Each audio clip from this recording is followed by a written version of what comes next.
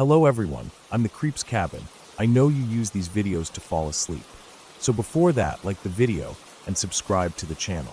Also, where are you from and what time are you watching? Now get comfortable and relax.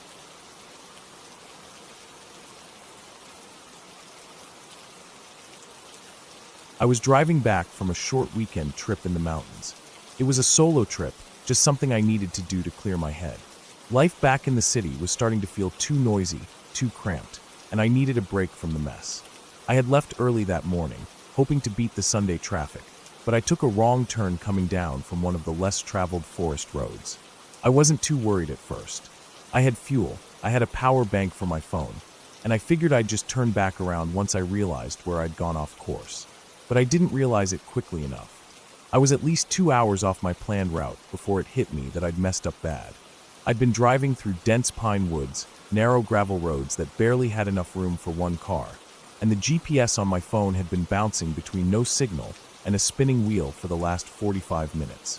I wasn't panicked yet, but I could feel my nerves starting to rise. There was no one else around. No other cars, no signs of houses, no trail markers. Just endless trees and a sky that was starting to get orange at the edges.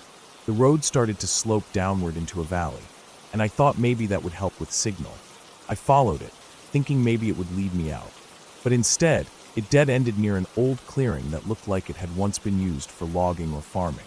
The ground was flat, and there were a few crumbling wood posts sticking up out of the grass. Some rusted wire fencing curled around the base of one, almost swallowed by weeds and vines. I pulled over to check my phone again. Still no signal. I got out of the car, stretched my legs, and looked around. It was dead silent. No wind, no birds, nothing. I'd gotten used to the quiet during the trip, but this was different. This wasn't peaceful quiet. This felt like everything around me was holding its breath. I tried to retrace my route, but somehow, the turn I thought I took to get here wasn't where it should have been. Every path I tried led me in a circle or deeper into the trees. At some point, I gave up and decided to just camp in the car overnight and try again with fresh light. It wasn't ideal, but I had some snacks, a blanket, and enough fuel to keep warm if it got cold. By the time full darkness settled, I had backed my car into a corner of the clearing, facing out so I could drive straight if needed. I ate an energy bar, drank some water, reclined the seat, and tried to get comfortable. The crickets had started up again, which weirdly felt comforting. I dozed off sometime after midnight, but I didn't sleep long. I woke up to something tapping on the glass. It was faint, light, almost like a bug hitting the window, but it repeated, tap, tap, tap, then silence, then again. I sat up, heart racing. The windshield was foggy from my breath and the temperature drop outside, but I could still see out through it. The forest edge was pitch black beyond the reach of my headlights. I listened. Nothing. Then I heard it again, this time on the passenger side. Tap, tap. I leaned over, squinting through the side window. Could have been a branch, maybe something brushing against the car in the breeze. I turned on the engine to kick on the lights. There was nothing there. I sat still for a moment, engine idling, headlights pointed into the trees. I didn't see anything, but I couldn't shake the feeling that I wasn't alone anymore. I turned off the engine again, not wanting to waste fuel. The tapping didn't come back for a while. I started to drift again, but I never really fell asleep. My ears were tuned to every creak and rustle outside. And then I heard movement, not the breeze through the trees. This was something stepping, crunching softly on gravel and dead pine needles. Slow, deliberate footsteps. I sat straight up, staring through the windshield. The sound was coming from the left side now, off in the trees just beyond the clearing. I couldn't see anything, but I could hear the spacing of the steps. It didn't sound like an animal. Not a deer, not a raccoon, and definitely not a bear. It sounded like someone walking in boots. One slow step after the other, like they weren't sure where to go. I turned the engine back on and locked the doors. My hands were slick on the steering wheel.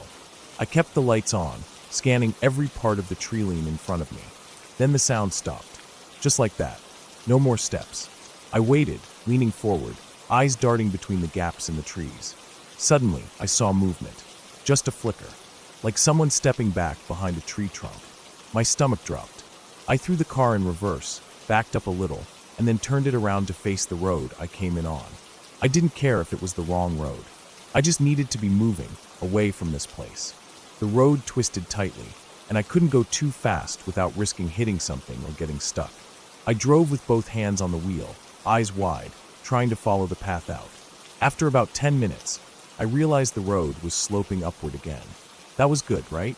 I'd driven downhill to reach the clearing. If I could just get back to the ridge, maybe I'd get signal. But then the road split, and there were no signs. Just two narrow paths, both covered in the same gravel and weeds.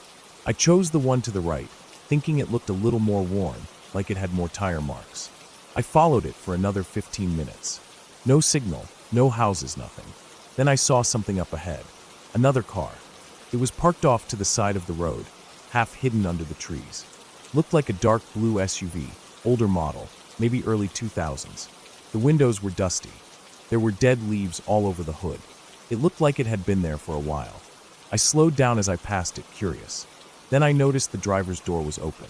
Just hanging open like someone had gotten out and never closed it. I didn't stop. Something about it felt wrong. I kept going until the road ended at another dead end. This time it was more overgrown. There were a couple rusted barrels and an old shed that looked like it had collapsed under its own weight years ago. This didn't make sense. I had been driving straight. I should have been going uphill. Instead, I was boxed in again. I backed up, turned around, and tried the other fork in the road. But my headlights caught something near the edge of the trees as I turned. A shoe. Just one. A faded sneaker, lying on its side in the dirt. My chest tightened. I didn't stop. I didn't want to know who it had belonged to. I drove back to the fork and took the left path this time. I drove faster than before. Branches scraped the side of my car, but I didn't care. I just wanted out. After another long stretch, the forest opened up a little. I saw a wide patch of ground that had been cleared of trees. There were the remains of a small cabin, just a few walls and a roof, no doors, no windows, like it had burned or rotted away. In front of it, I saw what looked like a tent. A modern one, bright blue, like something from a camping store. It was collapsed, like someone had left it half set up and abandoned it. I drove past without stopping. Every inch of my body was screaming that this place wasn't right. I kept going until I saw a metal gate across the road. It was rusted, chained shut, with a small "No Trespassing" sign hanging crooked on it. Behind it, the road looked more solid, like it had been paved once. I parked the car and got out. I was done waiting. I grabbed my pack, climbed over the gate, and started walking. I walked for over an hour. The road wound down toward a small valley. I started seeing trash, beer cans, an old mattress, things people dump when they don't want to pay landfill fees. Then I saw a house. It was small, single-story, and looked lived in. There was a truck parked in front, and a porch light was on. I stayed in the trees, watching it for a while. I didn't see anyone come or go, but the truck was clean and looked like it had been used recently. I didn't want to risk knocking. I still didn't know where I was or who lived out here, but I got a bar of signal on my phone. One bar, blinking in and out. I texted my brother my location. I dropped a pin and typed, "Lost. Need help. Here." Then my signal vanished again. I waited. I didn't want to go back. I sat in the woods, just out of sight, and waited. Almost 2 hours later, I heard a car. A real one. A sedan, not a truck or an SUV. I stood up, heart racing, and moved toward the sound. It was my brother. He had gotten the text. I ran out onto the road. His headlights hit me, and he slammed the brakes. I waved and shouted. He jumped out, ran over, and hugged me hard. I didn't cry, but I could have. We didn't stay. I told him I'd explain later. He didn't ask anything. We got in and drove, back toward a real town, a gas station, and the rest of the world. Later, when I told him what had happened, he looked it up. The area I'd been lost in wasn't even on most maps anymore. It used to be a small logging town there in the 1950s. They'd pulled out after a landslide cut off access. People had squatted there on and off since. Strange reports, disappearances, a few old missing person cases, but no one had followed up. No one really went out that way anymore, and I never will again.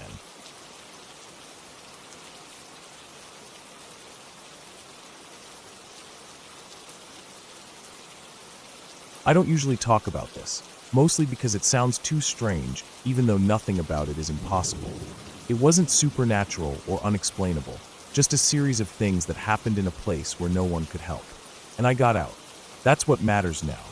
But I still remember every detail, every moment when I felt like something was wrong and couldn't put my finger on it until it was too late. It happened in northern Utah in early November a few years ago. The air was dry and cold, the kind that cracks your lips within an hour if you don't use something on them. The days were short and the nights dropped well below freezing. I had decided to take a solo camping trip, something I'd done before in different parts of the West. I wasn't some expert survivalist, but I'd done enough weekend trips and had all the right gear. I had planned to hike into a patch of BLM land near a narrow canyon, the kind of area people sometimes overlook because it doesn't have big peaks or dramatic rock formations. Just a long stretch of juniper and pinyon pine, scrub brush, and rocky outcroppings.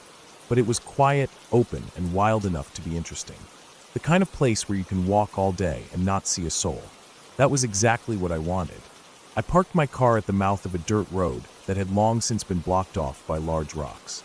There were no signs, no trail markers, just faint ATV tracks that faded as I got deeper into the hills. I'd looked at the satellite view beforehand, picked a spot that seemed flat enough to set up a tent, and close to a shallow wash where I could collect water with my filter. The area was far from any towns, maybe 60 miles from the nearest gas station, and didn't have cell service. That part never bothered me before. I liked being unreachable. I started walking mid-morning, wearing my pack, hiking poles, and a light jacket. The sun was out, but the wind cut through my clothes like knives if I stood still for too long.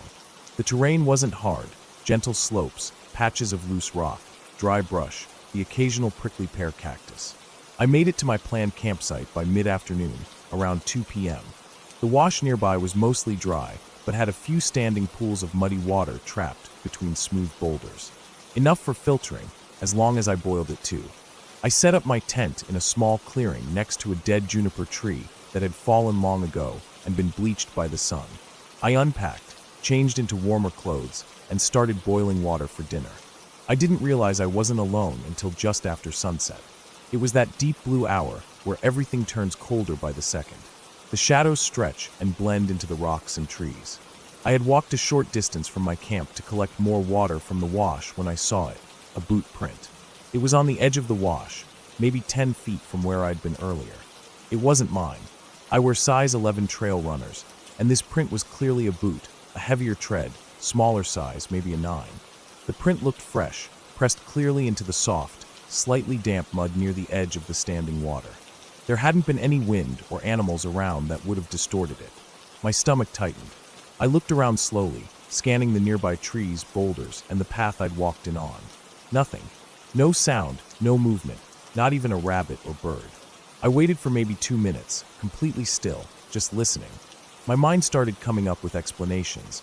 Maybe someone else had hiked in, maybe they passed through earlier, and I didn't notice. But it was so quiet out here. If anyone else had been nearby, I would have heard their steps. And the boot print wasn't there earlier. I was sure of that. I'd knelt down to scoop water from the same pool, and hadn't seen any prints but my own. I filled my water bag quickly and walked back to camp, glancing over my shoulder the whole time. I told myself I was being paranoid. Still, I moved my tent a little farther from the wash, behind a group of boulders that gave me more cover. I left my cooking gear where it was but packed the rest of my stuff back into my pack and kept it inside the tent with me. I didn't start a fire. I just sat in the cold and ate my food quietly, scanning the shadows. That night was long. The wind picked up, howling through the narrow gullies and canyons around me. I kept waking up to every sound: the creak of a branch, the flutter of my tent wall, the snapping of something in the brush. I kept a small fixed-blade knife next to me inside the sleeping bag. Not that it would have done much if something bad really happened, but it made me feel less helpless. By morning, nothing had changed. No new prints, no signs of anyone or anything moving through. I waited until the sun had fully risen, packed up my gear, and decided to hike farther in. I didn't want to go back toward the trailhead yet, but I also didn't want to stay near the same spot. I figured if someone had passed through, they were probably heading in another direction. Or maybe it was just some old print I hadn't noticed. I told myself that enough times that I started to believe it. I walked another 5 or 6 miles into the hills, taking a more difficult route through some ridges and rocky plateaus to lose any potential trail. I didn't see anyone. No boot prints, no signs of campfires or gear. Just endless rock and brush. I found a new campsite in a narrow valley between 2 ridges, almost invisible unless you were directly above it. The wash here was bone dry, but I had enough water for a night. I made camp again, trying to shake the feeling that something was off. That night, just after I'd crawled into my sleeping bag, I heard the unmistakable sound of a rock hitting another rock. It echoed down the ridge to my left, followed by silence. It wasn't the kind of random sound wind makes. It was deliberate, sharp. I lay completely still, eyes wide open, listening for more. About 10 minutes passed before I heard it again, this time farther away, maybe on the other ridge. Like someone was throwing small rocks or testing their footing. The sound carried in the cold night air. I didn't sleep at all. When morning came, I made the decision to leave. I didn't even cook breakfast. I ate a granola bar while I packed and got moving as quickly as I could. I took a different route out, following the ridgeline for better visibility. My legs were tired, but adrenaline pushed me forward. The sun was high by the time I reached the area near where I'd camped the first night. I slowed down, scanning everything. The boot print near the wash had been washed out by a bit of rain overnight, but now, just 10 feet from where my tent had been, I saw something new. It was a pile of stones. Not natural. Stacked. Maybe 6 rocks, placed carefully into a cone shape. Someone had made it. I checked around. More prints. 2 sets now, both boots. One larger than the first. They walked in from the west and circled the area. Whoever it was had come through after I left and looked around where I'd been. Then they made that little marker. A cairn. I don't know if it was a signal, a message, or just some weird ritual, but it was fresh, and it wasn't there before. I didn't stay. I kept walking, fast, not running, but close to it. I had maybe 5 miles to get back to my car. I kept checking behind me. Every gust of wind made me jump. My mind was racing, playing through every possibility. Were they hunters? Some strange locals? People living off-grid who didn't want company? Meth cookers? Cartel guys? It could be anything, and none of those options felt safe. About halfway back to the trailhead, I crested a hill and stopped cold. Below me, in the shallow valley, was a man. He was crouched down near a yucca plant, not looking at me, but clearly doing something on the ground. He wore a thick jacket, old jeans, and boots. A pack sat beside him. I ducked down quickly and watched. He didn't move like a hiker. No trekking poles, no map, no water bottle in hand. He stayed crouched for a minute or so, then stood, looked around slowly, and picked up his bag. He walked off toward the west, away from the trailhead, moving quietly and with purpose, like he knew exactly where he was going. I waited until he was completely gone before I moved. I stayed low, following a different route down the hill and around the valley. I didn't want to risk being seen. My legs were shaking the whole time. When I finally reached the dirt road near the car, I felt like my lungs might burst. I practically ran the last 100 yards, yanked open the door, and threw my bag inside. I didn't even change out of my hiking boots or pack anything properly. I just started the engine and drove. I didn't look back. That night, in a cheap motel 2 towns over, I laid awake again, listening to normal sounds. Cars on the road, people in other rooms, the heater clicking on and off. I kept thinking about the boot prints, the stacked rocks, the man in the valley. None of it was supernatural. None of it was impossible. But the fear I felt out there was real. Primal. Like I was being watched, studied. I reported it anonymously to the BLM office. Just in case. Gave them the GPS coordinates. Told them what I saw. They didn't follow up. Probably nothing they could do. I haven't gone back since. I still hike, but not alone. Not out there. Sometimes, in the middle of the night, I think about that pile of rocks. I wonder if it was just a coincidence.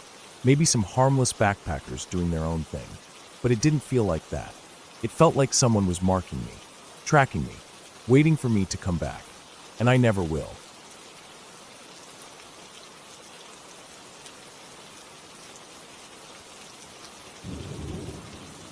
Alright, here's the full-length, first-person realistic scary story based on your scenario. It's written with extensive detail, natural language, no supernatural elements, and a clear ending. I haven't thought about that house in a long time, probably because I've done everything I can to forget about that town altogether. I grew up in a small town in Kansas, the kind of place that doesn't even feel like it belongs to the world anymore. It's mostly forgotten land, surrounded by endless, flat fields, patches of woods that no one has any reason to walk into, and a lot of hollow-eyed people who never left. I got the hell out as soon as I could. But back when I was 16, I didn't know better. I still thought we were invincible. Me and my buddy, we thought we were untouchable. Nothing bad was ever really going to happen to us. Bad stuff happened on the news or in other states. Not in the middle of nowhere where nothing exciting ever happened. But one day something did. We had this habit of driving around back roads for no reason. Burned gas like it was free. We didn't drink, didn't smoke, didn't party much because there wasn't much of a party scene unless you counted sitting in someone's backyard with a cooler full of warm beer and half the town's meth heads showing up uninvited. So we drove, sometimes for hours.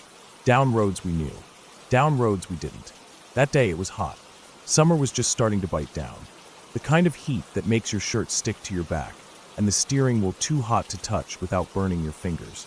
We had the windows down because the AC in my old truck didn't work anymore. The air outside didn't help much. It just moved the heat around, swirling the smell of dust and dead grass through the cab. He was the one who spotted it. My buddy. A house, sitting maybe 100 feet back from the gravel road. We almost missed it. Trees and brush had grown up thick around it, like the woods were trying to swallow it. The roof sagged in the middle, and the paint had long since peeled away. The windows were shattered out, dark holes looking back at us like eyes. It didn't look like anyone had been there in years. We stopped, just sat there for a second, both of us looking at it. Something about it felt off, but we were bored and dumb. So we pulled the truck off to the side of the road and decided to check it out. Walking up to it, the grass was tall and dry, scratching at our legs. There were tire ruts leading up to the house, but they were old, faint, almost covered again by grass. I remember thinking, this place is totally dead. I was wrong. The front door was stuck, like really jammed in the frame. We tried pulling at it, jiggling the handle, pushing a little. No luck. I should have taken that as a sign to walk away. But we didn't. We ended up throwing our shoulders into it one at a time until it cracked loose and creaked open. The sound of it groaning open still plays in my head sometimes. The smell hit me first. Chemical. Sharp. Not like bleach or cleaning products. More like a mix of something burnt and something industrial. It was faint, but it stung when I breathed in just a little. My nose and the back of my throat itched. I tried breathing through my mouth, but it didn't help much. The air felt heavy in there. Hot, stale, and wrong. Inside, it looked like the house had been ripped apart by animals and then left to rot. Trash everywhere. Broken furniture. A busted TV on its side in one corner. There were stains on the floor. Black, brown, sticky looking. I didn't want to think about what they were. We walked through the living room, stepping over piles of clothes and broken glass. There was a coffee table with a bunch of empty cold medicine boxes on it, and soda bottles that had cloudy, yellow liquid in them. At the time, I didn't really register what it meant. I mean, I knew people cooked meth around our area. Half the town seemed to be on it, but I'd never actually seen any of it firsthand. I thought maybe it was just junk. We figured no one was there. At some point, we came across this doorway with a weird setup. There was a rusty metal can, like an old paint can, sitting just inside the room. It was filled with rocks, and there was a thin string tied from one side of the doorframe to the other, just above ankle height. The string cut right across the opening. We didn't touch it, just stepped over it and moved on. We were curious, not reckless. At least not that reckless. The floor creaked under us as we moved. Every step echoed. I remember hearing a drip somewhere, like water tapping on metal, steady and slow. There wasn't any power in the place. The light that came in through the shattered windows was yellow and harsh, dust swirling in the beams like tiny insects. We decided to go upstairs. The staircase was a mess. Glass shards were all over it, crunching under our shoes as we climbed. The railing was half broken off, hanging by a few screws. The walls were dirty, scratched. Some places had writing on them. Mostly names, curse words, drawings that didn't make much sense. The moment we reached the top of the stairs, everything changed. We stepped into the upstairs hallway, and there he was. A man. Thin. Dirty. His skin looked like it had been pulled tight over his bones. He had no shirt on, just dirty jeans, and his arms were covered in scabs and bruises. His eyes were wide and bloodshot, locked right on us like he couldn't believe we were real. He was shaking. His whole body jittered like he was trying to vibrate out of his own skin. And he had a gun in his hand. A handgun, small, probably a .22 or something close. I didn't know guns that well then, but I knew enough to know it didn't matter what kind of gun it was. It was pointed at us. I froze. He didn't say anything that made sense. Just started yelling. Words came out fast and broken, loud but slurred, like they were tripping over each other. He sounded terrified. He screamed like he thought we were demons or cops, or maybe both. His hand was shaking so hard, the barrel of the gun was swinging side to side. For 1 second, I remember thinking we're going to die, just like that. 2 dumb kids getting shot in a rotting house in the middle of nowhere. Our parents would find out about it on the news. Or maybe they'd never find out. Maybe we'd just vanish, and someone would find our bones years later under a pile of garbage. Then instinct kicked in. We ran. I didn't think. I didn't look back. I heard him yell again, louder this time, more angry, but I didn't hear a shot. Just our feet thundering down the stairs, crunching glass, slamming into each other, slipping on something at the bottom, nearly falling over each other as we clawed at the door. It had slammed shut again somehow. We hit it with our shoulders, cracked it open, and burst out into the sunlight like rats escaping a trap. I don't even remember running back to the truck. I just remember starting it, dust flying behind the tires as we peeled out, the engine roaring like it had life of its own. We didn't talk. Not for a while. Just sat there, both of us breathing hard, hearts pounding in our ears, staring at the road in front of us. I kept checking the rear view, half expecting to see that guy running after us. But he never came. When we finally spoke, it was short. We both knew what we had walked into. A meth lab. A real one. Not some scene from a movie. The house might have been mostly dead, but it wasn't abandoned. Not completely. Someone was still living in there, cooking God knows what, probably on the edge of his sanity from breathing in those chemicals and living in that filth. Looking back, that string across the door, that can of rocks, it was a tripwire. I didn't realize it then, but I know now. If we had tripped it, maybe it would have made a noise to alert someone. Or worse, maybe it was attached to something more dangerous. Who knows?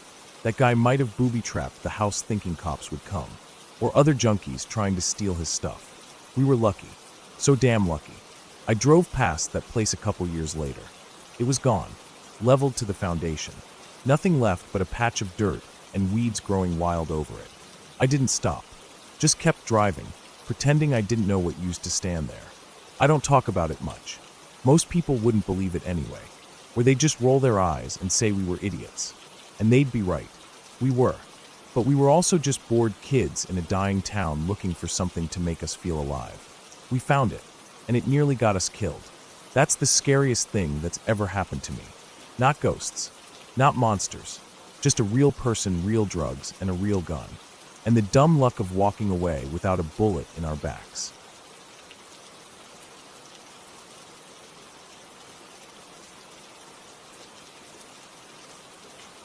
It started on a weekend. I wasn't even planning to do anything. My cousin had called me out of nowhere Friday night, saying he had access to a small piece of land out in the countryside. It wasn't too far from the city, maybe 2 hours of driving, depending on traffic. He told me it used to be an old private hunting property that someone had abandoned years ago. One of his friends knew the current owner and had arranged for us to stay there for free. He wanted to go just to get away, maybe shoot some videos for his channel, cook over a fire, and sleep under the stars. No houses, no electricity, no signal. Just pure, empty land. I didn't have anything better to do, so I packed up a backpack with some clothes, a flashlight, my sleeping bag, and a few essentials. We stopped at a store on the way to pick up snacks and water, and we drove out early Saturday morning.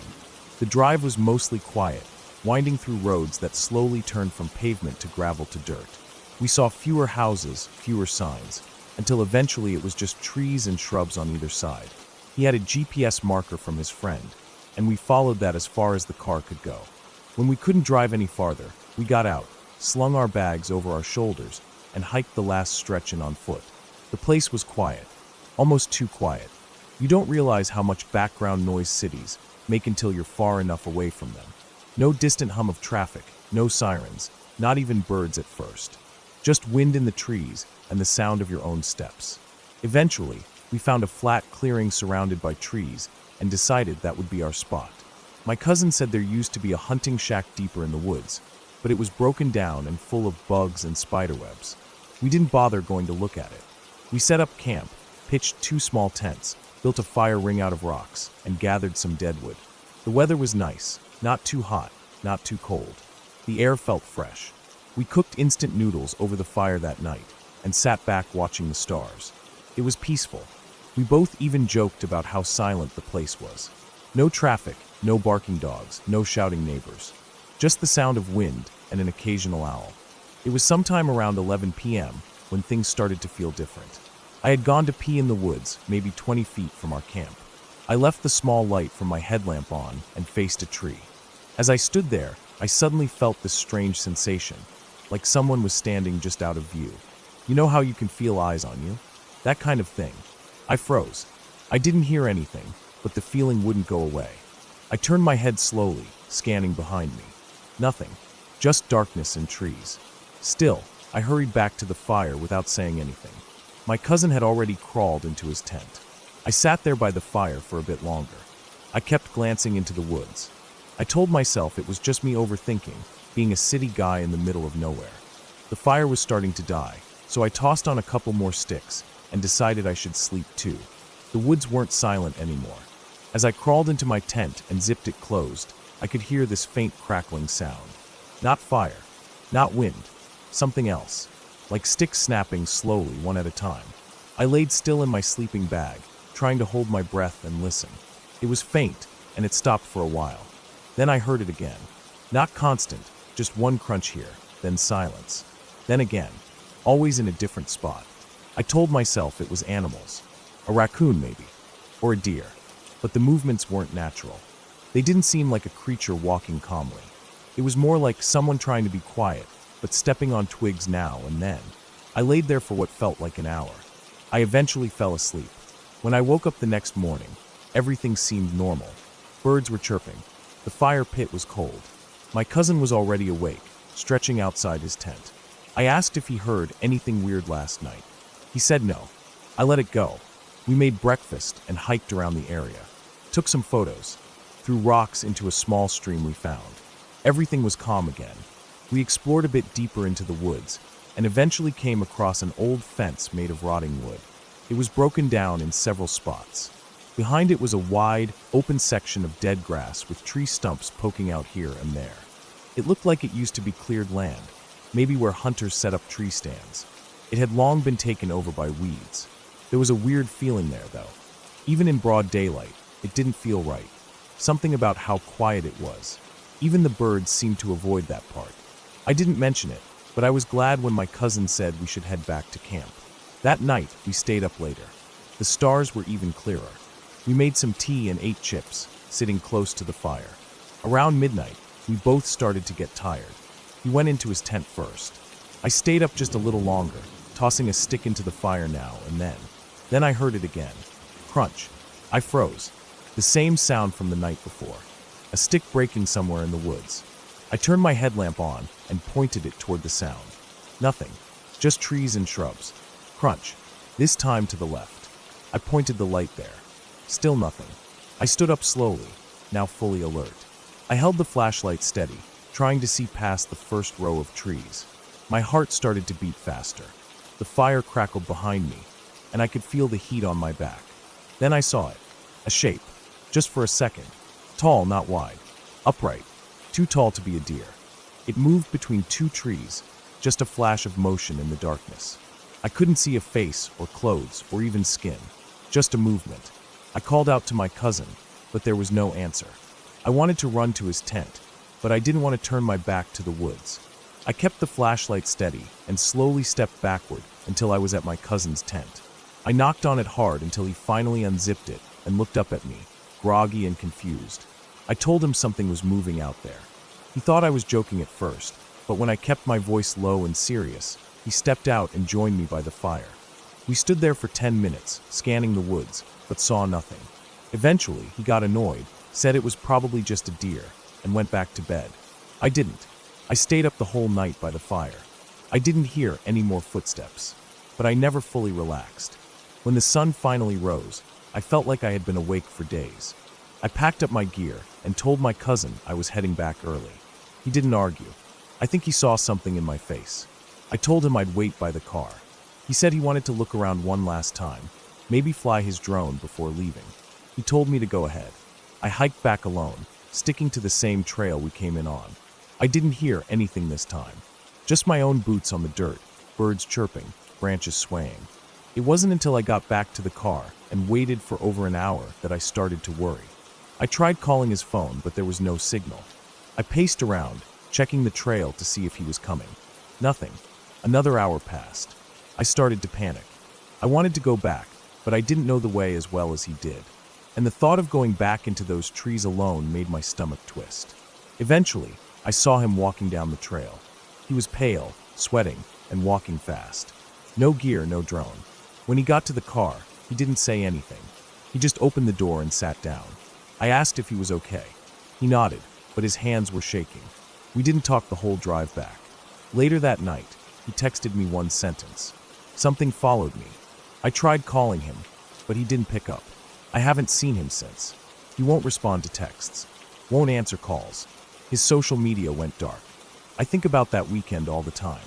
I go over every sound, every step. I try to convince myself it was just animals, just nerves, just an unfamiliar place.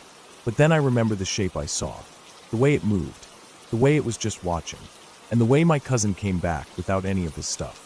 I don't go camping anymore, and I never will again.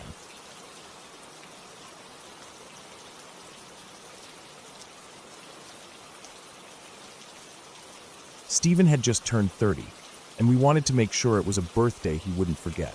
We planned the party for 2 weeks. Nothing fancy, just a solid group of people, enough booze to drown a horse, a cake I baked myself, and balloons that Stephen insisted on even though he acted like he didn't care about turning 30. We smoked a little weed, blasted music, played drinking games, and let the night unravel however it wanted to. I remember it being one of those parties where everything felt a little warm and blurry, not because I was too drunk, but because the atmosphere was just so good. People were laughing. There was loud music and bodies moving through the living room, bouncing from conversation to conversation, from joint to bottle, from dance floor to the couch. It was one of those nights that felt endless until it wasn't. It started winding down when one of Stephen's friends said he'd give Stephen $100 if he came with him to the casino to gamble it. Just like that, Stephen was hyped.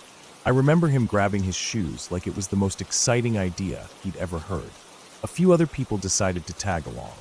Then more people started making their way out the door. In a matter of maybe 20 minutes, the apartment emptied. Just like that, I was alone. I didn't mind. I was pretty used to the quiet. After everyone left, I did a lazy cleanup.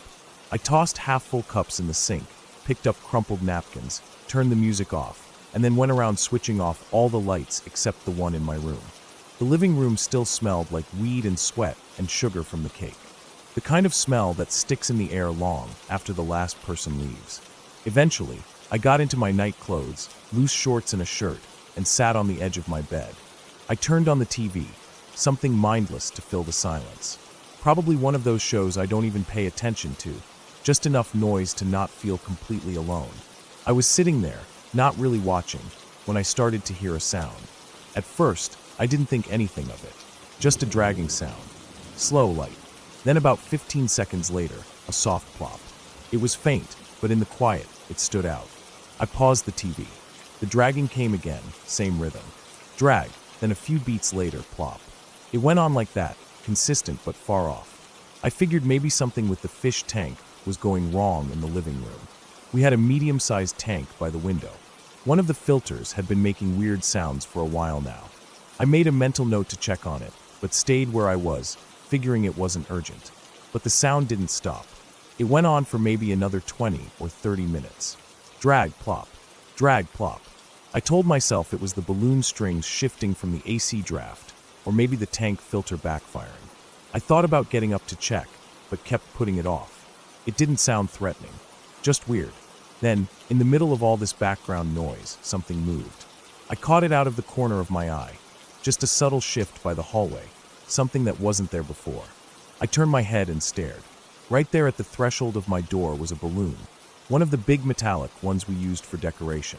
Silver, shiny, and shaped like the number 0. I just stared at it. I hadn't noticed it before. I was sure I had seen all the balloons still tied up in the living room or just floating against the ceiling. This one was different. It was low to the ground, the weight on the string dragging behind it. I stared at it for a solid 30 seconds, not moving, just trying to figure out how it got there. No windows were open. The AC was off. There wasn't any airflow strong enough to move a balloon through a hallway, let alone into my room. Then it moved. I don't mean it bobbed in place. I mean it moved. It slid forward. The plastic base dragged across the carpet with that soft scraping sound I'd been hearing. It moved maybe half a foot forward, paused, floated up about 6 inches, then drifted forward again. Then the weight at the end of the ribbon dropped back to the carpet with a soft thud. It just sat there again. I didn't move. I didn't breathe. I just watched, stunned, as the balloon repeated this exact movement. Slow drag, lift, drift, drop. Every couple of minutes, it inched closer to my bed. I looked around my room, searching for anything that could explain it. A draft? A vent. But the air was still. The door hadn't been opened. The windows were shut. The ceiling fan was off. The balloon was deliberate. It was controlled. Minute by minute, it crept forward. It would sit still for a while, then do its slow shuffle again. By this point, my skin was crawling. My body was stiff. Something about this didn't sit right. It wasn't the balloon itself. It was how it moved. It wasn't random. It wasn't chaotic like wind. It was slow, focused. Eventually, it made it all the way to my bed. I hadn't moved. I couldn't. I watched this thing for almost an hour. Now it was right at the edge, the ribbon and weight brushing against the bed skirt. I stared down at it, waiting. Then it lifted, floated just enough so that the curve of the number 0 was eye level with me, and tilted slightly forward. It leaned into my face. I didn't scream, but my whole body reacted. I shot up off the bed, heart pounding, adrenaline kicking in hard. I backed up all the way to the wall, breathing fast, staring at this damn balloon like it was alive. I tried to process it, to force logic into what I just witnessed. I told myself maybe air trapped in the balloon was shifting, maybe static electricity or changes in temperature were moving it. But that didn't explain it. I waited there, leaning against the wall, staring at this object like it might start moving again. But it didn't. Not after that. It just stayed there, tilted slightly forward, as if it had made its move and was now satisfied with getting right up in my face. Eventually, I walked around it. Slowly. I didn't touch it. I didn't want to. I walked out of my room, into the kitchen, and stood there for a while just trying to calm myself down. I poured myself some water. My hand was shaking. Then I turned on every single light in the apartment. Every room. Kitchen, hallway, bathroom, even the porch light. I wasn't about to sit in the dark. Not after that. I walked around, checking every window and door to make sure they were still closed. They were. The air was still. The other balloons hadn't moved. It was just that one. I walked back to my room eventually, peeking in like a kid afraid of monsters. It was still there, still leaning against the bed. I didn't sleep in my bed that night. I closed my bedroom door, turned on the TV in the living room, and slept on the couch. I told myself it was just physics. Something about how the balloon was made, the weight distribution, how it interacted with the air. Maybe residual heat from the party, or a slow leak in the balloon causing shifts in buoyancy. I searched every possible explanation. The next morning, I woke up early. I didn't feel rested. I didn't feel right. The apartment was quiet. Light was pouring through the blinds. I walked back into my room and found the balloon exactly where I'd left it. Still, harmless looking. I picked it up, finally. The string was untied. It had clearly come loose from whatever it had been anchored to. I walked it back to the living room, tied it around the back of a chair, and tried to forget about the whole thing. When Stephen came back later that afternoon, I didn't even bring it up. I didn't want to hear him laugh or tell me I was just high. I wasn't. I was the most sober I'd been all night when it happened. For the next few days, I kept an eye on that balloon. It never moved again. Eventually, it lost its lift and sagged, then drooped down until it just hung from the chair like a used-up party favor. But I never forgot how it moved that night, how it dragged itself through the hallway, slow and steady, how it made it all the way to my bed and leaned in like it had something to say. I still don't have a clean explanation. I tell myself it was just coincidence, a strange mix of air currents and timing, that I was tired, maybe a little paranoid from the weed. But deep down, I know what I saw. I know how it moved. And even now, long after the party's over and the apartment is quiet again, I still feel uneasy when I see helium balloons. I don't trust them. Not after that night.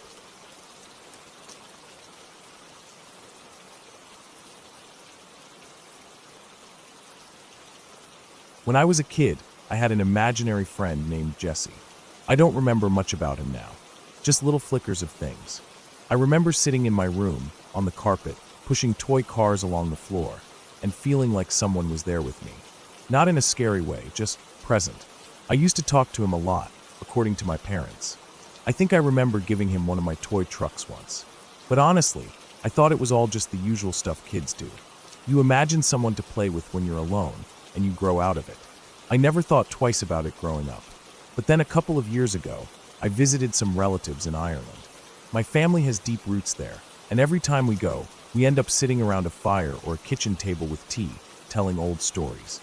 A lot of them are weird or unsettling, mostly things that happen to distant relatives. People waking up in places they didn't fall asleep, lights in the woods, weird noises at night. That kind of thing. I never took it too seriously. But that night, the stories were getting darker, more personal. My aunt told a story about something she saw on a farm road once, something she wouldn't explain properly. And then my mom brought up Jesse. She said it casually, like it was just another odd thing from the past. She said, "Remember when you had that imaginary friend, Jesse?" I blinked. The name felt familiar, but distant, like a word in a language I hadn't spoken in years. I said I kind of remembered, but I thought it was just a game I played with myself. Then she started filling in the blanks. She said she never understood why I called him Jesse. It wasn't a name I'd heard before, apparently. No one in the family had that name, and none of her friends did either. We didn't know any Jessies. She said it was strange because I was barely talking at the time, just a few words here and there, and yet I said his name very clearly. Jesse. Then she told me about this time when my dad was getting ready for work. He was an electrician back then, working in a mine not far from where we lived. I was about 2 or 3. She said one morning, just before he left, I asked him to bring back some coal for Jesse's gran. Not for us, not for a toy, for Jesse's gran. She said I was really specific about it, and serious, like it was important. My dad kind of laughed it off and said okay, but both of them thought it was strange. What really got me was what she said next. We were on a day trip when I was little, to a place we went to a lot when I was very young. I don't remember the trip itself, but she said we were walking near a hill with an old graveyard at the bottom of it. Just a small one, not like a big cemetery. She said I suddenly took off running. I was barely out of a stroller at the time, but I bolted. She and my dad ran after me, thinking I was just being a typical toddler. But I didn't run randomly. I went straight through the gates of that graveyard, past rows of headstones, and stopped in front of a small grave. She said I stood there for a long time, just staring at it. I wasn't talking, I wasn't playing, just staring. And the name on the stone was Jesse. She said they didn't know what to do, so they just watched. After a while, I turned around and walked back to them without a word. I didn't talk about it, didn't explain. And the weirdest thing is, we never went back to that place again. That story stuck with me long after that night ended. I couldn't stop thinking about it. I told myself there had to be some explanation. Maybe I heard the name somewhere and just remembered it. Maybe I saw the grave before and it stuck in my mind somehow. But it didn't feel like that. It felt different. I felt like I'd forgotten something that was once important to me. When I got back home, I started going through old photo albums. I was looking for pictures from that time, hoping maybe I'd see something that would jog my memory. There were a few photos of me playing alone in the living room, a few at the park. Nothing weird. But then I found one where I was sitting on the floor in my room, with a second juice box next to me. No one else in the picture. Just me. But the second juice box was there, opened, like someone had been drinking from it. I asked my mom about it, and she said she used to give me 2 sometimes because I insisted. One for me, one for Jesse. I found myself thinking about the grave. I wanted to know more. Where it was, who he was, if there were any records. I texted my mom about it, and she gave me the name of the place. It was a tiny village not far from where some of our distant cousins still lived. I ended up messaging one of them, asking if the graveyard was still there. They said it was. I don't know why I felt so compelled, but I booked a flight. I told myself it was just a coincidence, a story that got blown out of proportion over time. But I had this strange urge to go, to see the grave again, even if I didn't remember it. Something about it wouldn't let go of me. The village was small, barely more than a collection of houses and a single shop. I stayed at a little bed and breakfast run by an older couple who were friendly but quiet. They told me the graveyard was still there, down the old path near the church. I walked there the next morning. The sky was gray, and the grass was wet from the rain the night before. Everything smelled like soil and moss. The graveyard was just as small as I imagined. Maybe 20 graves, all old. Some were so weathered the names were barely readable. I walked slowly, checking each one. Then I saw it. A small stone, sunken slightly into the earth. The name on it was Jesse Murphy. No date of birth, just a date of death, 1921. Age 7. I stood there for a long time. I don't know what I was expecting to feel, but I didn't feel fear. I felt strange, like standing in a place I'd once known well, but hadn't visited in years. I noticed that the stone had a small chip in one corner. For some reason, I reached out and touched it. The stone was cold and rough. I tried to find more information. I checked local records, asked the caretaker of the church nearby, even looked in some old newspaper archives. Jesse Murphy had died of scarlet fever, one of several children who died in the area that year. His family had lived nearby. His grandmother had lived alone in a cottage not far from the village. According to a faded record in a library ledger, she used to heat her home with coal. I left Ireland feeling unsettled. Not scared, exactly, but heavy. Like I was carrying something back with me that I didn't pick up on purpose. For weeks after that, I found myself waking up in the middle of the night and staring at the dark corners of my room. Not because I thought I saw something, but because I felt like something was missing.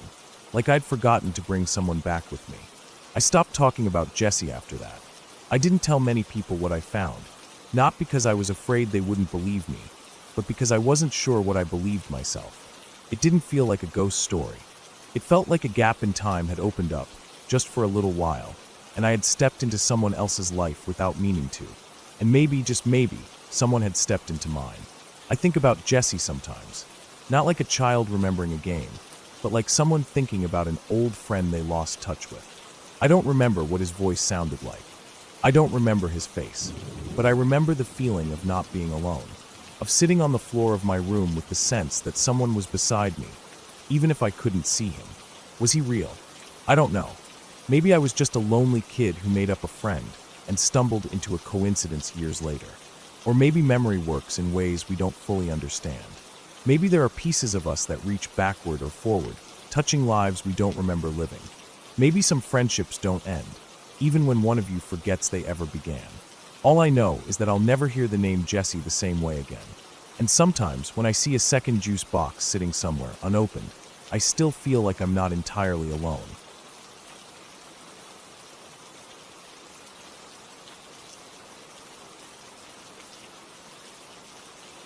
When I was about 6 or 7 years old, my family decided to take a summer vacation up to a small island in Maine.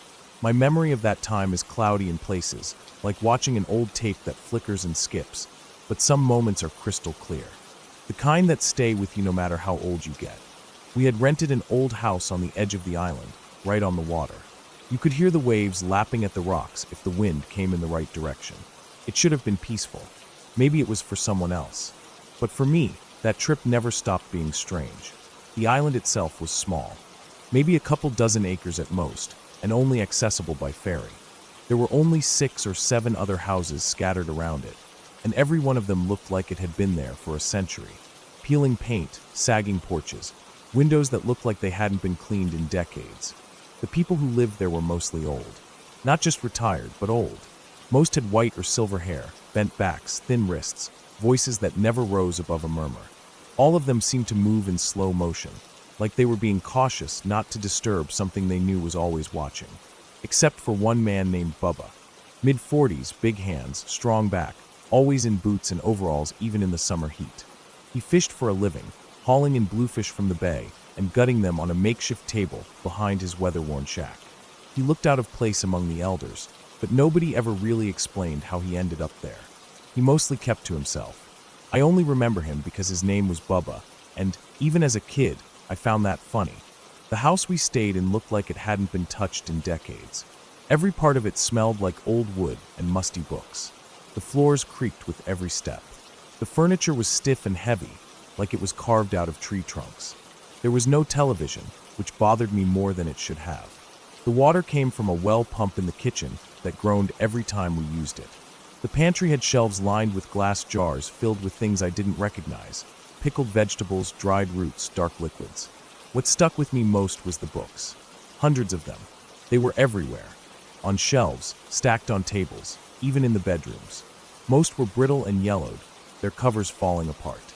Some were handwritten journals with dates going back over 100 years. There were also framed photographs hanging on the walls. Black and white portraits of children in uniforms, old teachers with stern faces, large groups of kids posed stiffly in front of the same building we were now sleeping in. I didn't pay much attention to them at first. At night, the backyard came alive with rats. Not mice. Rats. Big ones. Dozens of them. They'd scurry around the yard, darting in and out of the weeds, rustling through old sheds and piles of driftwood. You could hear them bumping into things, squeaking to each other. My parents tried to keep me away from the windows once it got dark, but I saw them more than once. I remember thinking they weren't afraid of people. That was the strange part. They didn't run away when the lights came on. They just stared. And then there were the neighbors, the old women from the other houses. Every time we made dinner, they'd show up. Not all at once. Usually one or two at a time. They'd knock on the door holding blueberry pie, jars of jam, or a platter of fresh bluefish. They always knew. We never told them. There was no way they could have seen us. The kitchen didn't face the road. But somehow, they knew when the food hit the table. They'd smile, say almost nothing, hand over the food, and walk back down the road slowly. Always slowly. I didn't like it. I didn't like how quiet they were, or how they always seemed to be watching, even if you didn't see them. A few nights into the trip, my parents began hearing singing. At first it was faint. They said it would start and stop, maybe 20 or 30 minutes at a time. It wasn't every night, maybe every other. The first couple times, they assumed someone on the island had a radio or maybe an old record player. But the songs were always the same. Simple tunes. Melodies that sounded like lullabies. The kind of songs you imagine kids singing in a classroom long ago. They asked around. Nobody admitted to hearing anything. Bubba shrugged it off. The old women just smiled in that tight-lipped way they had. After that, my parents stopped asking. Then came the second to last night. I remember it more clearly than anything else. We had just finished dinner. It was warm out, a thick kind of humid that made your shirt stick to your back. My dad opened some windows to let air in. That's when we heard it. All of us. My parents, my sister, me. It wasn't faint this time. It was loud enough to feel like it was inside the house. Dozens of voices. High-pitched. Soft. All singing the same slow song. No instruments. No rhythm. Just voices. Like a children's choir, but with no joy in it. No life. We stood in the living room, frozen. My dad stepped outside. My mom followed. I stayed at the screen door, just behind them. The air was completely still. No wind. No animals. Just the sound of kids singing. But there were no kids on the island. None. Only old people. I knew that. Everyone knew that. We couldn't tell where it was coming from. It echoed in a weird way, bouncing off the water, the trees, the houses. It sounded like it came from everywhere and nowhere. We walked down the road a bit, but there was nothing. No lights. No movement. Just that slow, steady singing. Then, just like that, it stopped. The silence afterward felt heavier than the song, like the island was holding its breath. The next day, my dad spent most of the morning in the house's little library. He said he just wanted to look through some of the books, and maybe figure out how old the house really was. I didn't think much of it until he called my mom in, and they started whispering in the next room. I snuck in when they weren't looking. The book was a large scrapbook, dusty and fragile. The cover had peeled away in places. Inside were newspaper clippings, old photos, handwritten notes. Pages and pages about a school that used to be on the island. Our house. Back in the early 1900s, it was the only school on the island. There were pictures of the students, teachers, school plays, newspaper articles. One page in particular had a full photo of a boys' choir. Maybe 20 kids, all in matching uniforms, standing on the front steps of the building. The same steps that now led to our porch. The faces were blurry, the kind of blur that came from a bad camera and too much age. But the expressions, those I remember.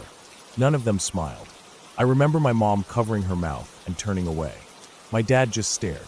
The caption under the photo said, "Spring Choir Recital, 1923. We left the next day. Packed up early. Caught the first ferry off the island. I don't remember us saying goodbye to anyone. I don't remember seeing any of the old women or even Bubba. It was like the island emptied out the night before. That trip stuck with me. For years.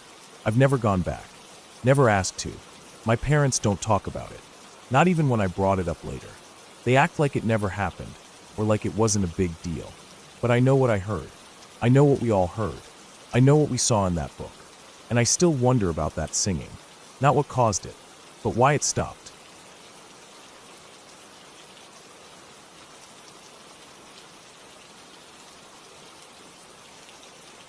I remember the story as Dad told it. Even now, it sends chills through me. Memory alone is enough to make my skin crawl. He was around 12 at the time, and his cousin, whom I'll call Jay, was about 8. Dad's aunt had driven down from Louisville that weekend and brought Jay along to stay with the family. Everything seemed normal at first, just a weekend visit. But from the very start there was something odd in the air. When Jay arrived, Dad remembers him being pale and quiet. That night, Jay told Dad he'd had a terrible dream. He was in a coffin and couldn't get out. He said it softly, the sort of voice small children use, uncertain and afraid. Dad, trying to calm him, told him not to be silly. He assured him everything was fine, adults told him. But Jay didn't smile or shake it off. He just looked down at the floor, uncertain. The next morning, Grandpa and Dad were going to the feed mill to pick up a load of grain from a tractor trailer. Jay said he wanted to come along. No one in the family objected. The morning was cool but bright. Grandpa's old Ford pickup was polished and blue, engine purring. Jay climbed in beside Dad in the bench seat. Grandpa started the engine, shifted it into drive, and they rolled off down the country road. They passed the small church graveyard on the edge of town. Dad remembers the gravestones leaning over the fence, some old, others new. Jay broke the silence with a question. Grandpa, if I were in a coffin, would they bury me in that graveyard? Grandpa laughed and said maybe one day, but a long time from now. Don't worry. Dad felt uneasy hearing it, but he laughed too. Kids say strange things, he thought. They reached the feed mill, roaring with machinery and the smell of grain and oil. Workers in overalls loaded the truck. Dad watched Jay hop down, wander near piles of oats and corn, kicking at chaff. It was louder than usual, but calm. They finished, climbed back into the truck, and drove back home. Jay seemed more quiet now, quieter than before, almost withdrawn. That Sunday morning came with bright light through the windows, hymns drifting through the house. Everyone got dressed, put on their Sunday best. In the car on the way to church, Dad remembers Jay clutching his mother's hand tightly, as if seeking future reassurance or comfort. Jay didn't speak much, just stared out the window at stone fences, fields stretching out, and occasional farmhouses.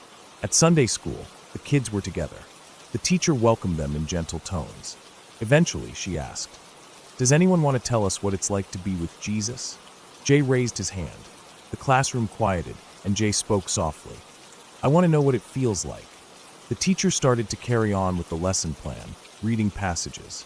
But Jay's voice cracked. He began to cry quietly, tears running down his cheeks. He said, "I really need to know."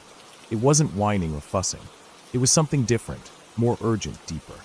The teacher paused and gently shifted. She began describing what heaven might be like: light, peace, reunion. Jay listened, wiping tears, staring at the cross on the wall behind her. Later, after service and lunch at the church fellowship hall, some families lingered. Jay played lightly with other children, laughter echoing. Dad and Grandpa talked in low voices about the miracle stories. They laughed softly, but Dad noticed Jay's smile was gone. He looked tired, as though something inside had shifted. Then came the tragic moment. Jay crossed the road from the church parking lot, heading to the car with his aunt. A car came unexpectedly from around a corner. The driver didn't see the child. It happened too fast. Dad and Grandpa both saw it, rush in horror. Jay collapsed. By the time someone reached him, it was clear he wouldn't survive. They tried, but he was gone. Just like that. It wasn't ghosts or fairy tales. No monsters hiding under the beds. It was real life, unpredictable and awful. Dad says Jay seemed to know. That dream the night before. The question at the graveyard. The longing in Sunday school. So many small signs. Jay wasn't morbid or wanting attention. He was a child caught between dreams and reality, maybe sensing something he couldn't name. Dad says the way Jay asked, quiet but unwavering, "I want to know what it's like to be with Jesus." It felt like he was saying goodbye. In the days after, the family gathered. The house was full of cousins, aunts, uncles, voices hushed. Dad remembers staring at Jay's empty bed, the quilt folded perfectly. His aunt sat quietly staring at the window. Jay's mother wept in soft sobs. Grandpa's shoulders shook with grief. But everywhere, people spoke in low tones. About souls, about how a child who asked to know heaven might have slipped through the veil early, before pain. Dad now tells me it gives him the shivers. Because when he laid eyes on Jay, there was a light in them during Sunday school, as though he'd already glimpsed something no adult sees. And the dream, and the question in the graveyard. They weren't toys or random words. They were warnings or farewells. He says he doesn't feel haunted. He doesn't believe in ghosts or supernatural hauntings, but it leaves a cold knot in his chest whenever he thinks. A child asked what heaven was like, and hours later, he was taken. In my own days, I see fields and country churches, and I think of Jay. I imagine that day, bright, peaceful, silent messages, but the ending was sudden. No fantasy. Just one innocent life ended too soon. Dad and Grandpa still mention it sometimes, each time in soft tones, voice-catching. They speak as if still hoping to understand. And for them it's more than grief. It's the memory of a boy who seemed to know his time was short, but braved it with simple words. I want to know. There's no ghost at the graveyard, no whispering voices at night. Just the memory of a child who had a dream, asked a question, and disappeared before any of us expected. The ending is clear. Jay died that Sunday, hit by the car. Life moved on for everyone else. But for Dad and Grandpa, and for my family, part of them stayed in that moment. Jay's final question still echoes, a child asking to know what heaven is like. That's the story.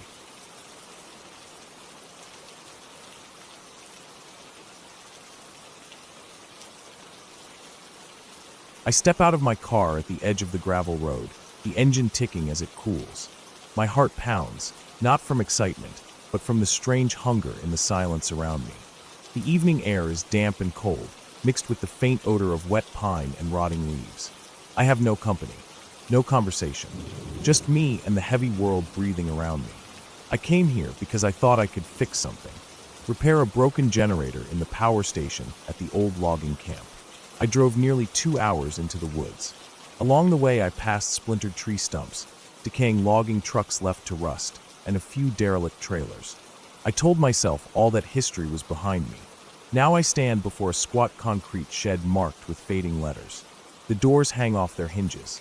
I pull a flashlight from my backpack and step inside. The smell hits me first, machine oil, metal, damp earth. My boots sink slightly in the mud floor. I sweep the beam around. A rusted generator sits in the center, cables trailing off into the walls. I bend and feel its weight beneath my fingers. My hands are steady. I know what to do. Minutes stretch into hours.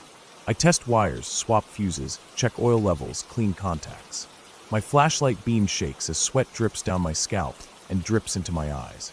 Outside darkness deepens until my view through broken windows is nothing but black shapes of trees.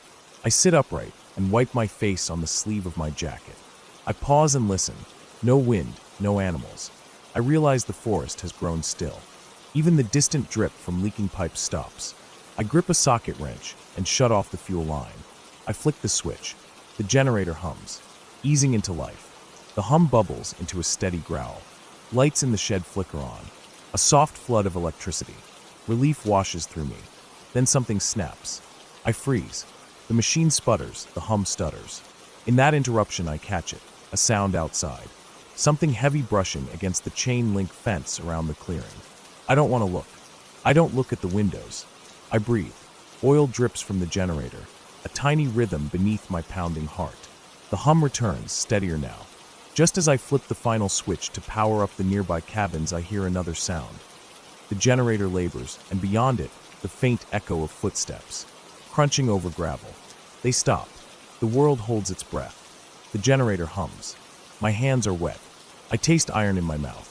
I stand, reluctantly, and step out into the night.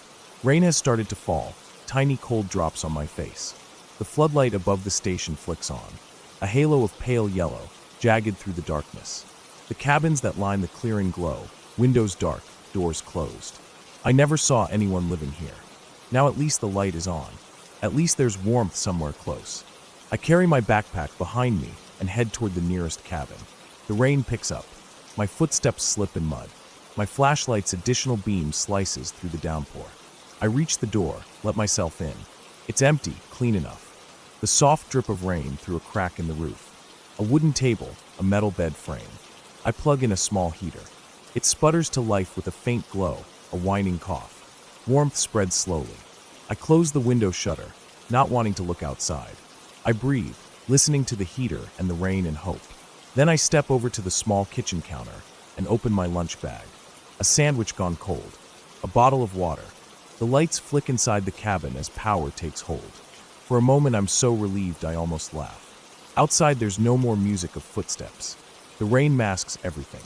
I think, if something was out there, maybe it moved on. Maybe it never came this close. I sit and eat slowly. Every bite tastes of exhaustion and triumph. I finish both sandwiches. I wash my hands with cold water from a rusty pipe. I decide to stay. I climb into the bed and unzip my coat. It's too loud. I toss it neatly on the box springs. I lie down and stare at the ceiling boards. Rain drips steadily overhead. The heater hums below. My heartbeat slows. The cabin now feels safe. Electricity hums, warmth persists. I close my eyes. I let my muscles unwind. I let the silence fill me. In the early hours, morning light seeps under the shutter slats. The storm has passed. I open the window to clear air. I see deer tracks in the mud near the door. A rabbit hopped away this morning. Nothing human. The forest is alive again, normal sounds of birds and rustling leaves. I step outside wearing my boots again. The gravel road glistens. I see the generator still purring behind me. I breathe in the fresh air. I walk back to the shed and check the machine again. Everything holds. No odd noises, no broken cables. I shut down the generator when I'm done. I lock the shed's old metal door as best I can. I look at the cabins bathing in sunrise. Then I walk back to my car, boots splashing in puddles, rain-damp air filling my lungs. I unlock my car, climb in. I feel safe. I feel good. I start the engine. It turns over smoothly. I drive up the gravel road to the asphalt and toward home. The mystery of those footsteps, whatever they were, remains unanswered, but they did nothing, made no contact. I take one last look in the rearview mirror as the sun climbs above the trees. The camp, dark cabins, and silent shed recede behind me. I breathe out. I made it through. I fixed what needed fixing. I'm alive.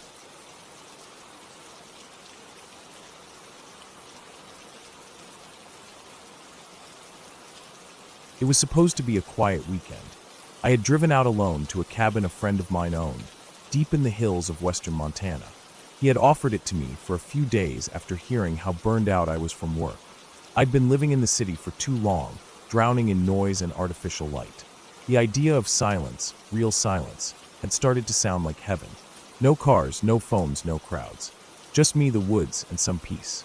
The cabin sat about 20 miles off the main road, reachable only by a narrow gravel trail that twisted through the trees like a snake. My old truck struggled with the climb, the tires spitting gravel as I made my way higher into the forest. It took almost an hour to get there after leaving the highway, and by the time I parked and stepped out, I was surrounded by total quiet. The cabin wasn't much, just a one-room wooden box with a tiny porch and a chimney poking out the roof. No power, no cell signal, no running water.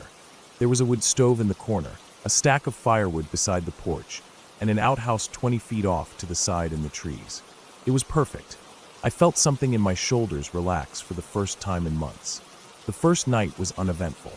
I lit some candles, warmed up soup on a small camping stove, and sat on the porch in the dark, listening to the sounds of the forest. Crickets, the wind in the trees, the occasional snapping branch. I couldn't see anything past the edge of the clearing, just blackness. But I didn't mind. It felt peaceful. I went to sleep early and woke up around dawn. Birds were chirping. The air smelled fresh, cold, and clean. I took a short walk through the trees, keeping to the narrow path that wound up the hill behind the cabin. I wasn't going far, just getting my legs moving. The forest was dense and old. Tall pines, thick underbrush, and moss-covered rocks. It had that heavy quiet you only get in deep woods, where sound seems to vanish into the trees. I spent the day chopping a bit of firewood, reading an old paperback I'd brought, and taking another walk in the afternoon. I didn't see a single person, car, or plane all day. That was part of what made it strange when I noticed something that evening that hadn't been there before. I had stepped out onto the porch to grab more firewood when I saw a set of footprints in the dirt. They were clear, fresh. Hiking boots, maybe a size or two bigger than mine. They came from the direction of the trail and stopped a few feet from the porch, then turned and went back the way they came. There were no vehicle tracks, no other signs of someone coming through. I hadn't heard anything either. I just stood there for a while, staring at them. Something about it bothered me. I told myself it could have been a hunter or someone hiking through. Maybe they saw the cabin and came to check it out, then left. But why not knock or call out? Why just approach and then leave without making a sound? I walked around the clearing, checking the edges of the trees, looking for more tracks, but saw nothing else. When I followed the footprints back toward the trail, they only went a short distance before vanishing into harder ground where the dirt turned to gravel. That night, I locked the cabin door and kept the fire burning late. I didn't sleep well. The next morning, I felt tired and on edge. The silence that had felt peaceful before now seemed heavy, almost pressing. I kept thinking about those footprints. Around mid-morning, I decided to hike a bit farther out, just to clear my head. I followed the trail past the hill and into a deeper part of the woods I hadn't been before. It was steeper there, rockier. I walked for maybe 40 minutes before I realized I was being watched. It wasn't a sound or a sight, just that feeling, the one you get when someone's eyes are on your back. I stopped, looked around. Nothing, but the feeling didn't go away. I kept walking, slower now, ears straining for any sound. After another few minutes, I heard something behind me. A faint crack, like a twig snapping under a foot. I turned fast. Nothing again, just trees and silence. But I knew what I heard. I stood still for a long time, listening, staring at the trees. I didn't see anything move, but every instinct I had was telling me I wasn't alone. I slowly started walking back, trying not to make too much noise. Every few steps, I stopped and listened. I never heard anything else. But I also didn't shake that feeling. When I got back to the cabin, I checked around again. No new footprints. No signs of anyone. But I couldn't relax. I stayed inside the rest of the day. That night, I didn't sleep at all. I kept thinking I heard things moving outside. Maybe animals, I told myself. But I kept the fire going, just in case. The next morning, I made up my mind to leave. It wasn't fear exactly. More like my nerves were too fried to enjoy being out there anymore. I packed my things, made sure the fire was out, and locked up. I had just loaded the last bag into the truck when I saw something that made my stomach drop. There was something tied to a tree about 20 feet into the woods, just off to the left of the clearing. I hadn't seen it before. It looked like fabric. I walked over slowly. As I got closer, I saw it was a strip of flannel shirt, torn and knotted around the trunk of the tree. Below it, scratched into the bark, was a simple message.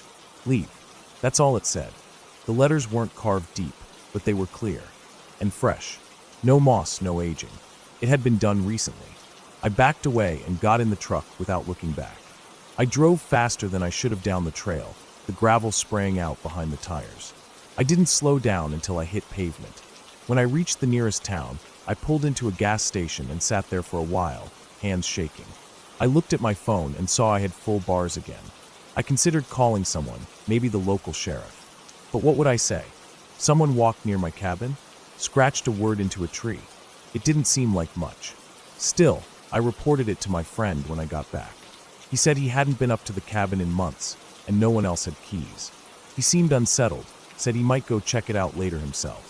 I didn't ask him if he ever did. I haven't been back there since. I don't know who was watching me out there, or why they left that message. But I've thought about it often. About the silence, the feeling of being watched, the footprints that led up to my door. Somewhere in those woods, someone knew I was there. Someone got close. Close enough to see me. Close enough to leave a message. And they never said a word. They just waited, watching from the trees, until I got the hint and left. Maybe they were just warning me. Or maybe they were hoping I'd stay longer. I didn't wait to find out.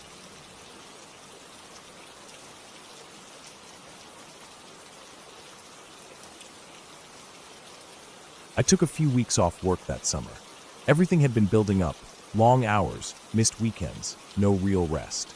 I needed time away from the city, away from people, away from everything.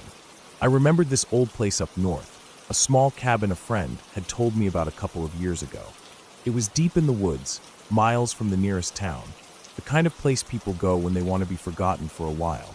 It wasn't on any website or rental service. You had to know someone who knew someone.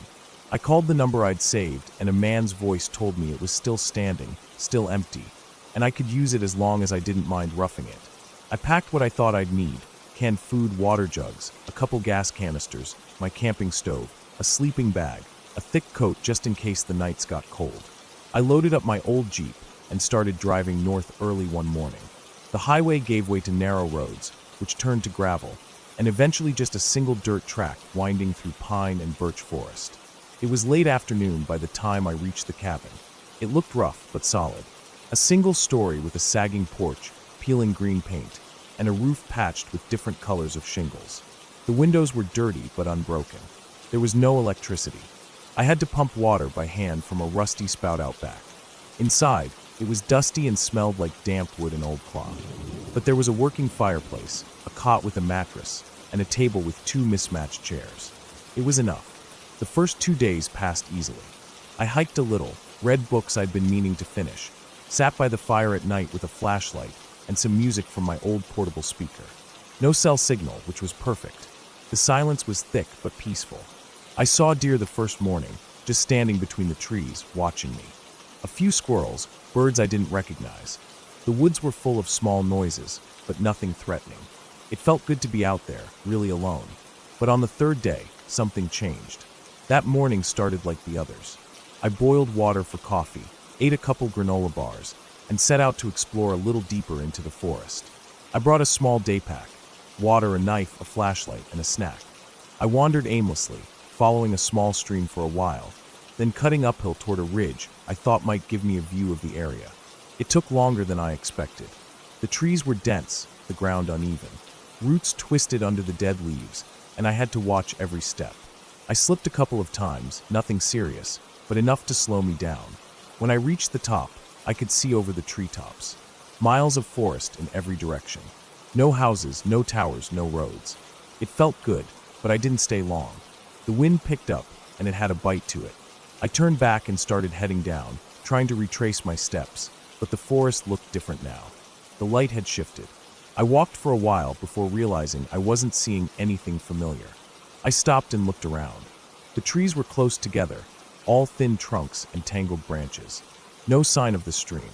No path. Just forest. I took a breath and reminded myself I'd been in worse situations. I pulled out my compass. I'd come mostly north to get here, so south should take me back toward the cabin. I adjusted my pack and started moving again, more carefully this time. After maybe an hour of steady walking, I started to notice something strange. The forest was quiet. Too quiet. No bird calls, no rustling in the underbrush, not even the wind. It was like someone had turned the volume all the way down. I stopped walking and listened. Nothing, not even my own breathing, seemed to make a sound. That kind of silence doesn't feel natural. It presses against your ears, makes you nervous. I turned slowly, scanning the trees. Everything looked normal, but I felt like I was being watched. I picked up my pace. No running. I didn't want to trip or get more lost, but I moved fast. Every so often I thought I heard something behind me, like a footstep or a branch snapping. But every time I stopped, it stopped too. I told myself it was just an animal. A deer maybe, following from a distance.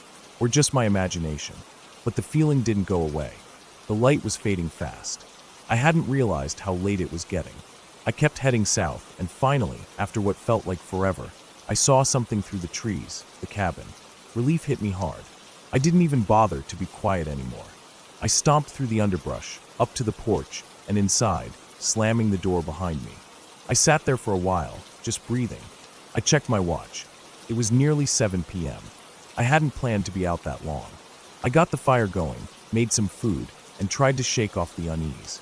But even inside, I couldn't relax. I kept hearing things outside. Not close, not loud, but steady. Small thumps, branches cracking, something brushing against the walls. I told myself it was just wind or animals moving around. But it kept happening. That night I barely slept. I kept the flashlight in my hand and listened to every sound. At some point I must have dozed off, because I woke up suddenly to a sharp noise, like something hitting the window. I sat up fast, heart pounding. I didn't move, didn't turn on the light. Just sat there in the dark and listened. Nothing followed. No footsteps, no voices. Just silence again. After a long time, I laid back down, but I didn't sleep much after that. The next morning was gray and cold. I stayed close to the cabin, gathering wood, checking the area. I found prints around the back, not boots, not shoes. Bare feet. Large, maybe a man's, but the shape was off. Toes spread too wide, arched too high. No tread marks. I stared at them for a long time. There were at least 6 prints, all leading toward the cabin, none leading away. I thought about leaving right then, packing up, driving out. But I convinced myself it could have been a prank. Maybe someone was camping nearby and decided to mess with me. Still, I kept the hatchet close all day and didn't go far from the porch. That night, I barricaded the door with the table and stacked wood inside the window frame. I didn't want to risk anything. At around 1 a.m., I heard it again. Slow footsteps, crunching in the leaves just outside. I held my breath. They moved around the cabin, stopping now and then, like someone was listening. Then came a new sound, a soft tap against the window. Not hard, not urgent. Just one single, deliberate tap. I didn't move. I stayed in the cot, eyes wide, body frozen. After a few minutes, another tap. Then nothing. The silence stretched on. My heart was hammering so hard I thought it might give me away. But nothing else happened. Eventually, the sounds faded. I didn't sleep at all that night. In the morning, I checked the window. A smudge on the glass. Something oily like a fingerprint, but too big. The pad of the finger alone was almost as wide as 2 of mine. I stepped back from the window and decided I was leaving. I packed quickly, tossed everything in the Jeep, didn't even clean the dishes. I turned the ignition. The engine cranked, then died. I tried again. Nothing. I popped the hood and stared at it, hoping for something obvious. The battery cables had been cut clean through. Not chewed. Cut. I backed away and locked the doors. I spent the day trying to figure out what to do. No cell signal. Nearest town was over 20 miles away through dense forest. I didn't know if I could make it, but I also didn't want to spend another night in that cabin. I considered walking the road out, but something in me resisted the idea. I kept looking at the trees like they were watching me. I stayed inside with every light I had. Flashlights, candles, fire. I sat in the corner with the hatchet and didn't let myself fall asleep. I watched the windows, the door, waited for any sign of movement. At some point past midnight, I heard something on the roof. Not branches, not animals. Wait. Slow footsteps across the shingles. It moved from one end to the other, then stopped. I didn't breathe. I just stared at the ceiling, waiting. Then one single knock on the roof, directly above me. I didn't react. Didn't run. I stayed perfectly still. And after a long time, the sound moved away. Down the roof, across the porch, then silence. At dawn, I opened the door slowly. The woods were still and pale. No prints, no signs. I grabbed my backpack, locked the cabin behind me, and started walking down the road. I didn't stop. Not for water, not for rest. I just kept moving. I walked for nearly 8 hours before I found a ranger station. I must have looked half mad, dirty, eyes wild, barely able to talk. They gave me water, let me rest. I told them my Jeep had broken down, and I needed a tow. I didn't mention the other stuff. I wasn't sure I believed it myself. A couple days later, I got a ride back to the cabin with a mechanic. He replaced the cables and got the Jeep running. I kept looking over my shoulder the whole time. When I left that place, I didn't look back. I haven't told anyone the full story. I don't even know what to make of it myself. But I haven't gone back into the woods since. And I never will. I don't care what it was, man, animal, something in between. I just know it wasn't supposed to be there. And it knew I wasn't either.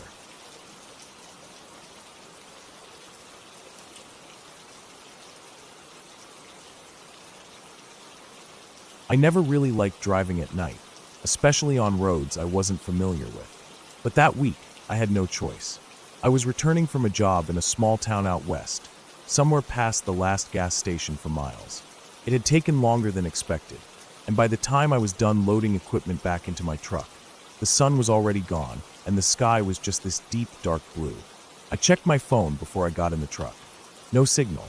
That wasn't surprising. I'd already lost reception about half an hour before even arriving at the job site. It was a remote place, a long stretch of farmland and low forest in every direction. I didn't want to stay the night there. The place gave off a weird feeling, not haunted or anything, just empty. I've always had this thing about being too far from people. Not because I like people, but because when there's nobody around and something goes wrong, you're just on your own. That thought always sat heavy with me. I started the truck and pulled out onto the road, heading east.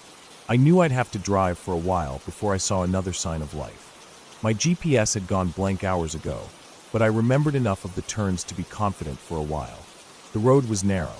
It wasn't gravel, but it was rough. No lane lines, no lights, just the beam from my headlights cutting through the dark like a knife.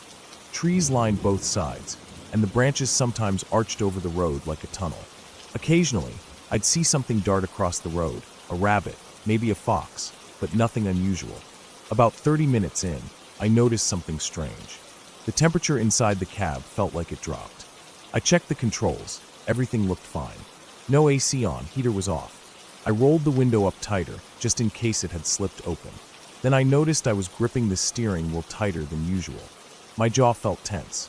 I couldn't explain why, but I just felt off. Not scared, not yet. Just like I'd walked into a room where someone had just been fighting. You know that thick air you feel? It was like that. I told myself I was just tired. Long day, empty road, no distractions. My mind was probably playing with itself. The first truly strange thing happened about 10 minutes later. I came up to a bend in the road, and right at the curve, I saw a car on the side. Not parked. It looked like it had swerved into the grass and just stopped halfway into the ditch. The driver's side door was wide open, headlights still on. I slowed down and moved into the opposite side of the road to give it space. As I passed, I instinctively looked toward the driver's seat. No one was there. I looked in the rearview mirror, but all I could see was the dim outline of the back of the car, slowly shrinking into the distance behind me. I slowed to a stop maybe 100 feet ahead. Something didn't sit right. If someone had broken down or crashed, they should have been nearby. No other cars. No houses. No sign of a person walking or trying to flag help. I thought about turning around, checking the car. Maybe someone needed help. But I didn't move. I sat there, engine running, looking in the mirror. Then, without warning, the car's headlights blinked off. I felt my skin crawl. There was no sound, no movement, just that car in the dark. After about a minute of frozen silence, I eased back onto the gas and kept driving. I told myself someone had come back for it, or maybe the battery finally died. But my gut didn't believe any of that. It just said, keep moving. I kept going. I didn't speed. I didn't slow. I just kept moving forward. About 15 minutes later, I passed a wooden sign. It was old, cracked down the middle, barely readable in my headlights. It looked like it once said Marrow Creek, but the paint had almost completely faded. I didn't remember that name from the map. I didn't even remember passing through it on my way to the job site. But there it was. Past the sign, the road split. No indicators. No markers. Just two paths left and right. I slowed to a crawl and checked for tire marks or signs of which road was more used. The left one looked slightly more worn, so I went with that. I stayed on it for another 15 minutes. Then I noticed the gas gauge. It had dropped faster than it should have. I remembered filling up earlier that morning. It had been full. Now it was scraping just above a quarter. That wasn't normal. I tapped the gauge, hoping it was stuck. It didn't budge. Another few miles down, I started seeing trees with markings on them. Red paint. Circles. Always the same shape, same height from the ground. They looked like surveyor's marks or something used to mark trails. But there were too many of them. Every few trees. On both sides of the road. The feeling in my chest got heavier. It wasn't fear yet, but it was close. Then I saw something up ahead. At first, it looked like a bundle of clothes or bags on the side of the road. But as I got closer, I realized it was a bicycle. Just a plain, rust-colored bike, lying on its side in the grass. One was still slowly spinning. I didn't stop. I didn't even look at it as I passed. About 5 minutes later, I saw another one. This one was on the opposite side of the road, a different color, also lying on its side. Its wheel bent like someone had hit it or it had fallen hard. No bodies, no blood, just empty bikes. And then, right after that, I saw the first house. It was set back from the road, behind a thin line of trees. No lights on. Old. Maybe a farmhouse, but it looked abandoned. Roof sagging on one side. Porch half collapsed. The grass in front of it was knee-high. I could see what looked like a truck in the back, covered in a dirty tarp. I considered stopping, knocking, asking for directions, or gas, but I didn't. Something about it made my stomach turn. Then I saw the next house. And the next. Same thing. No lights. Overgrown yards. No sign of people. No sound. No dogs barking. No movement in windows. Just old buildings, sitting under the weight of silence. That's when I realized I hadn't seen power lines in a while. I slowed down. The road had narrowed again, barely wide enough for one car. Trees pushed in close. The moon was behind clouds. The only light was from my truck. And then, in the beams of my headlights, I saw someone standing in the road. No bike. No car. Just standing there. I hit the brakes hard. The tires skidded on loose gravel, and the truck came to a stop maybe 20 feet away. It was a man, middle-aged, thin, wearing what looked like a gray shirt and dark pants. He didn't move. I didn't get out. I didn't even open the window. I leaned forward to see better. My headlights lit him up clearly, but there was no expression on his face. He wasn't looking at me, just straight ahead, like he was in some kind of trance. After what felt like a full minute, he turned and walked into the woods. Slow, no panic, no reaction to the truck. He disappeared into the trees. I waited a while, then slowly drove forward again. But I didn't feel alone anymore. I couldn't see anything in the mirrors, but that feeling that I was being watched clung to me the rest of the drive. About 10 minutes later, I saw another sign. It looked brand new, a simple board nailed to 2 posts. It read, "Turn back." I stopped the truck, just stared at it. Who put that there? Why? I'd gone too far to turn back. I had no clue how to even retrace my steps. So I kept going, but now I was fully alert. Every sound, every shadow, every flicker outside the headlights made me jump. My hands were sweating, even though the cab was cold. Then I came around another bend and saw lights up ahead. Not streetlights, headlights. 3 of them, parked across the road, side by side, blocking the way. Old cars, beaten up, no plates. Their engines were off, but their headlights were on, blinding me. I stopped the truck again, waited. No one came out, no movement, just those cars like a barricade. I didn't honk. I didn't flash my lights. I just slowly reversed, turned into a side path I'd barely noticed. It was rough, barely a trail. My truck bounced and rocked over every rock en route. I had no idea where I was going, but I needed to get off that road. Eventually, the trail opened into a small clearing, just enough room to park. I killed the engine and lights. Silence. I sat there, breathing hard, heart racing. I don't know how long I waited. Maybe an hour, maybe more. Eventually, I dozed off in the seat. When I woke up, the sun was rising. I stepped out, stretched, and looked around. The trail behind me was barely visible. No sign of the main road, no tire tracks. But everything looked different in daylight. Less threatening. Just trees, grass, sky. I got back in the truck, found the trail again, and followed it until I found another road. Paved, with lane markings. 15 minutes later, I was at a gas station. I asked the clerk where I'd come from. She looked at the mud on my truck, confused. "There's nothing out that way," she said. "No towns. No roads. Not for years now." I didn't argue. I just filled the tank, washed my face, and drove home. I never figured out what that place was. No names matched the signs I saw. No roads on any map matched the ones I'd taken. But I still think about it. And I still won't drive unknown roads at night. Not anymore.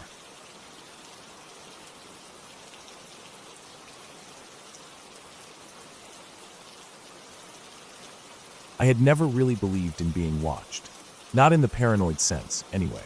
You grow up hearing about people who feel eyes on them, or who swear someone was following them. But I always chalked it up to anxiety or an overactive imagination. I'd been out in the woods hundreds of times, hiking, camping, backpacking. I always packed smart, stayed alert, and kept my distance from anything sketchy. I thought that made me safe. I thought that was enough. Last fall, I took a solo trip up north. I'd done a few solo hikes before, but this was going to be my longest one. A 5-day stretch deep in a remote section of forest not too far from the Canadian border.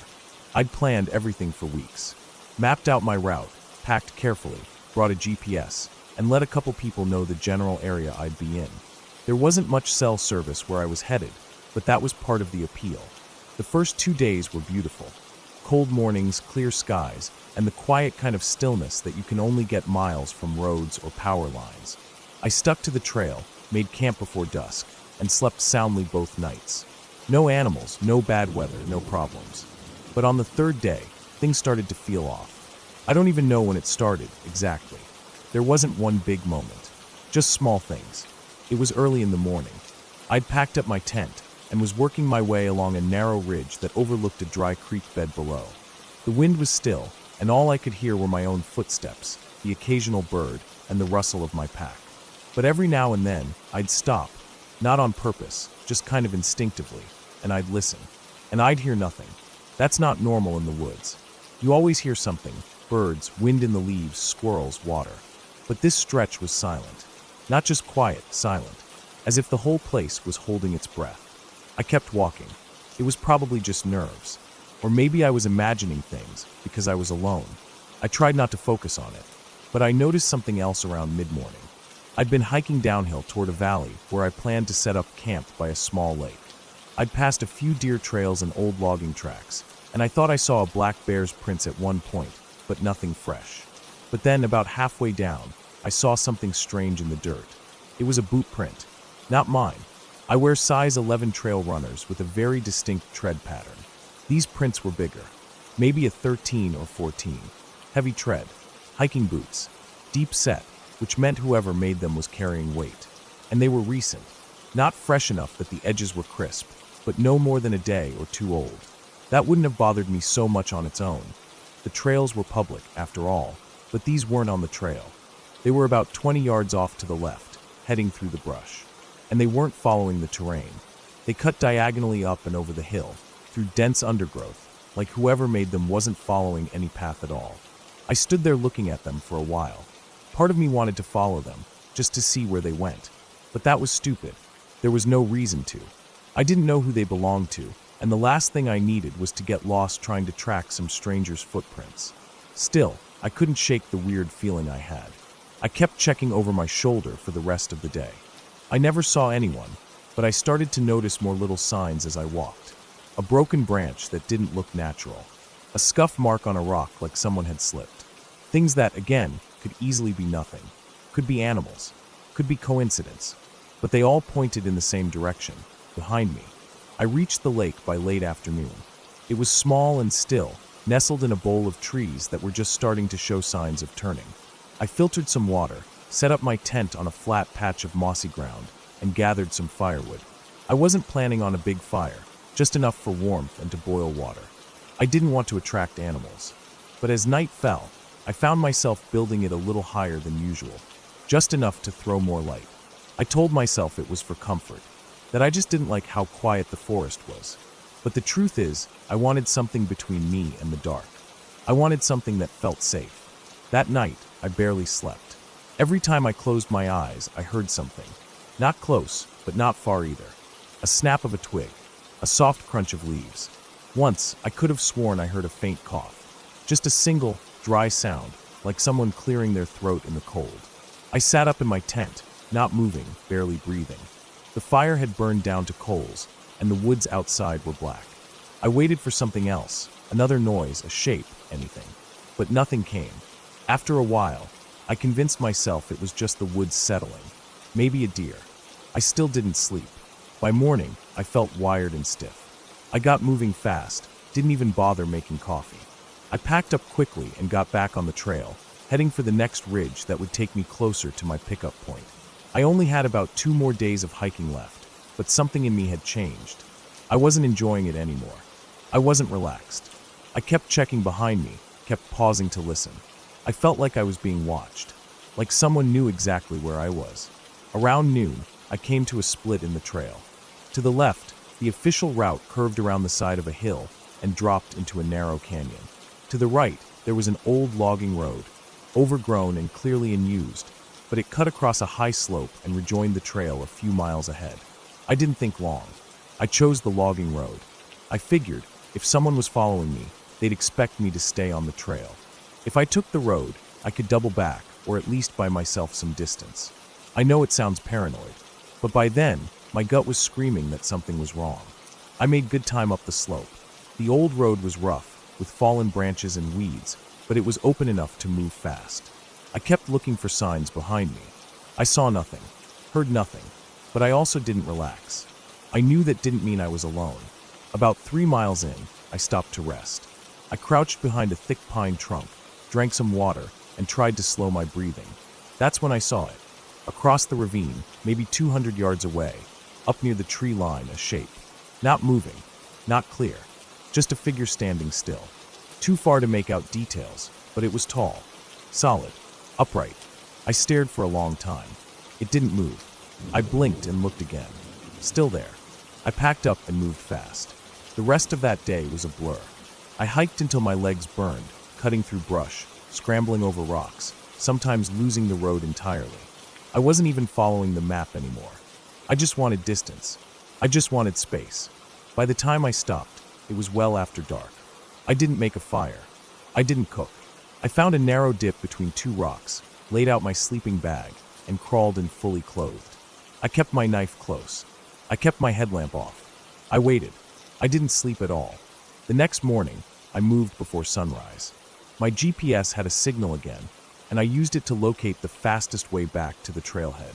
It meant cutting across uneven ground and skipping the last section of the trail entirely, but I didn't care. I needed out. That last day was a blur of panic. I didn't stop. Not once. I drank while walking, ate granola from my pocket. I don't even remember most of it. Just trees and dirt and rocks, and the constant pressure of feeling watched. At one point, I found a tree with fresh gouges in it. Not bare marks, not claw marks. It looked like someone had dragged the tip of a knife through the bark slowly, deliberately. That was the last straw. I made it back to the trailhead by late afternoon. My car was there, untouched. The air felt different, lighter. I climbed in, locked the doors, and sat for a long time, staring out the windshield at the trees. And that's when I saw something else. Tucked under the windshield wiper was a scrap of paper, just a torn piece from a notebook, folded twice. I picked it up with shaking hands. There was only one thing written on it, in small, sharp handwriting. "You're fast." I sat frozen for what felt like hours. There was no one else in the lot. No vehicles. Just me. That meant someone had followed me all the way back. Stayed close. Close enough to leave a note under my wiper without me seeing. Close enough to know what I was doing. How fast I was going. How scared I'd gotten. I didn't report it. I don't know why. Maybe I thought no one would believe me. Maybe I didn't want to deal with it. Maybe I was just too tired. I drove home in silence.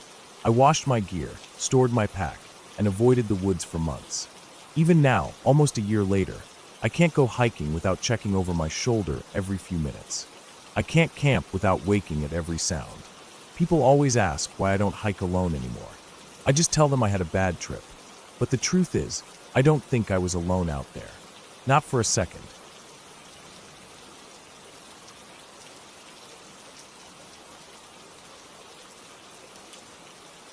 I had been working construction for nearly 6 years, mostly on residential jobs.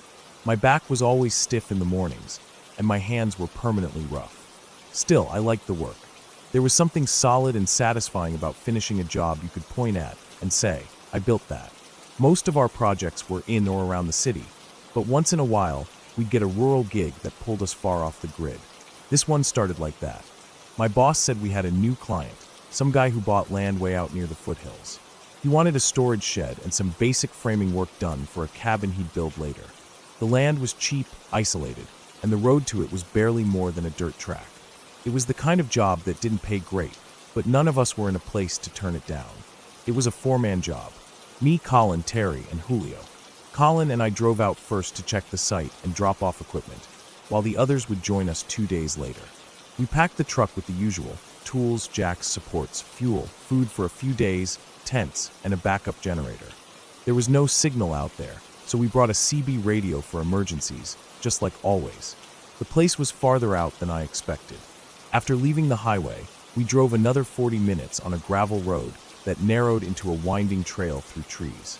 The last 2 miles were the worst, deep ruts from old logging trucks and narrow enough that we had to fold in the side mirrors. The trees pressed in so close I kept thinking the paint on the truck would come back shredded. When we reached the site, it didn't look like much, just a flat clearing cut out of the woods with a small creek running along one edge. The guy had done some of the land prep himself, felled a bunch of trees, burned the brush, and dumped gravel. We found a metal stake in the ground with red tape that marked the future cabin's corner. We got to work unloading, staking out the shed's frame, checking the soil, and prepping the lumber. By sunset, we had the basics squared away and built a small fire to heat up some canned beans. It got dark quickly, and without cell service or any light pollution, the sky was just endless black. The stars looked fake, like a planetarium ceiling. Colin set up his tent maybe 15 feet from mine. We didn't say much as we settled in, just the usual grunts and tired sighs. I lay there listening to the wind moving through the trees, the creek gurgling nearby. It was peaceful, almost too peaceful. Around midnight, I heard something. I wasn't fully asleep yet. It was a kind of soft crunch, leaves or twigs maybe. I figured it was a deer or raccoon. Then I heard it again, slower this time. The way it moved didn't sound like any animal I could name. It had weight. That was what made my skin tighten. It wasn't scrambling like a raccoon or light-footed like a deer. It sounded like something placing its feet down with thought, deliberately.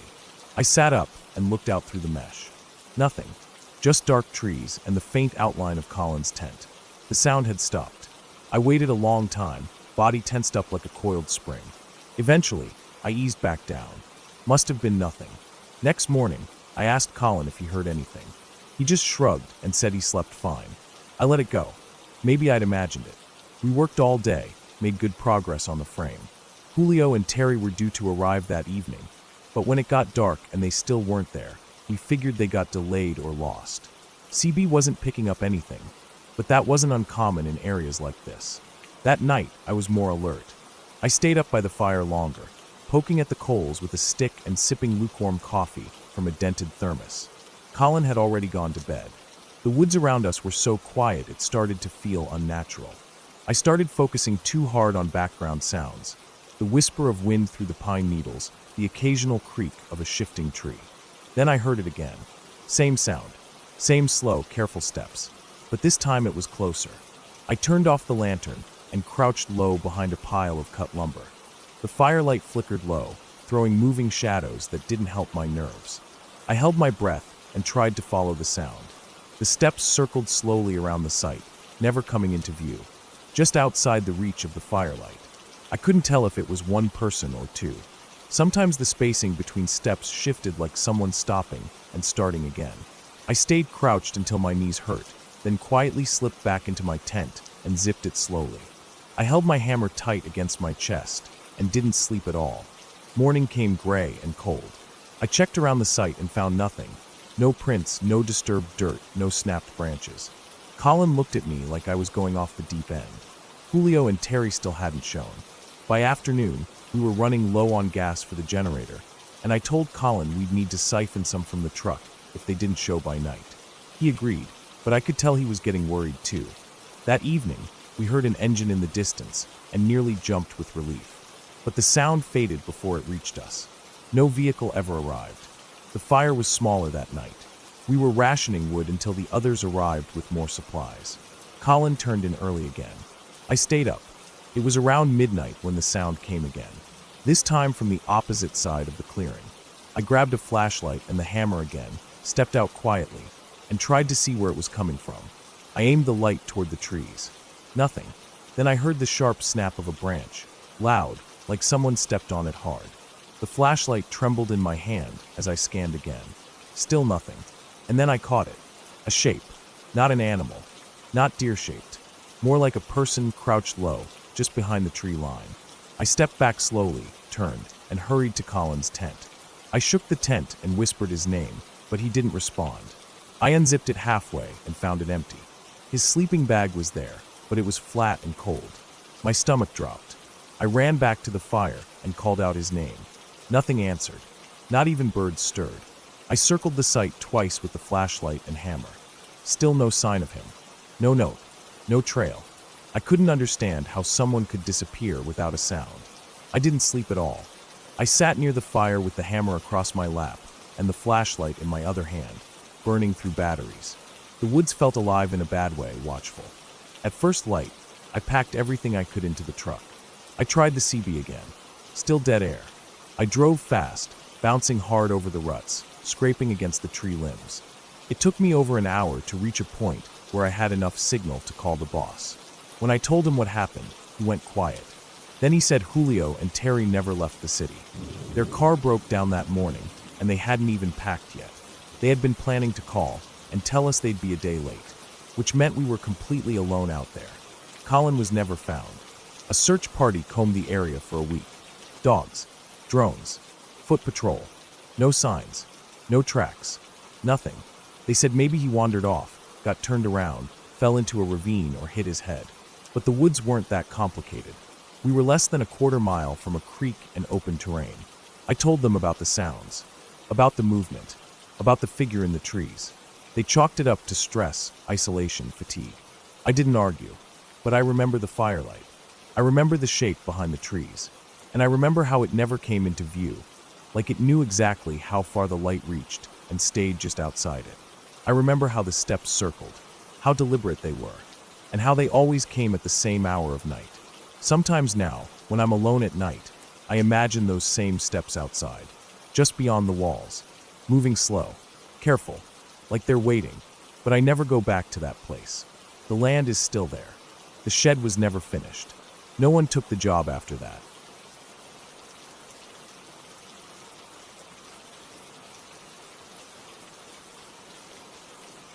I hadn't seen my cousin Eric in almost 7 years. We used to be close when we were younger, spending summers together at my uncle's old hunting cabin deep in the woods of northern Minnesota. But as life moved on, college, work, and everything else got in the way. Then out of nowhere, he called me last spring. Said he wanted to spend a week out at the cabin like we used to.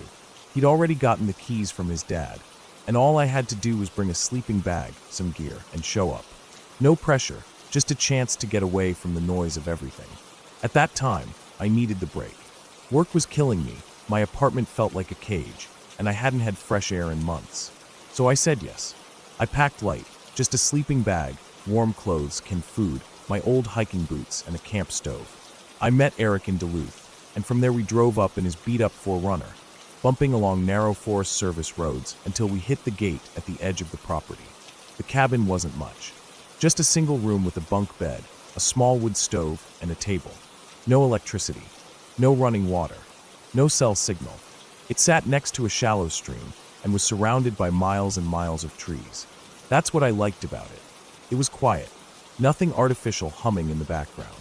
No one shouting or driving or honking, just wind through the trees and the occasional bird. We spent the first couple of days doing what we always used to do. We fished in the stream, hiked the trails around the area, chopped firewood, and cooked simple meals on the camp stove or over the fire pit outside. At night, we sat under the stars, drank cheap beer, and talked about stuff from the past, some good memories, some not so good. It felt like we hadn't missed a beat. On the third day, something felt a little off. I woke up early that morning, before Eric, and went outside to take a piss. The woods were quiet like always, but something felt heavy. I couldn't really explain it. It wasn't the weather. The sky was clear and the air was cool. But there was this strange stillness, like everything was holding its breath.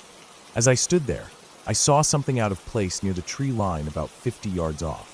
A pile of branches stacked like a little teepee, right between two pines. We hadn't built it, and I didn't remember seeing it the day before. It didn't look like something random from wind or snow. It was neat, intentional. But I figured maybe it was just an old hunting blind or something some local had made years ago.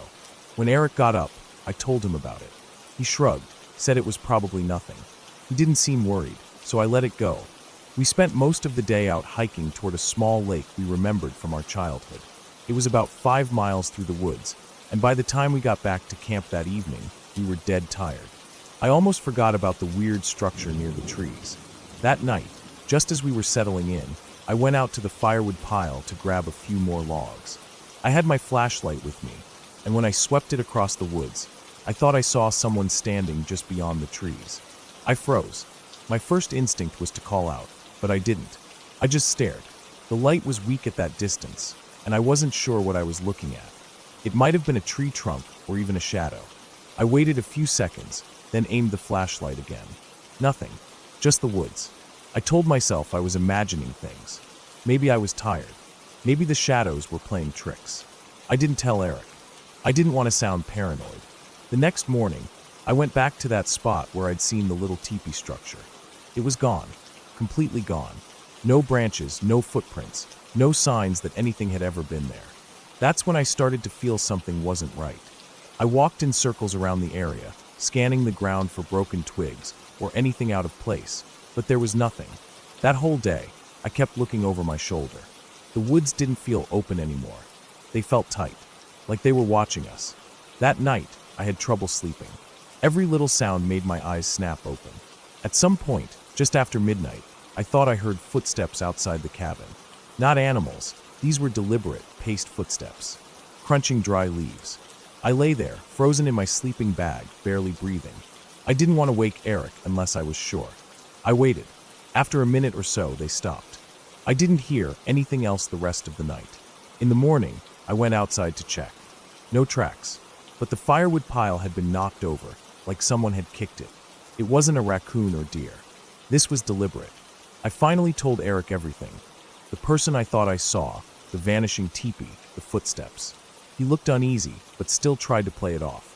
Said maybe some local kids were messing around, or some other campers were nearby. But there weren't supposed to be any other cabins or sites for at least 10 miles in every direction.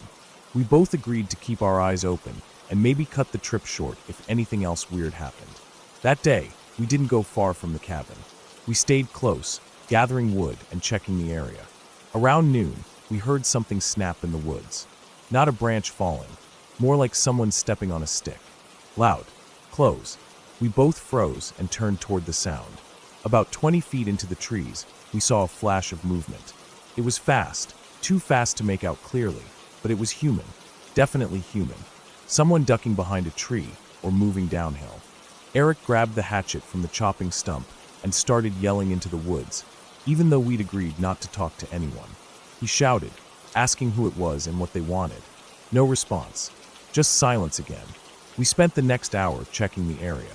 Nothing, no footprints, no sounds. The forest swallowed everything up. That night, we didn't sleep. We sat up with the lantern between us, both holding whatever tools we could use as weapons. Around 2 a.m., we heard something scrape against the side of the cabin. Just a single drag of something hard along the wood siding. I got up slowly and peeked through the small window, but I couldn't see anything in the dark. When the sun finally rose, we were already packing.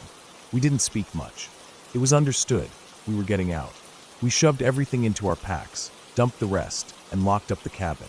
We started hiking out to the road where we had parked the 4Runner. It was about 3 miles on foot through thick woods. We moved fast, but the feeling of being watched never left us. I kept looking over my shoulder every couple of minutes. The woods were quiet again. Too quiet. When we finally got back to the road, we saw the truck parked just ahead. That should have been the moment we relaxed, but something was wrong. The driver's side door was wide open. We hadn't left it like that. Eric ran ahead, yelling my name, and I sprinted after him. Inside the truck, everything had been ransacked. Our extra food gear, and even the map we left on the dashboard were gone. On the hood, there was a single handprint, muddy, smeared with long fingers. Not clawed, not animal. Just dirty and human. We didn't waste any time. We jumped in, locked the doors, and got the hell out of there. We didn't talk for a long time. Just drove in silence until we were back in Duluth. We stayed at a cheap motel that night and barely slept. In the weeks that followed, I kept checking the news and local forums for any stories. Missing persons, arrests, strange sightings, but nothing ever came up. It was like whoever was out there didn't want to be found. Or maybe they'd been watching that cabin for years, just waiting for someone to show up. I haven't gone back to the woods since then. Eric and I still talk, but we don't bring it up. Not anymore. It's something we both carry, something unspoken. A weight in the back of our minds. Every once in a while, I'll be walking home or taking out the trash and feel like I'm being watched again. That same stillness. That same pressure. I don't know who was out there with us, or what they wanted, but I know it wasn't just kids messing around. It wasn't a coincidence. They were watching, waiting. They knew we were there, and they didn't want us to leave.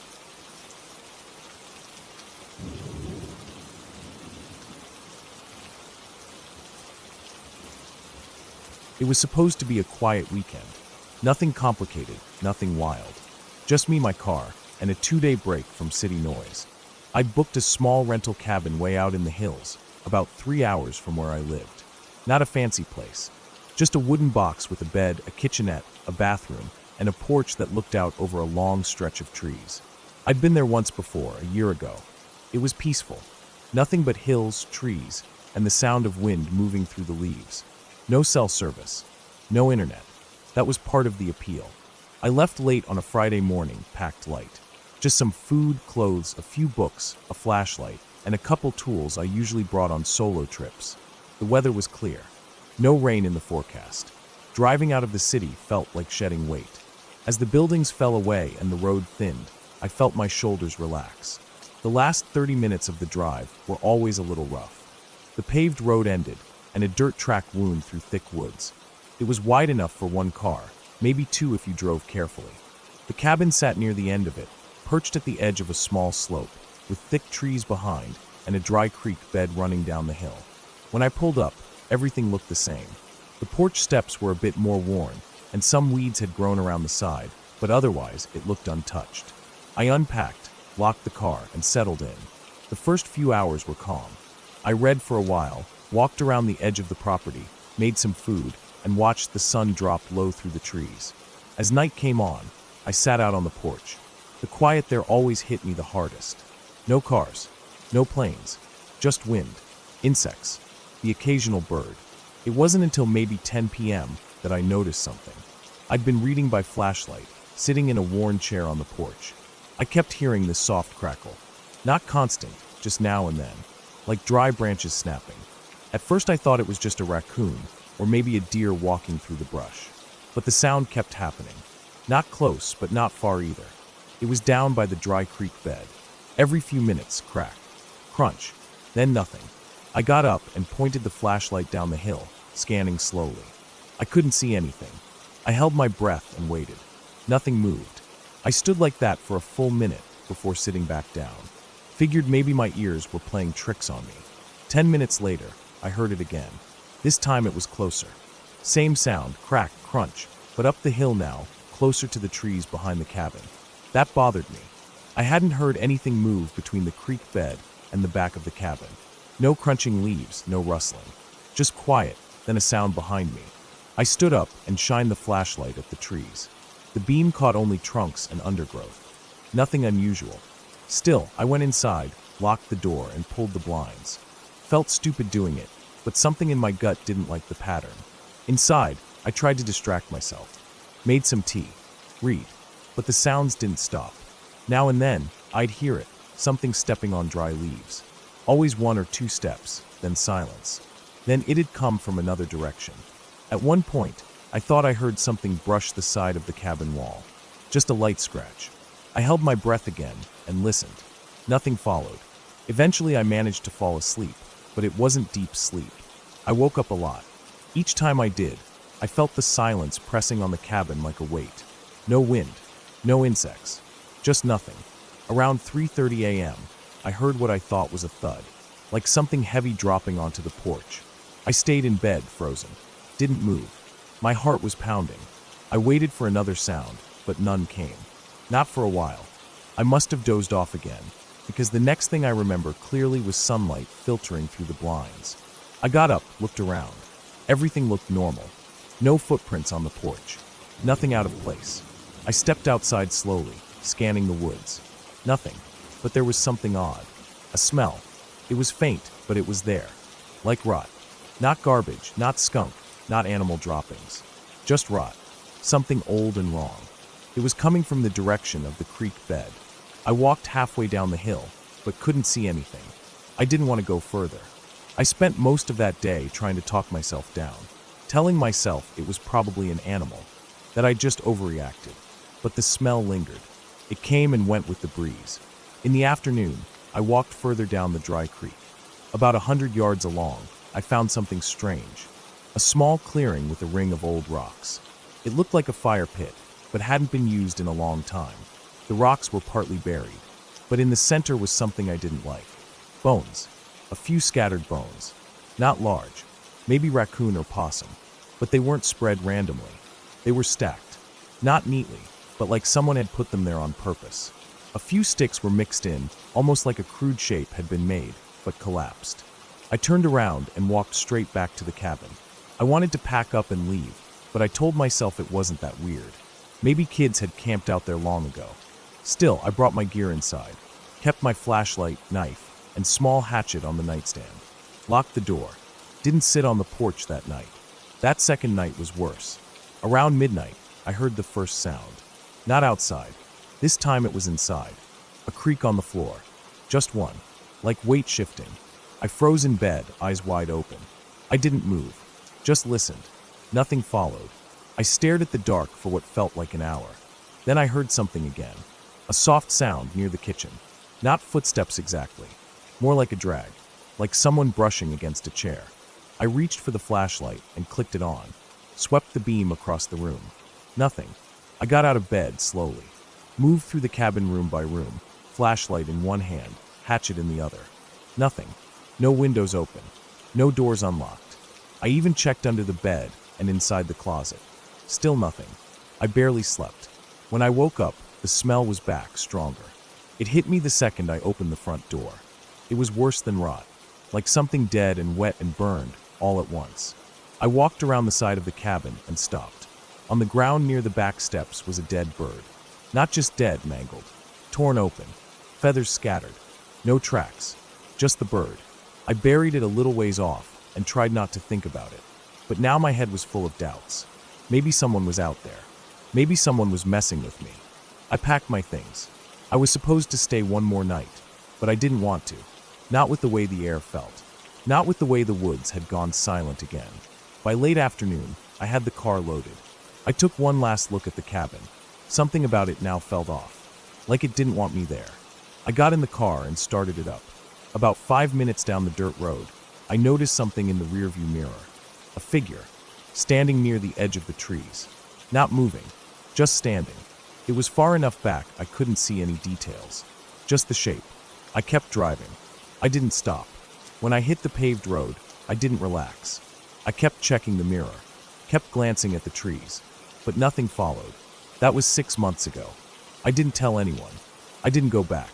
I checked online a few times to see if the cabin was still listed. It was. Still available to rent. But every time I saw the listing photo, the porch, the trees, the dry creek, I felt sick. I've been on other trips since then. Different places. But I've never stayed in a place that remote again. I still don't know what happened out there. Maybe it was just animals. Maybe it was someone living off-grid. Maybe it was nothing. But the smell, the way the sounds moved without patterns, the shape in the mirror, those things don't leave me. They sit in the back of my head, waiting, like the woods never really let me leave.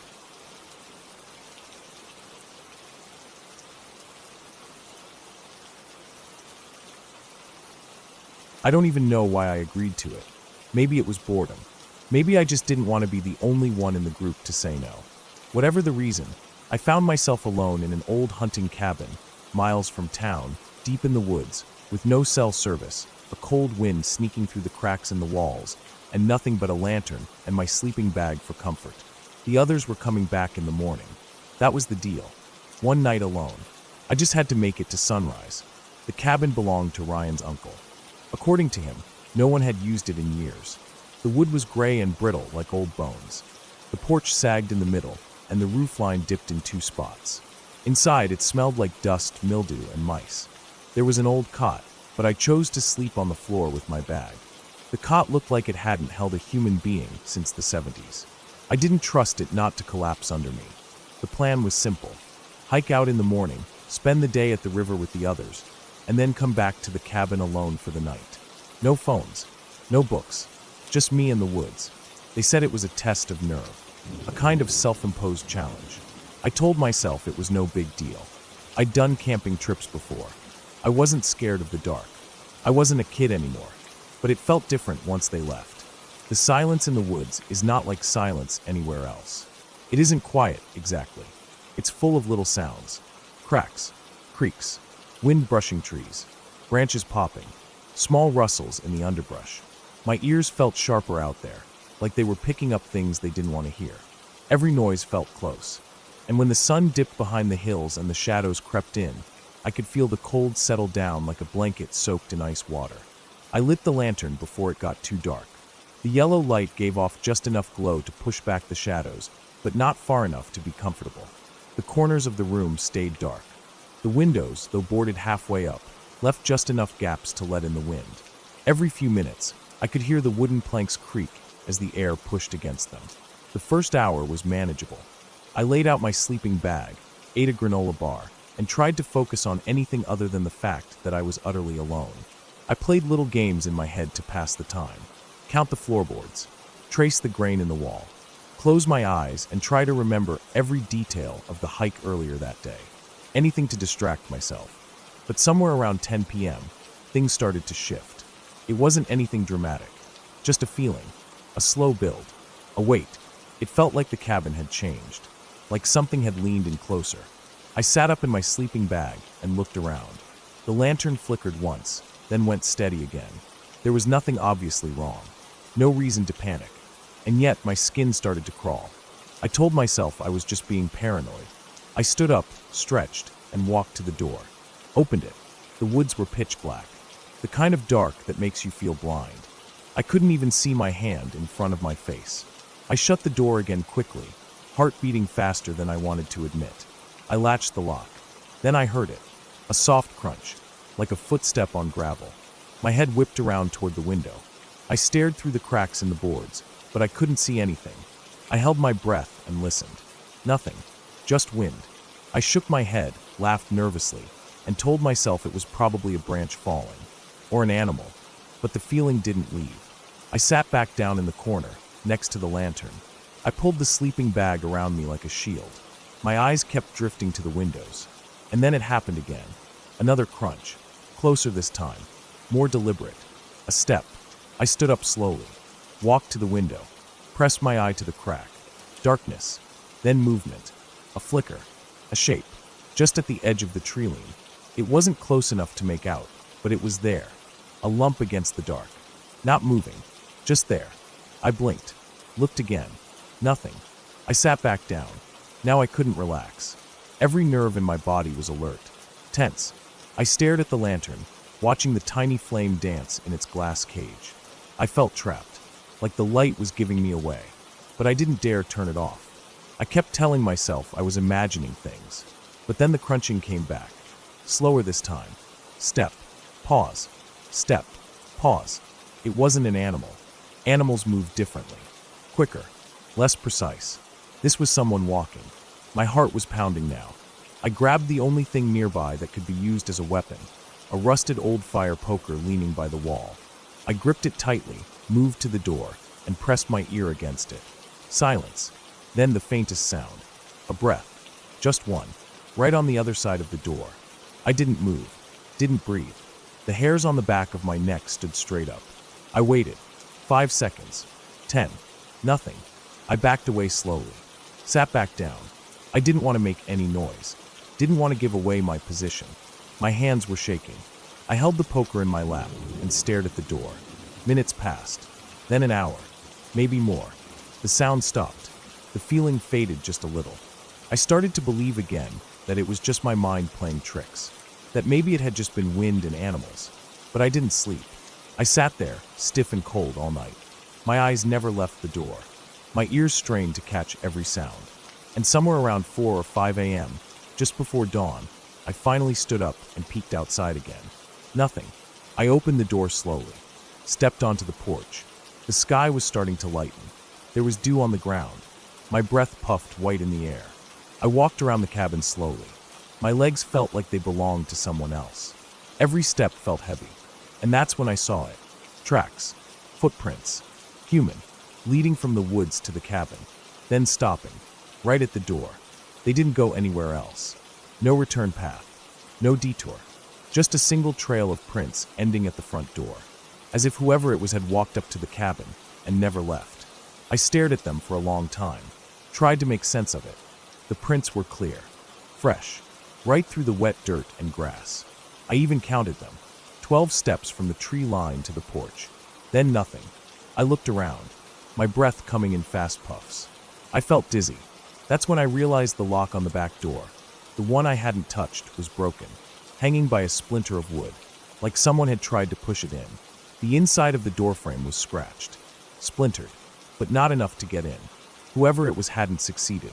Or maybe they hadn't tried hard enough. I packed up my things without bothering to eat. I left the cabin exactly as I'd found it, minus the footprints out front and the dented back door. I didn't wait for the others to come find me. I hiked back out of those woods faster than I'd ever hiked in my life. I never told the group what happened. I didn't see the point. I wouldn't have believed it if someone else had said it to me. They joked about how pale I looked when they saw me again, but I laughed it off. I haven't gone camping since. Not alone. Not with friends. Not at all. I still think about it sometimes. About that moment when I heard the breath on the other side of the door. About the tracks that never led away. About the feeling that something had been watching me the entire night. Because the truth is, whatever it was never left footprints going back into the woods. And part of me still wonders if maybe, just maybe, it never left at all.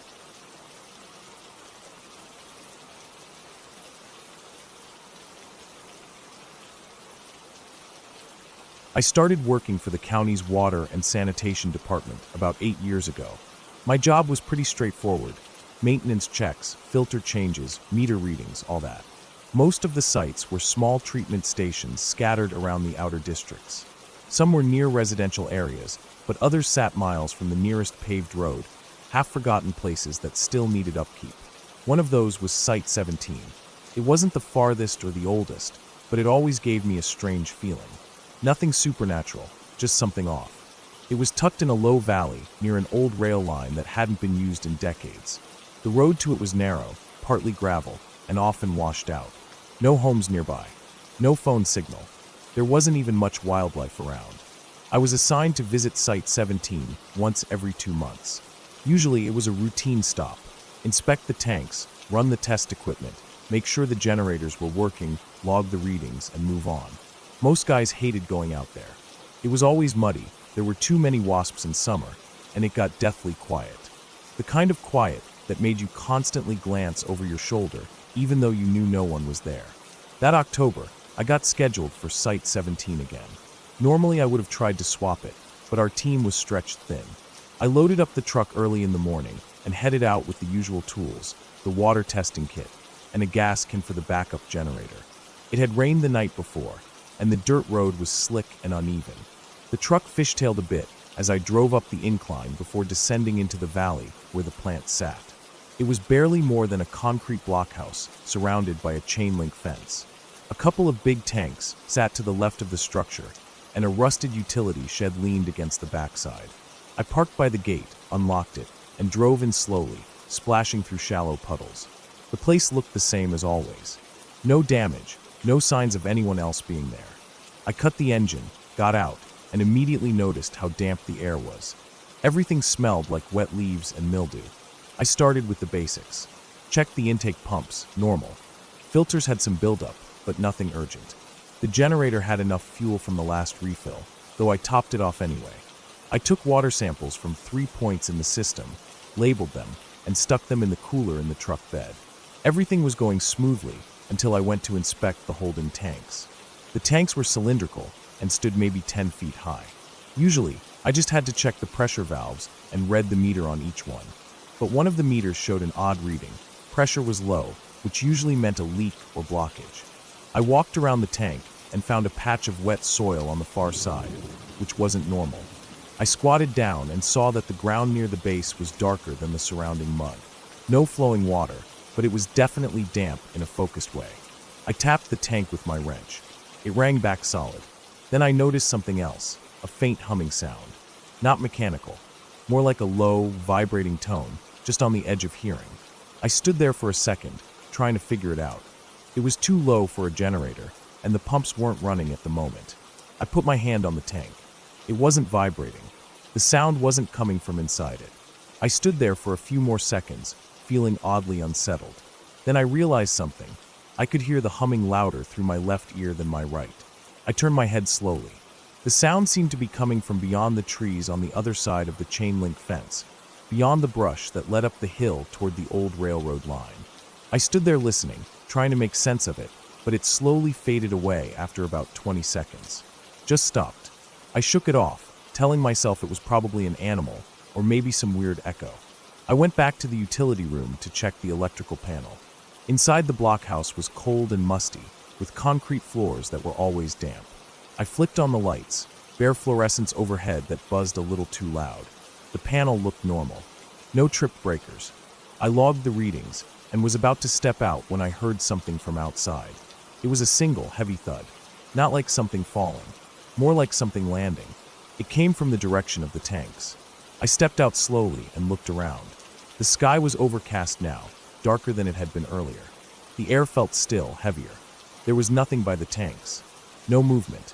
No animals. I walked over and looked behind them again. The patch of wet soil was unchanged. I tapped the tank again. Still solid. Then I noticed the door to the utility shed was open. I was sure I had closed it earlier. I remember the loud creak it made when I first went in to grab a wrench. I walked toward the shed, squinting as I approached. The inside was dark, and the bulb in there hadn't worked in months. I stepped up to the doorway and paused. The air inside was colder than outside. Not just a little, it felt like stepping in front of a freezer. I leaned in. Couldn't see much. Just silhouettes of old tools hanging on the wall, a couple of empty plastic bins, coils of hose on the floor. I stepped in. Immediately I regretted it. The smell was sharp, acidic, like ammonia mixed with rotting leaves. I turned to leave and caught something in the corner of my eye. There were boot prints. Fresh ones. They started near the doorway and led toward the back wall, but there was no one there. I backed out slowly, heart pounding. I looked around the site again, nothing. No people, no movement, just wet trees and fog rolling in low along the tree line. The boot prints weren't mine. The treads didn't match. I told myself it was probably one of the other techs. Maybe someone had been here the day before and left the door ajar. Maybe they forgot to log it. But I couldn't shake the feeling that something was wrong. I decided to cut the visit short. I'd log what I had, send a note to the office, and come back later in the week with someone else. As I got in the truck, I noticed the driver's side mirror was tilted upward. I hadn't bumped it. I hadn't adjusted it. It was aimed skyward like someone had pushed it while standing beside the truck. I reached out and adjusted it back. My hand was shaking slightly. The engine started fine, but as I backed up, the truck dipped into a rut I hadn't seen coming in. The front tire sank deeper than expected, and I had to rock it a bit to get free. As I was doing that, I caught sight of something on the ridge above, near the tree line. A person, just standing there, too far to make out features. Wearing dark clothes, maybe a hood. Not moving, just watching. I blinked, and they were gone. Not like they ran, just not there anymore. I sat in the truck for a long moment, gripping the steering wheel. I didn't move. I didn't breathe. Then I put it in gear and slowly made my way back up the road, glancing in the rearview mirror every few seconds. By the time I got back to the paved road, it was already late afternoon. I stopped at the first gas station with cell signal and called my supervisor. Told him I had done most of the checks, but left early due to bad weather. I didn't mention the boot prints, or the mirror, or the figure. That night, I couldn't sleep. I kept thinking about the shed, that freezing air, and the boot prints leading nowhere. The next morning, I got a call. Another guy had been sent out to double-check the readings, since mine were incomplete. He found the utility shed door open again, and this time, the inside had been trashed. Tools scattered, bins overturned. No signs of animals. Nothing taken. No tracks leading in or out. He also found a small digital recorder on the floor. One of those cheap voice memo devices. No one on our crew used those. When they played it, it was just static, until the end, when a deep, warbling voice said a single word. Stay. After that, the department locked Site 17 and put it on a temporary hold. A month later, they decided to decommission it completely. I never went back. They reassigned me to stations closer to town. I still drive by the turnoff road sometimes. The gate's chained now, and the brush has started creeping back in. But every time I pass it, I still hear that low hum in my ears. And sometimes late at night, when everything is quiet and I'm trying to fall asleep, I see that figure in my head, standing still on the ridge, just watching.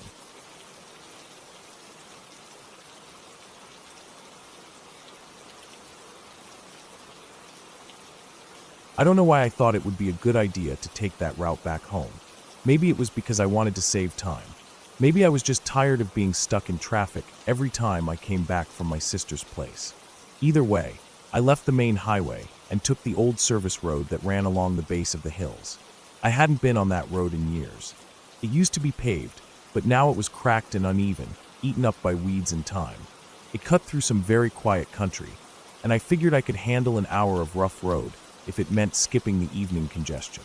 At first, the road felt peaceful. Trees leaned over the sides like they were shielding the ground from the sky. There were no cars, no buildings, just fences, rolling grass fields, and the occasional rusted-out gate that hadn't been opened in years. I drove with one hand on the wheel, the other on my thigh, just relaxing into the rhythm of the bumps and dips.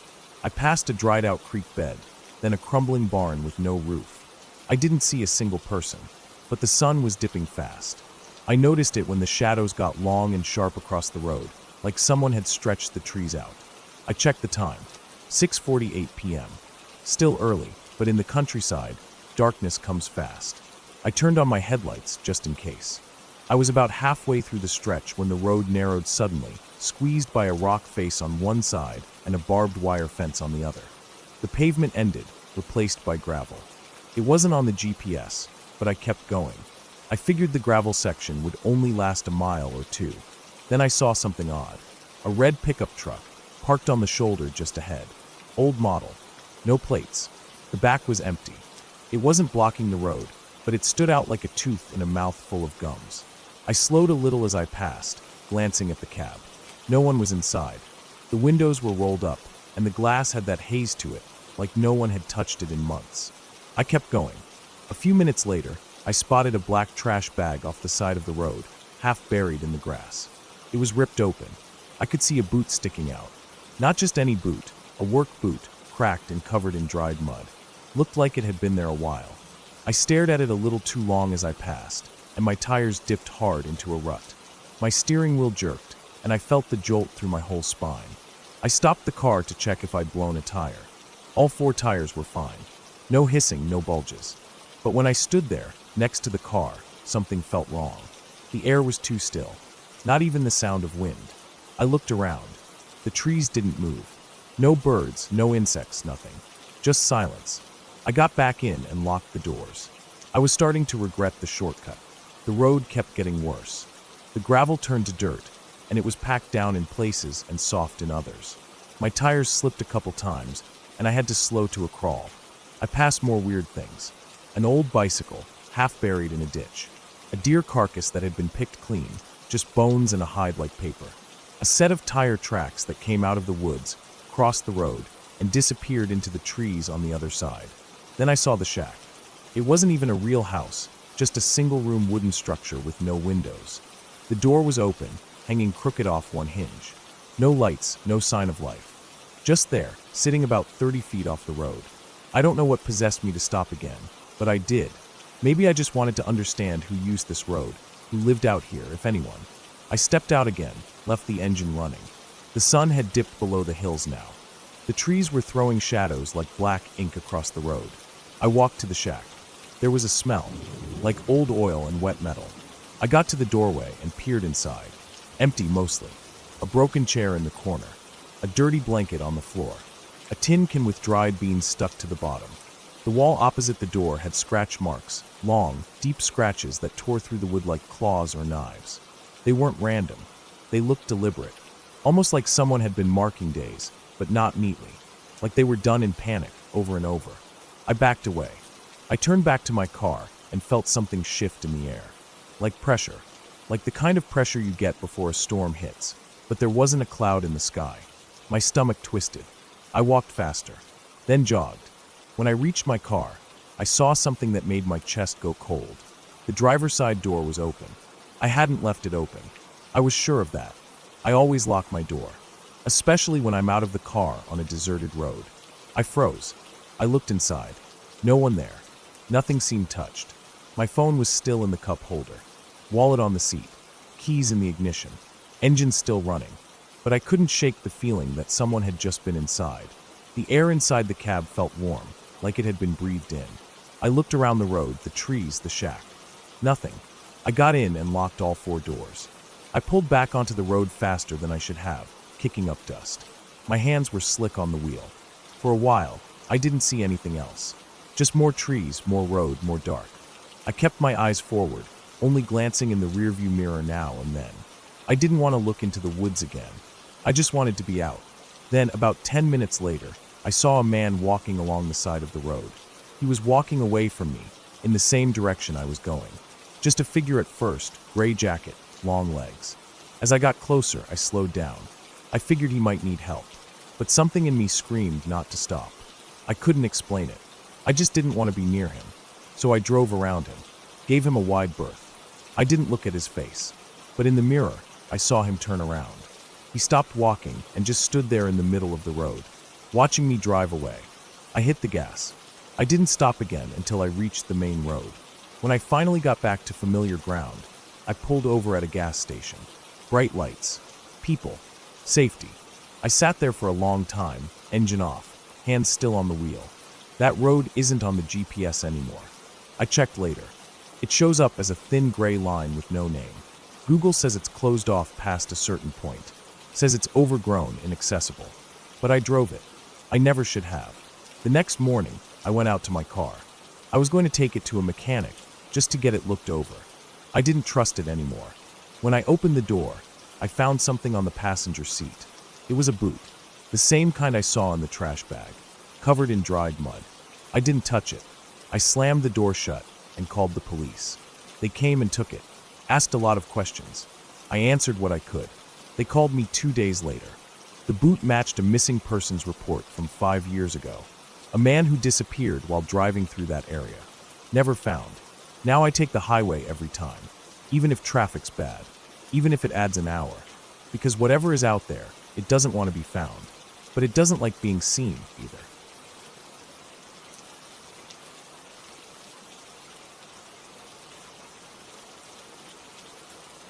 I didn't plan on getting stuck out there. Not for that long. I only meant to stay the weekend. My friend Ben had a cabin out in the woods, just past the state line and far enough from the nearest gas station that cell signal barely clung to life. He told me the place needed a little cleanup, some leaves blown off the porch, trash taken to the burn barrel, pipes checked, and so on. Ben had some family emergency and asked me if I could go instead. I owed him for something, and I had some time off work, so I said yes. The drive took me almost 4 hours. First on the highway, then down narrower roads that turned to cracked pavement, then to gravel, then just dirt. By the time I pulled up, I could see why Ben said it needed care. The grass was high and patchy, weeds crawling up the porch supports, and the old wood siding had dark streaks where rain had bled dirt from the roof down the walls. It was a single-story cabin with a shed off to the right. A big fire pit sat in front of it, circled by crooked logs for seats. The woods around it were thick, barely any space between the trunks, and shadows settled early. I parked, stretched my legs, and checked my phone. 1 bar. That would be the last time I saw any signal until I got back to town. The first couple of hours were easy. I swept out the porch, checked the interior. The place smelled stale but clean enough. Mice had chewed a few holes through the back closet, but nothing too bad. I made a mental note to seal it later. I unpacked the few groceries I brought into the old fridge. It still worked, buzzing a little loud, but the milk stayed cold. That night, I made a small fire outside. It was chilly for spring, so I kept my jacket on. There wasn't much sound out there. No birds, no rustling wind. Just the fire cracking, and once in a while, a faint thump in the woods that I told myself was a deer or a branch falling. I turned in early. The bed in the cabin was stiff and narrow. I lay awake longer than I expected, staring at the ceiling. There was this strange feeling I couldn't shake, like the woods were watching. Not a presence exactly, just an awareness. Too quiet. I must have fallen asleep around midnight. The second day started fine. I got up early and walked to the stream about half a mile behind the cabin. There was a path, though it was overgrown. I carried a bucket and rinsed out some tools Ben had left in the shed. I liked how quiet it was at first. No cars, no people. It felt peaceful. I walked the edge of the woods for a bit after lunch, just exploring. I didn't go far, but I remember stopping at one point and looking back. The trees looked thicker behind me than they had when I came in, like they moved somehow. Probably just my imagination. Light can play tricks like that. When I got back, I noticed something off. A chair that had been tucked under the porch was now sitting out in the grass near the fire pit. I stared at it for a few seconds. I couldn't remember moving it. I walked over, looked at it, picked it up, and carried it back. I told myself I must have moved it and forgot. Maybe I was losing track of time. That night, I had a harder time falling asleep. Around 2 a.m., I woke up suddenly. No sound, just a feeling, deep in my stomach, like something was wrong. I sat up in bed and listened. Nothing, not even crickets. I lay back down but didn't sleep much. The next morning, I noticed fresh marks on the ground near the porch. 2 parallel lines, about 6 feet long, like something heavy had been dragged through the dirt. It started near the fire pit and ended just under the porch edge. I crouched down to look at it, but couldn't tell what made it. There were no footprints around it, no tire marks. Just 2 grooves. I walked the area, checked the shed, the back path to the stream. Everything seemed untouched. I was starting to get uneasy. I chalked it up to animals. Maybe a bear dragging something, or raccoons. Still, it didn't feel right. I tried calling Ben, but there was no signal. I held my phone up, walked in circles. Nothing. I considered packing up and heading out early, but something about leaving without a real reason felt dumb. I told myself to man up and stay the last night. That evening, I locked the door. I don't mean I just latched it. I slid the bolt, wedged a chair under the knob, and kept my flashlight and pocket knife on the nightstand. It felt paranoid, but I couldn't ignore the feeling in my gut, like something was just off. Not dangerous, just not right. I didn't sleep much that night either. Around 3 a.m., I heard movement. Not inside, just outside the wall, past the headboard. It was soft, a shuffle, then a faint scratching sound. Not like claws, more like fingers dragging slowly across wood. It stopped, started again. I didn't move. I just lay still, heart pounding. It went on for maybe 10 minutes. Then silence. When morning came, I stepped outside with a hammer in my belt and my phone in my hand. There were marks on the wall, right where my head had been while I slept. Long, narrow scratches. Vertical. Too high up for an animal unless it stood upright. My stomach dropped. I packed my bag. I didn't care that I promised Ben a full weekend. I tossed everything in the car, turned the engine, and started back down the dirt road. It was slow going, potholes everywhere. I drove for maybe a mile, then hit something. The front tires slammed into a shallow ditch that hadn't been there on the way in. It looked like the ground had been dug up and shifted. Maybe rain washed it out, maybe something else. I tried backing out, but the tires spun. I was stuck. I climbed out and looked around. The road was narrow, woods on both sides. No sign of other cars, no houses. I popped the trunk, pulled out the folding shovel, and started digging around the tires. It was hot, and I was sweating like hell within minutes. I got one side clear and tried again. Nothing. The tires spun and threw dirt. I almost screamed. Then I heard something. A crack in the woods, maybe 30 feet off. I stopped, listened. Another crack. Then silence. I backed up toward the car, stared into the trees. I couldn't see anything, but the hairs on my neck stood straight up. I got in the car and locked the doors. For the next hour, I just sat there, watching the woods. I didn't eat, didn't drink, just sat in the heat waiting. The sound didn't come back. Around noon, I got out again, dug more, cleared space under both tires. Eventually, with a lot of rocking and spinning, I got the car free. I peeled out and didn't stop until I hit the main road again. I didn't look back. I drove straight home. When I got signal again, my phone exploded with missed calls and texts from Ben. I called him and told him the place was done. I didn't explain. He didn't ask. A few weeks later, he told me something weird. He went back up himself to check on things. The shed door was wide open, tools scattered. One of the porch supports had been clawed halfway through. He thought it was a bear. I didn't argue. But here's the thing. A few nights after I got back, I had a dream. It wasn't like normal dreams. It felt real. I was back in the cabin, lying in bed, and something was at the window. Not knocking, just watching. And then it walked away. That's all. Just walked. I haven't been back to the woods since. I don't camp. I don't hike. Sometimes I still wake up at 3 a.m. for no reason. I just lie there, listening. But I never hear anything. Still, I know what I felt. Something was out there. And it wasn't an animal. It wasn't a ghost either. It was real. And it knew exactly where I was sleeping.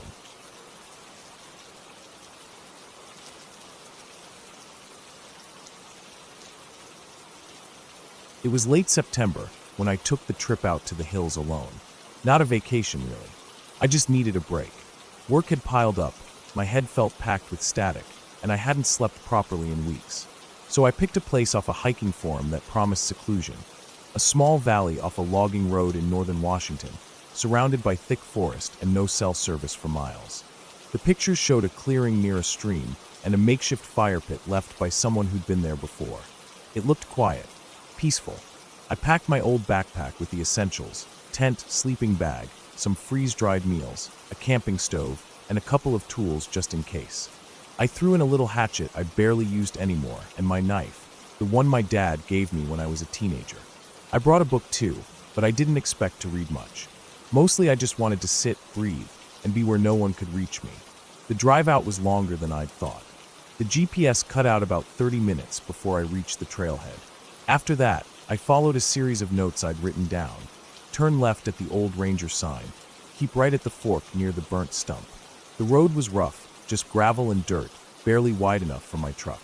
I passed one other vehicle, an old Subaru parked crooked near a ditch, but no one was in it. I reached the pull-off near noon. From there, I hiked about a mile downhill into the valley, cutting through thick trees and fallen logs. The air felt cleaner than I'd remembered air could feel. I set up my tent near the edge of the stream, facing away from the slope, with a narrow view of the water and the rising forest beyond. It was perfect. By the time the sun began to sink behind the trees, I'd eaten and built a small fire.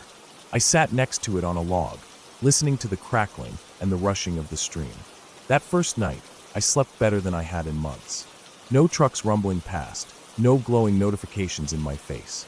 Just silence and darkness, and the occasional rustle of wind through the trees.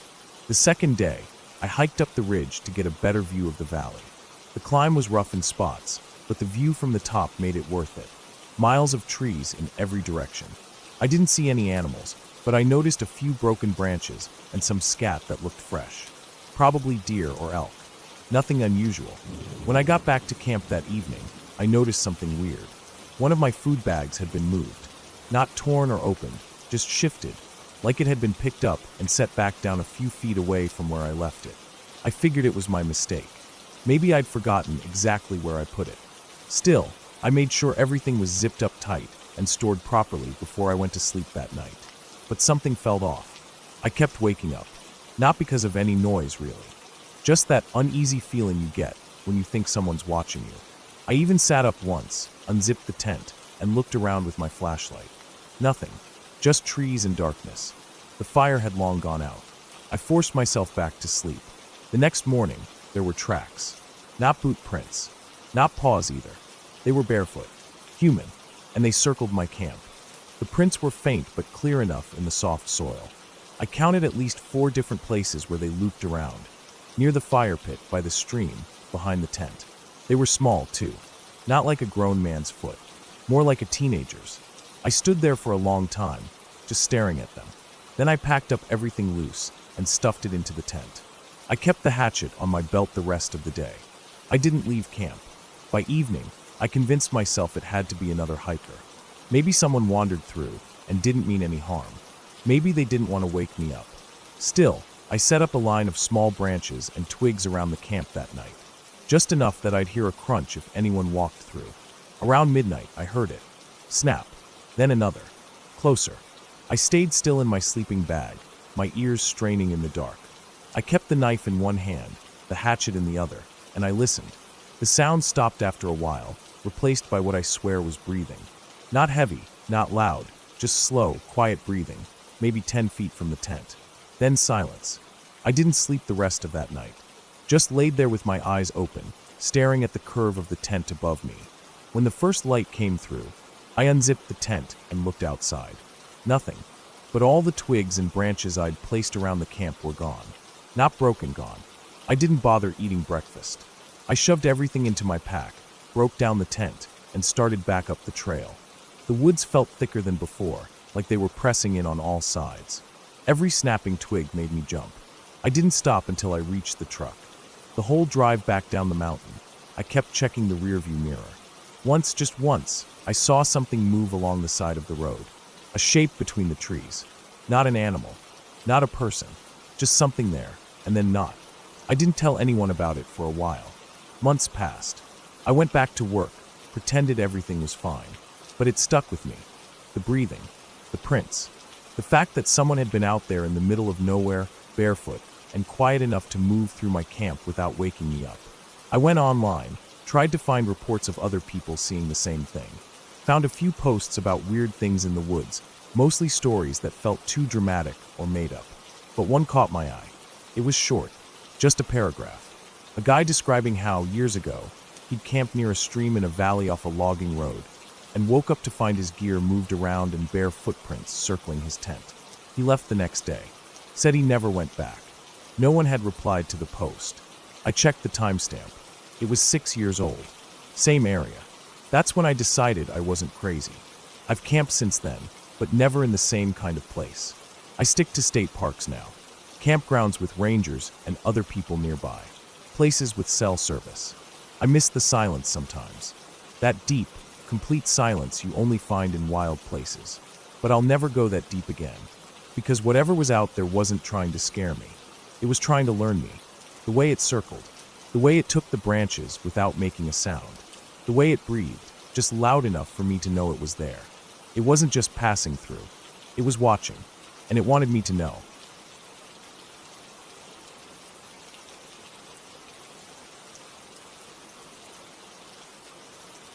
I woke up suddenly, the pounding in my chest echoing in the near-total darkness of my small apartment. I lay still for a moment, listening. The silence around me felt thick, heavy. I could hear my own breathing, shallow but steady. I closed my eyes again and tried to calm myself, but the knot in my stomach only tightened. A few minutes passed in stillness. Then I heard it again, a faint crunching sound coming from the hallway, like someone stepping on dry leaves or broken glass. I froze. My heart felt like it might burst through my ribs. I hadn't locked the door before bed. I never did. I always felt safe here, in my own space. But now that feeling felt fragile, like paper in a storm. The crunch came again, closer this time. I could hear tiny shuffling footsteps. I lay on my back, every muscle tensed, waiting for what would happen next. My mind raced. Someone could be in the building. Maybe drunk, maybe lost. But I don't carry knives. I don't even have anything sharp except the kitchen knife. My hands shook at the thought. The footsteps stopped just outside my door. I strained to listen. There was a soft click, almost inaudible, as though a key turning. My brain screamed. The door handle jigged. I felt raw panic. I stayed flat and silent. The rustling and faint scraping of shoe on wood came through the door. He didn't push in. Maybe he couldn't. I lay there for who knows how long. I couldn't breathe properly. I didn't dare move. Eventually footsteps shuffled off down the hall, teeth chattering crunch, crunch, crunch fade into distant hush. When I dared to move, I slid out of bed with shaking limbs. I pulled on clothes I left on the floor and checked the lock. Somehow it was locked. I locked it again, shaking. Then I moved through the apartment, checking windows and doors. All secure. Nothing else seemed out of place. I found my phone and called the front office. No one answered. I called the emergency number. I left a message. I spent the rest of the night in the living room, lamp on, breathing into a pillow when I felt the fear too sharp. Dawn finally came. I saw sunlight through blinds, and I felt some calm return.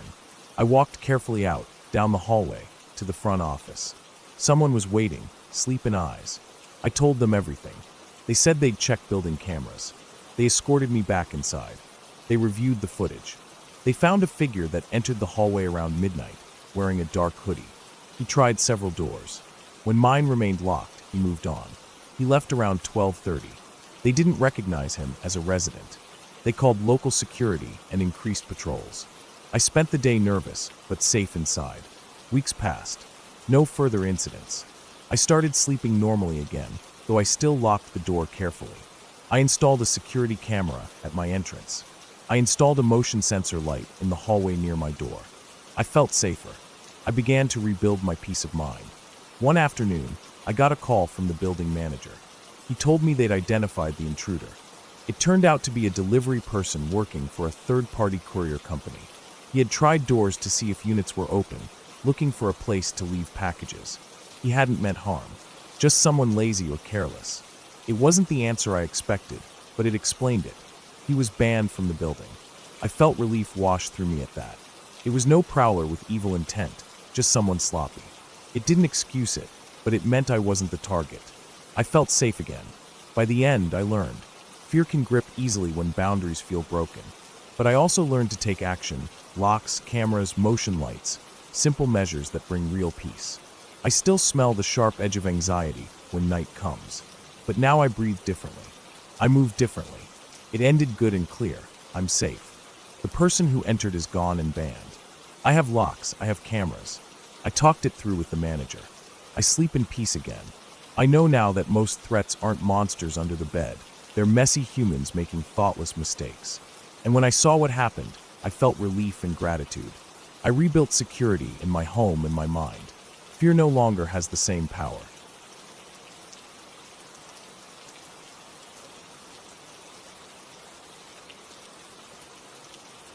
It was near the end of my junior year in high school, one of those warm spring weeks where everything starts to feel less serious. Tests were wrapping up, classes felt more like passing time than learning, and people were already talking about summer plans. That was around the same time when a strange kind of trend had taken hold in our group, hunting down haunted places and sneaking in to explore them. I wouldn't say we were the bravest bunch, but there was a kind of peer pressure that came with being part of it. None of us wanted to be the one to back down. Every weekend, sometimes even on school nights, if someone had a car and others were free, we'd head out to whatever supposedly haunted spot someone had found. Most were the usual suspects: abandoned barns, creepy cemeteries, broken down shacks deep in the woods. Nothing ever really happened, and the scarier the story was ahead of time, the more of a joke it usually turned out to be once we got there. Still, there was something about being somewhere you weren't supposed to be, especially at night, that made it feel more exciting than it probably should have. The way it started was that one day after school, I was telling an older friend about our latest misadventure, an old church we'd found out past Route 9 that turned out to be mostly just raccoons and rotted floorboards. He laughed and said we were amateurs. He told me back when he was younger, he and his friends used to do the same thing, only they had guts. He said one of the places they went was a small house on a farm near where he grew up. I could tell the way he said it, there was something more to it. According to him, the farm had belonged to a man who was either a pastor or priest. No one was quite sure. He lived alone, deeply religious, apparently very intense about it. Over time, rumors built up that the man had gone mad. Eventually, he was arrested for murder, though my friend didn't have many details about the case. The guy died in prison, and the property was left to decay.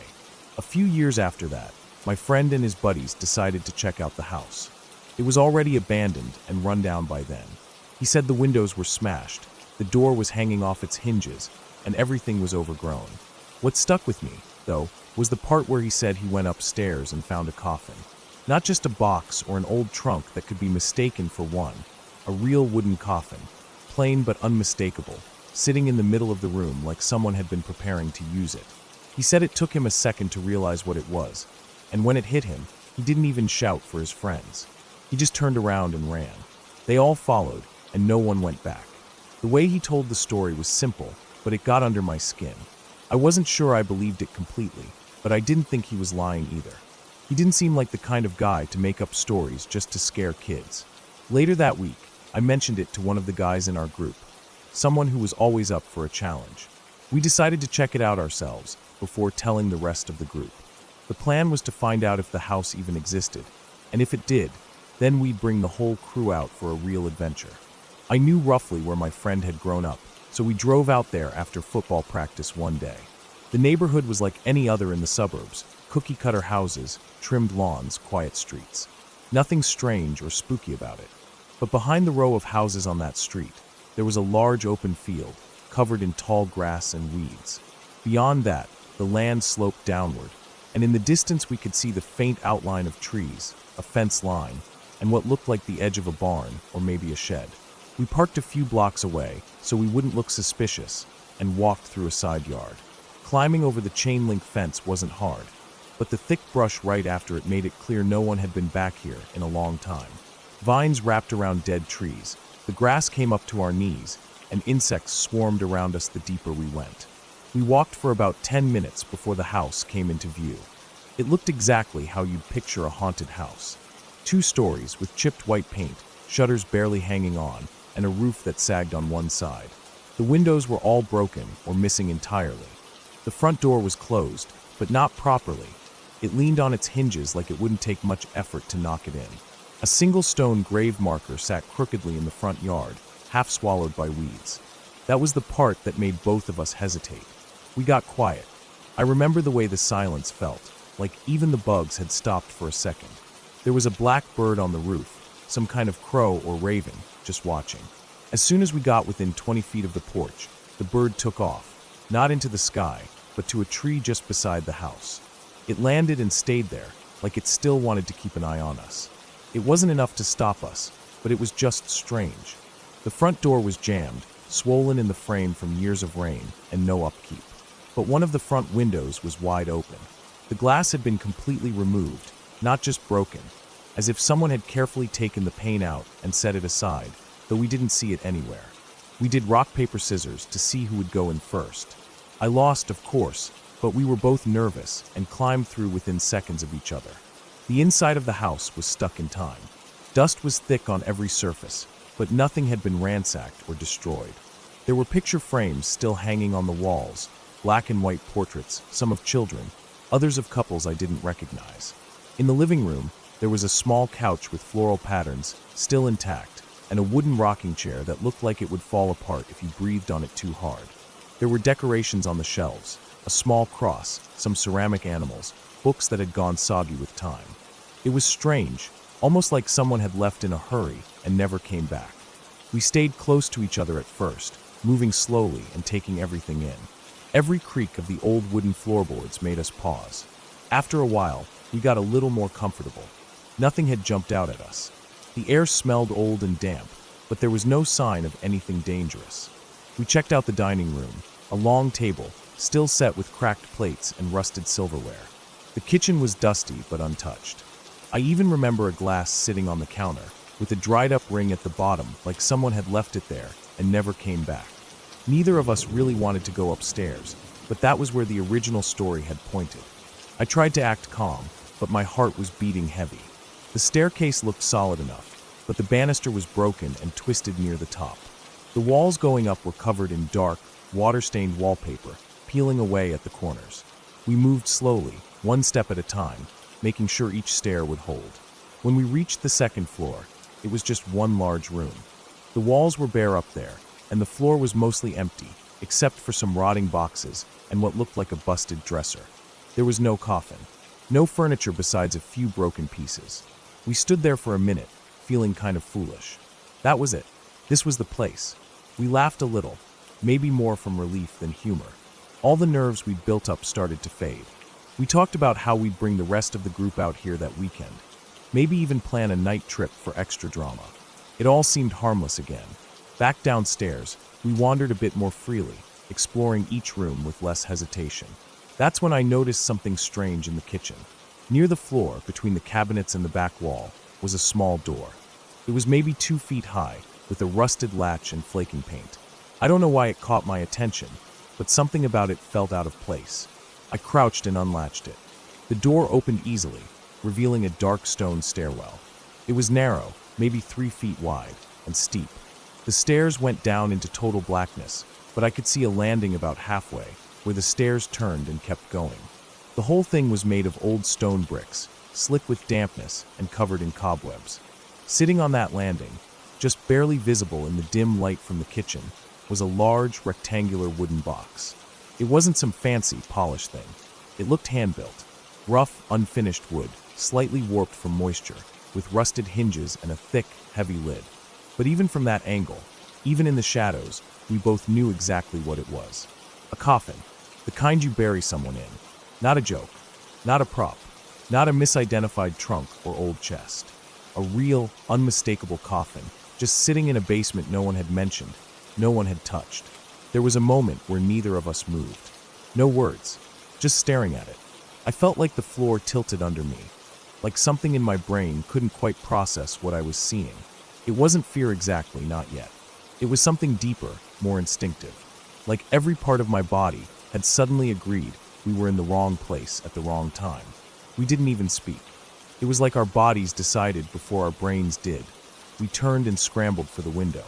Not the door, the window. We both tried to get through it at the same time, getting stuck halfway, and nearly falling on top of each other in the process. Once we hit the porch, we didn't look back. We just ran. The weeds were thicker now. It felt like the field was trying to hold us back. Our legs scraped against thorns, and I remember tripping once, going down hard and slamming my elbow into a rock, but I didn't stop. We didn't say anything.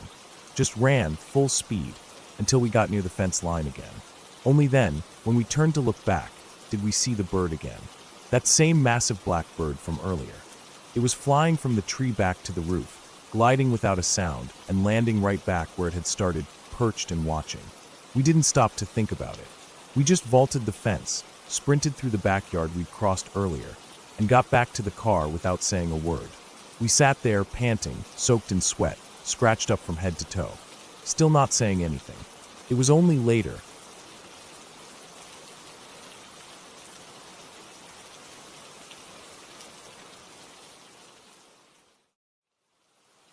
Hello everyone, I'm the Creep's Cabin. I know you use these videos to fall asleep. So before that, like the video and subscribe to the channel. Also, where are you from and what time are you watching? Now get comfortable and relax.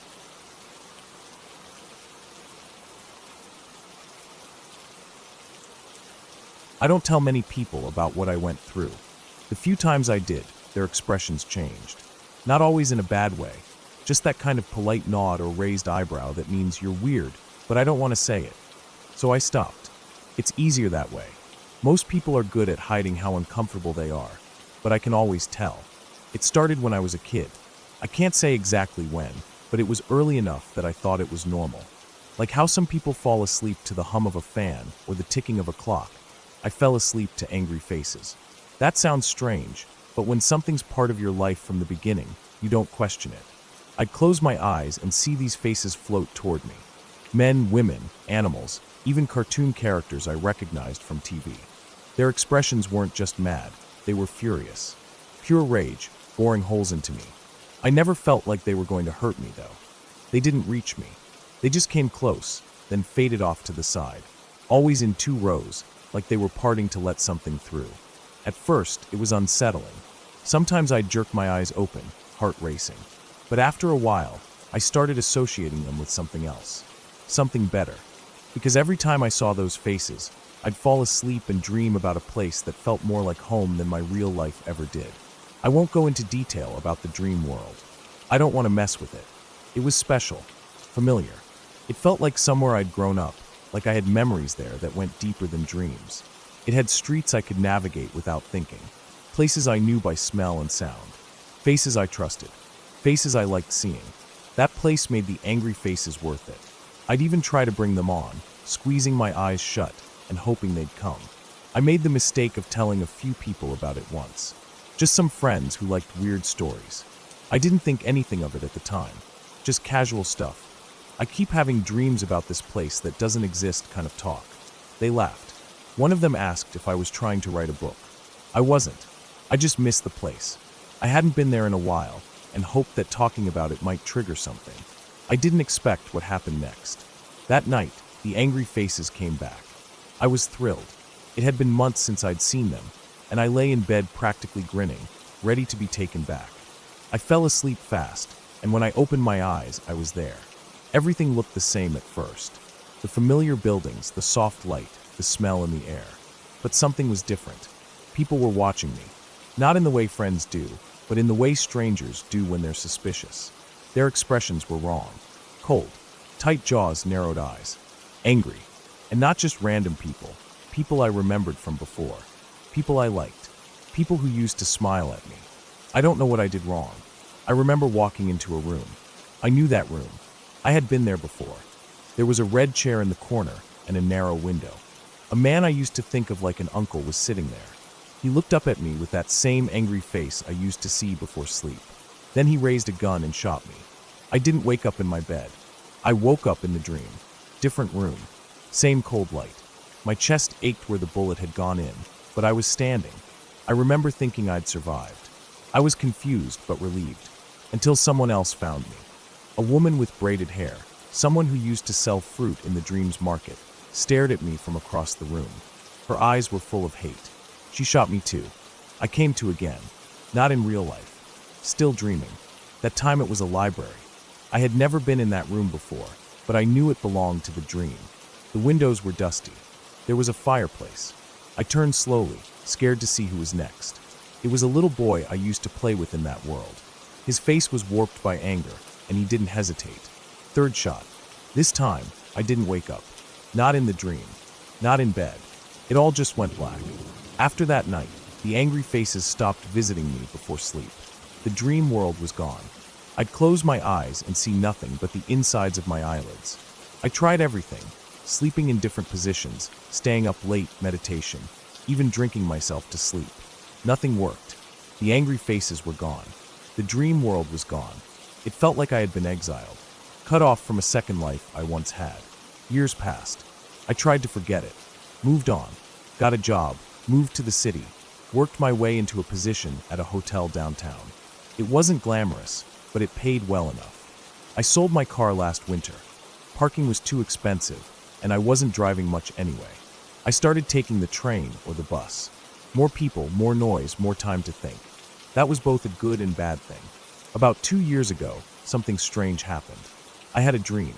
Not the dream, just a regular one.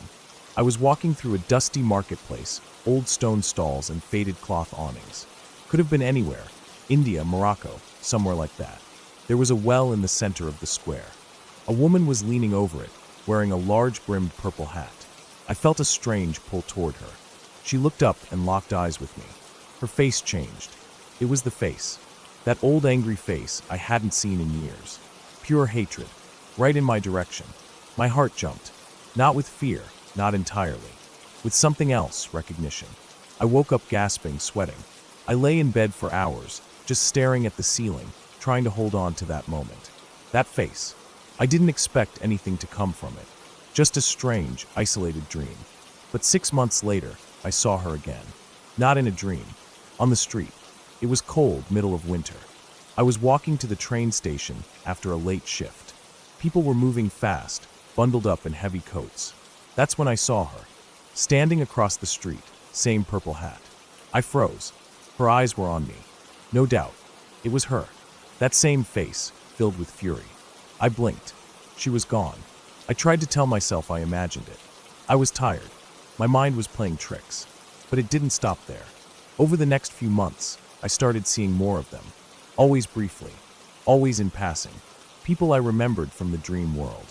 Their faces twisted in that same seething rage. Sometimes they'd be standing still in the middle of a crowd. Sometimes walking the other way. I'd catch a glimpse and turn to follow, but they were gone. Once I saw a man sitting in the train across from me. I recognized him. He used to run the bakery in the dream world. His arms were crossed, and he was staring at me like I'd betrayed him. I blinked, and he was gone. I looked around, panicked, thinking maybe he'd moved down the car, but nobody had. I'd watched him vanish. I started writing them down. Names, faces, where I saw them, what they were doing. The list kept growing. It's at 13 now. 13 people from a place that doesn't exist, spotted in the real world. Always angry. Always watching me. I don't know what they want. At first, I was scared. I thought maybe they were coming for me. That they'd finish what they started in that dream. But they never approach. Never speak. Just stare. Then disappear. After a while, the fear turned into something else. Curiosity. Hope, maybe. I started riding the train more often. Walking different routes home. Going out of my way to be in crowded places. Watching faces. I wanted to see them again. Even if it meant being scared. Because if they're here, if they're really crossing over into this world, maybe that dream place isn't dead after all. Maybe it's leaking. Maybe I'm not exiled anymore. Maybe I'm being watched, judged, prepared. I don't know. But something is happening. Last week, I stayed up all night, staring at the ceiling. No faces came. I closed my eyes for hours, hoping to see just one of them again. Nothing. Just dark. Then yesterday, I was walking to work. Same route, nothing special. A man stepped out of an alley. Just a second. He looked right at me. It was the boy who shot me last. He wasn't a child anymore. Older. Tayir. His face was different, older, but the same anger burned behind his eyes. I froze. He raised a hand, not a gun, just his hand, and pointed at me. Then he turned and walked away. I didn't follow. I walked to work in a daze, shaking. Spent the day moving like I was underwater. Everyone I passed looked like a threat, like maybe they were next. But none of them were. Not yet. Something is coming.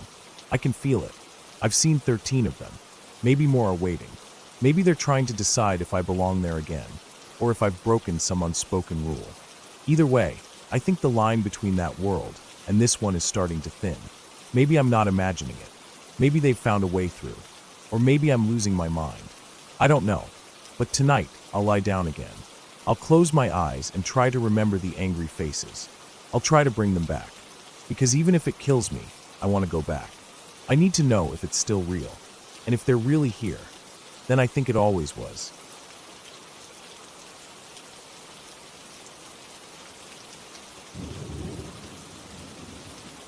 I've always had trouble sleeping. Not because of nightmares or anything like that. My brain just doesn't seem to shut off at night. I've always been like that. Even when I was a kid, I'd be the last one up, lying in bed staring at the ceiling for hours. Over the years, I developed a routine that helped me deal with it. Sometimes I'd read until my eyes burned. Other nights I'd just wander through the house quietly, maybe grab a snack, maybe stand at the window for a while, just watching the dark fields around our property. And when the moon was bright, I'd sometimes step outside and walk the pasture barefoot, letting the cold grass cool my feet and clear my mind. I grew up in a rural part of East Texas, way out where you could drive for miles without seeing another porch light. My family owned a small farm, mostly for our own use, some goats, a few cows, a couple dozen chickens, and a grumpy old donkey that didn't really do anything except scare off stray dogs and bite strangers if they got too close. We had a big barn that held most of the animals at night, and an attached tool shed where my dad kept all his gear locked up. Our house sat about 25 yards from the barn, with a clear dirt path leading out to it. Beyond the barn, the pasture stretched out in uneven patches before finally giving way to the woods. That night, I felt that old restlessness settling in again. I'd tossed and turned for maybe an hour before finally giving up and slipping out of bed. It must have been around 1 in the morning. The house was dark and quiet, except for the low hum of the refrigerator and the creak of the old floorboards under my feet. I pulled on a pair of jeans and a worn-out hoodie and laced up my sneakers, thinking a walk out in the night air might calm me down. I didn't bother turning on any lights. The moon was high and full, casting a silvery light over the yard. I could see clearly enough without artificial light. I stepped onto the porch and stood there for a minute, breathing in the cool air. There's something strange about the quiet out there at night. It's not silent, not exactly. You can hear crickets, frogs, the occasional distant coyote. But it's a kind of silence that feels deep, heavy, like the world is holding its breath. I was about to step off the porch when I noticed something move near the barn. It wasn't just the usual shape of a goat or a chicken fluttering in the moonlight. It was a person, a man. At first I froze, not quite believing what I was seeing. He was coming out from the far side of the barn, walking in a straight line toward our property, carrying something slung under one arm. I squinted into the dark and realized it wasn't just any something. It was a rifle. I didn't think. My heart leapt up into my throat, and I stumbled backward into the house, slamming the door shut and locking the deadbolt. We never really locked up before. There hadn't been a need. But I locked it then, and for the first time in my life I felt genuinely unsafe in that house. I rushed to my parents' room and woke my dad. I didn't try to explain everything right away. I just told him there was a man outside with a gun. That was enough. Dad was out of bed in an instant. He didn't ask questions, didn't say a word. He grabbed the old shotgun he kept under the bed and pulled on his boots. Mom called the cops while we went outside. Out here, response times aren't fast. The dispatcher told her it would be 20, maybe 30 minutes before anyone could get there. So we didn't wait. The yard looked empty again when we stepped out. I couldn't see the man anymore, and the moonlight was the same cold silver it had been a few minutes before. Dad kept the shotgun low, but ready as we made our way to the barn. I was behind him, trying to keep my breathing steady, but it felt like my heart was trying to crawl up into my throat. We reached the barn in under a minute. The door was wide open. Inside, it was darker, the roof blocking out most of the moonlight. We had a single bulb in there, but neither of us flipped it on. We didn't want to announce ourselves if someone was hiding. But the barn was empty. The goats were gone. So were the cows. The donkey, too. Even the chickens that usually clustered in the corner had vanished. The smell of hay and animals was there, but it felt hollow without the sound that usually went with it. The barn felt wrong. We moved through it slowly, checking behind feed bins and equipment. Nothing. Dad tried the tool shed door and found the frame cracked and splintered around the lock. Someone had tried to pry it open with something heavy, maybe a crowbar, but they hadn't gotten in. We stood in silence for a while listening. The only thing I could hear was the faint rustling of wind through the grass outside. Eventually, Dad muttered that we'd wait for the cops out here. He had a small fridge in the barn, padlocked shut, where he kept cold drinks for when he was working. He unlocked it and handed me a beer. It felt weird, drinking with him in that moment, but I didn't argue. We leaned against the chicken coop and drank, eyes scanning the field. We stayed like that for maybe 15 minutes before the police finally arrived. The cops did a thorough search. They found footprints. Someone had definitely been here, but there was no sign of the intruder anymore. They saw the cracked shed door, took notes, and said they'd patrol the area for the next couple nights. Not that it mattered. Whoever that guy was, he was long gone. We stood with the officers while they looked around. Once they left, Dad and I finished our beers, dumped the bottles into an old feed bucket, and headed back to the house. It was after 3 when I finally crawled into bed. I didn't sleep well. Every creak and groan of the house made me jump. The next morning, the sky was bright and blue, like nothing had ever happened. My mom made coffee and breakfast while Dad and I pulled on our boots and headed back out to check the animals. Most of them had wandered to the far end of the pasture during the night, spooked by something. We found them easily enough and herded them back. The donkey came last, grumbling the whole way like he'd been personally offended. Then we went to check the coop. We weren't really expecting anything. Honestly, I'd forgotten all about it. The coop had a latch on the outside, and usually we'd open it in the morning, collect the eggs, and let the hens out to peck around the yard. When I pulled the latch and swung open the door, the smell hit me immediately. Blood, feathers, death. It wasn't just one chicken. It was all of them. They were scattered across the straw-covered floor like torn rags.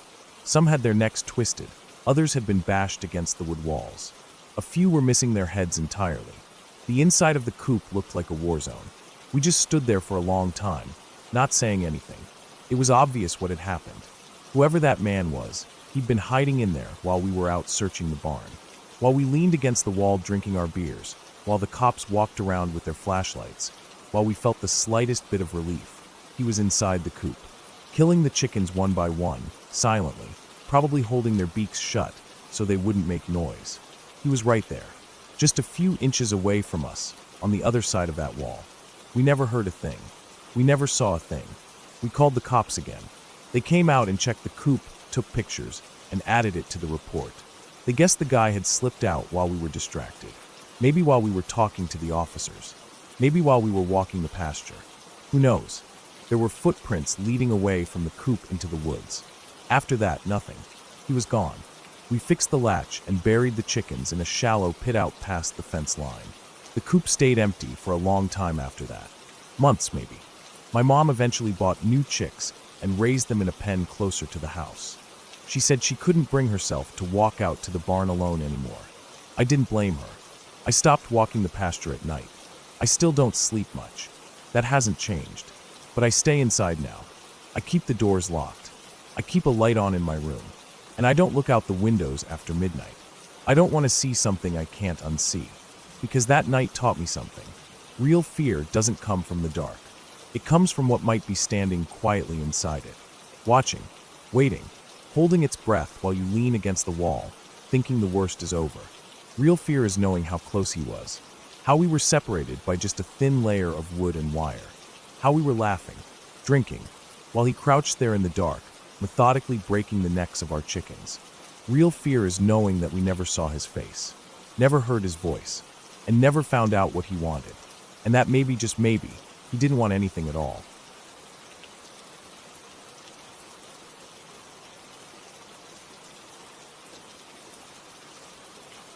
When I was in high school, I remember sitting around the kitchen table with my mom and grandma one evening. It was one of those quiet nights where the house felt still, and the kind of night when old stories seemed to float more easily to the surface. That was the first time I heard about Kathy. At first, it sounded like one of those family legends, odd and unsettling, but harmless. As the years passed, I found myself thinking about it more often, especially as I got older and started noticing how consistent the story always was. My mom didn't like talking about it, and my grandma only told it with a kind of heavy quiet in her voice, like it physically weighed her down to remember. I never fully understood how much it affected them until I moved into an old apartment of my own years later. That's when I started to see it not as some dramatic, creepy story told over a kitchen table, but as something deeply unsettling because it had actually happened to them, because it was real. My mom was about 3 years old when it started. Back in the early 1970s, my grandparents had moved into a high-rise apartment building in downtown Columbus, Ohio. 9th floor. My grandpa had gotten a new job, and it meant uprooting and starting fresh. The apartment was small, nothing fancy. Plain white walls, beige carpet, an old elevator that groaned when it moved. But it had a great view of the city from the living room windows. They didn't have much money at the time, so the apartment was bare bones. Some second-hand furniture, a TV that barely worked, a couch with the stuffing starting to peek out of the cushions. My grandma always kept things clean, though, and she was proud of making it feel like home. But my mom didn't like it. She was just a toddler, so she didn't have the words to explain it. But my grandma would say that she acted strange right from the start. She didn't sleep well in the new place. She'd wake up crying for no reason, sitting bolt upright in bed like something had startled her. She didn't want to go near the big windows in the living room. That was unusual, because back in their old house, she used to love looking outside. At first, my grandparents chalked it up to the move. New place, new city, unfamiliar sounds. It was probably just overwhelming. But then my mom started talking about someone named Kathy. It started small, just a name here and there. My grandma would hear her mumbling to herself while playing with her toys. When she asked who she was talking to, my mom said Kathy. My grandma thought it was cute. Kids have imaginary friends all the time. It was normal, but it got worse. Over time, Kathy became more than just a playmate. She became my mom's entire world. She wouldn't play with other kids at the park anymore. She didn't want to go anywhere without Kathy. If they tried to go out to dinner, she'd throw a tantrum unless they left space at the table for Kathy. She wouldn't eat unless there was a plate set for her friend. She stopped using her toys properly and would instead sit in the corner, whispering, for hours. My grandma would walk by the room and see her sitting with her back to the door, head tilted like she was listening to something. The first few times, she thought nothing of it. But after months of it, she started to feel uneasy. My grandpa, a more practical man, didn't put much stock into imaginary friends or feelings. He thought it was just attention-seeking behavior. My grandma, being deeply religious, started to worry more. She didn't believe in spirits or anything like that, not in the ghost story kind of way. But she believed that darkness could influence people, even kids. She started reading the Bible out loud more often in the apartment. She'd leave the radio playing hymns during the day. At one point, she even sprinkled holy water in my mom's room. Not because she thought it would exorcise anything, but because it gave her peace of mind. They started noticing that things were getting broken around the apartment. Glasses from the cabinet, picture frames knocked over, books pulled from shelves. My mom always said Kathy did it. Whenever she was caught in a mess or something was damaged, she blamed her friend. My grandpa lost his patience more than once, but nothing changed. They even took her to a child psychologist. The doctor told them what they expected to hear, that it was common for kids to develop imaginary friends, especially when they felt lonely or isolated. But it didn't feel common. Not to them. My grandpa decided to do something about it in his own way. He thought my mom needed a distraction, something real to take her mind off Kathy. So one Saturday afternoon, he went out alone and came back a few hours later with a small German Shepherd puppy. He was excited, hopeful that the pup would keep her busy, give her a new friend to care for. My grandma didn't love the idea of having a dog in a small apartment, but she didn't argue. If it would help, she was willing to try anything. When my grandpa got back with the dog, the apartment was quiet. He walked in and found my mom sitting in the far corner of the living room, by the big window. She had a few of her toys spread out around her, but she wasn't playing with them. She was sitting still, staring at something only she could see. The dog, happy and wagging its tail only seconds earlier, suddenly changed. The moment it stepped into the room and saw my mom, it froze. Its ears went back, tail stiff. Then it started to bark. Not playful barks, but loud, angry, guttural snarls. The hair on its back stood up. It wasn't barking at the wall or at a shadow. It was staring straight at my mom. My mom didn't move. Then, out of nowhere, she started screaming. Not crying, screaming. It was loud enough that a neighbor knocked on the door to check if everything was okay. The dog stopped barking as suddenly as it started, and my mom collapsed into tears. My grandma rushed to her. She was hysterical, shaking, pointing toward the window. When they finally got her to calm down enough to speak, all she said was that Kathy had fallen out of the window. That window didn't even open wide enough for a child to fit through. It had one of those safety stoppers. My grandma always kept it locked. But that wasn't the point. The point was that after that day, my mom never spoke about Kathy again. Not once. It was like a switch had been flipped. The obsessive play, the conversations with no one, the whispers in the corner, it all stopped. She went back to her old toys. She slept through the night. She even started playing with the puppy. My grandma didn't take it as a coincidence. She started crying the first night my mom went to sleep without asking for Kathy. She told my grandpa she wanted to move. She couldn't shake the feeling that something had been wrong with that apartment. Really wrong. It took a few months to find a new place they could afford, but they packed up and left before the lease was even fully up. When they handed the keys back to the landlord, my grandpa made small talk. Just conversation. How the building was, how long the landlord had owned it. Eventually, Kathy came up. My grandpa mentioned how their daughter had developed an imaginary friend with that name, and how weird it had all been. That's when the landlord froze. He asked if they were sure the name was Kathy. My grandpa said yes, even spelled it out. The landlord looked uncomfortable. He didn't want to say it, but eventually he told them something that neither of them had expected. A few years earlier, the family that lived in the same unit before them had a daughter named Kathy. She was 5 years old when she fell from the 9th floor window and died. The family moved out shortly after. The apartment had sat empty for a long time before my grandparents moved in. The landlord admitted that they had trouble finding people to stay in that unit for more than a year. He didn't go into details, just said that people always ended up leaving. My grandma never recovered from that information. She took it as a sign that something had been wrong from the start. She started going to church twice as often, and for years, she refused to let anyone in the family talk about it. She said some things were better left alone. As for my mom, she doesn't remember much of it now. Or maybe she does and just chooses not to. She shrugs it off when I ask. Says she was too young, that it was probably all in her head. But sometimes I catch her staring out the window in my house, like she's not really looking outside, like she's remembering something. She doesn't say anything when she does that.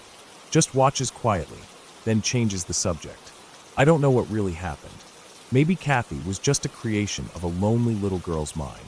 Maybe something happened in that apartment that none of us can explain. Maybe the mind of a child can pick up on things that adults have long forgotten how to sense. But I believe the story. I believe my grandma. I believe my mom's screams that day weren't pretend. And I believe that something, for whatever reason, ended when Kathy fell out of the window.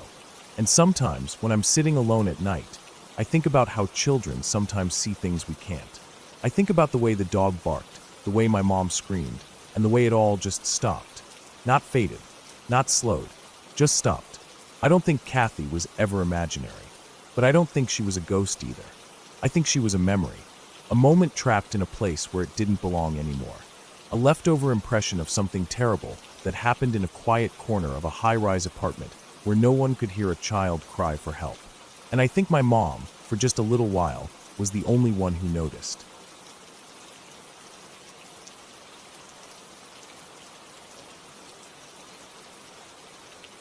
I had just finished a late shift at work and was walking to my car in the parking garage. It was close to midnight, maybe a bit later. The place was almost completely empty, just a few scattered vehicles here and there. Most of the lights were on, but some overhead lamps were flickering. I parked on the 3rd floor, near the elevator, but I decided to take the stairs that night. I don't know why, maybe because I wanted to move, shake off the fatigue. As I turned the corner to where my car was parked, I noticed something, or someone, in the middle of the driving lane between the 2 rows of parked cars. At first, I thought it was just a pile of clothes or garbage, but as I got closer, I saw that it was a man.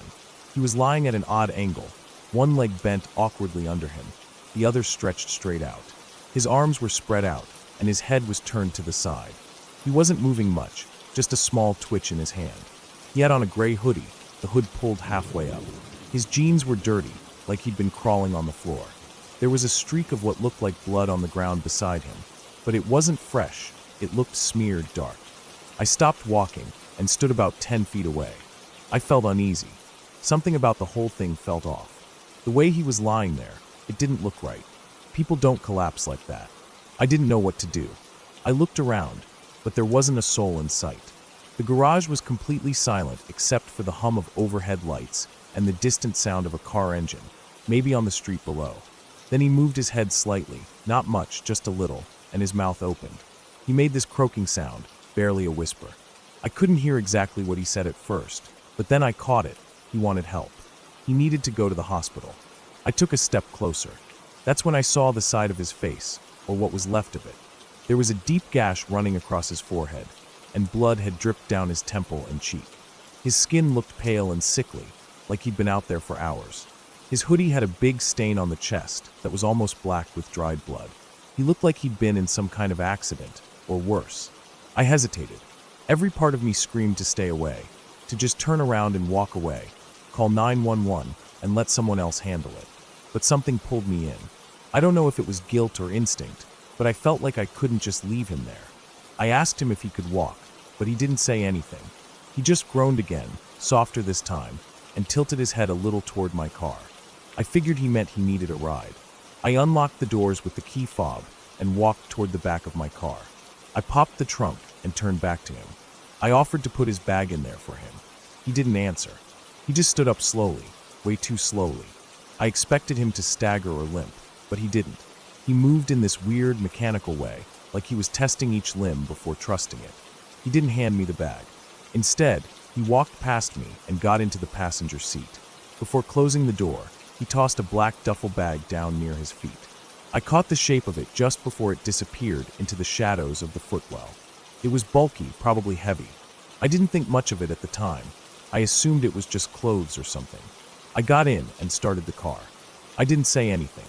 I didn't want to. I just drove. I headed toward the main road, planning to take him to the nearest hospital, which was about 10 minutes away if there was no traffic. The streets were dead, so I thought we'd get there quickly. I was trying to calm myself down, telling myself I'd done a good thing. I kept thinking about how I'd feel if I were in his position, injured and alone, hoping someone would stop to help. But I couldn't stop glancing over at him. He didn't move. He didn't say anything. He just sat there, hunched forward slightly, hands on his knees, staring out the windshield. I couldn't even hear him breathing. About 5 minutes into the drive, I looked over again, and my stomach turned. The blood on his face, it didn't look right. It wasn't dried anymore.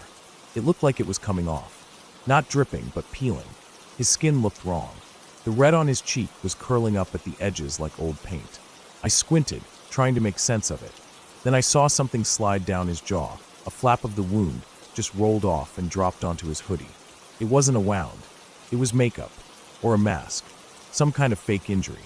Everything in me locked up. My chest tightened, and my hands felt cold on the steering wheel. I realized I had no idea who this man was. I had let a stranger into my car based on a lie.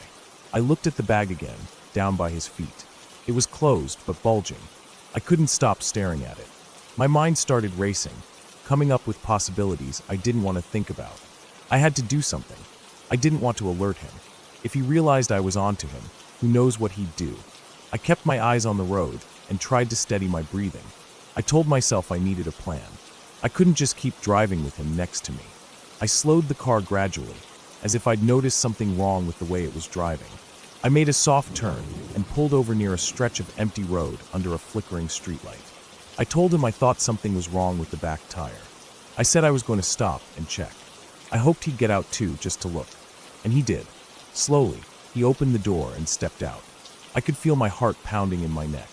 The moment he closed the door, I jammed my foot down on the gas.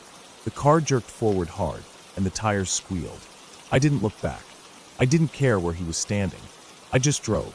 I took every red light. My hands were shaking so badly, I could barely grip the wheel. I kept expecting him to appear in the rearview mirror, sprinting after the car like something out of a nightmare, but there was no one. Just empty road behind me. I drove straight to the nearest police station, parked crooked right in front. and ran inside. I told the officer everything, where I'd picked him up, what he looked like, what had happened in the car. I begged them to look in the vehicle, especially the bag.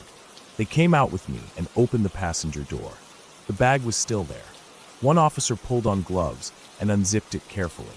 Inside was a butcher's knife, long, thick, and clean. Next to it, folded up tightly, was a large black garbage bag. It looked unused. There was also a pair of latex gloves and what looked like rolls of duct tape. Nothing else. The officers exchanged glances, but didn't say anything to me right away. One of them asked me again where I picked him up. They took a full statement, recorded everything. They dusted the door and dashboard for prints. They checked for any security camera footage from the parking garage or anywhere along the route I took. They never found him. No matches to any known suspects. No recent assaults or reported injuries. He was never caught. For weeks afterward, I checked the news obsessively, hoping there'd be some update, some clue. There never was. What scares me more than anything is the possibility that he's still out there, somewhere. That he tried the same thing again with someone else. Maybe this time they didn't notice the peeling blood. Maybe they didn't stop the car. Maybe they didn't get away. It haunts me, the way he sat there in silence, how calm he was. Like he'd done it before. Like he wasn't nervous at all. I don't pick up strangers anymore. I don't even stop for people with flat tires on the side of the road. I don't care how desperate they look. I lock my doors the second I get in. I keep my phone on my lap. And I never, ever let my guard down in empty places at night. That night changed everything. Because for a few minutes, I was in a car alone with someone who had planned something terrible. And the only reason I'm here to write this is because I noticed the blood peeling off his face. Because something felt off. I listened to that feeling, and it saved my life.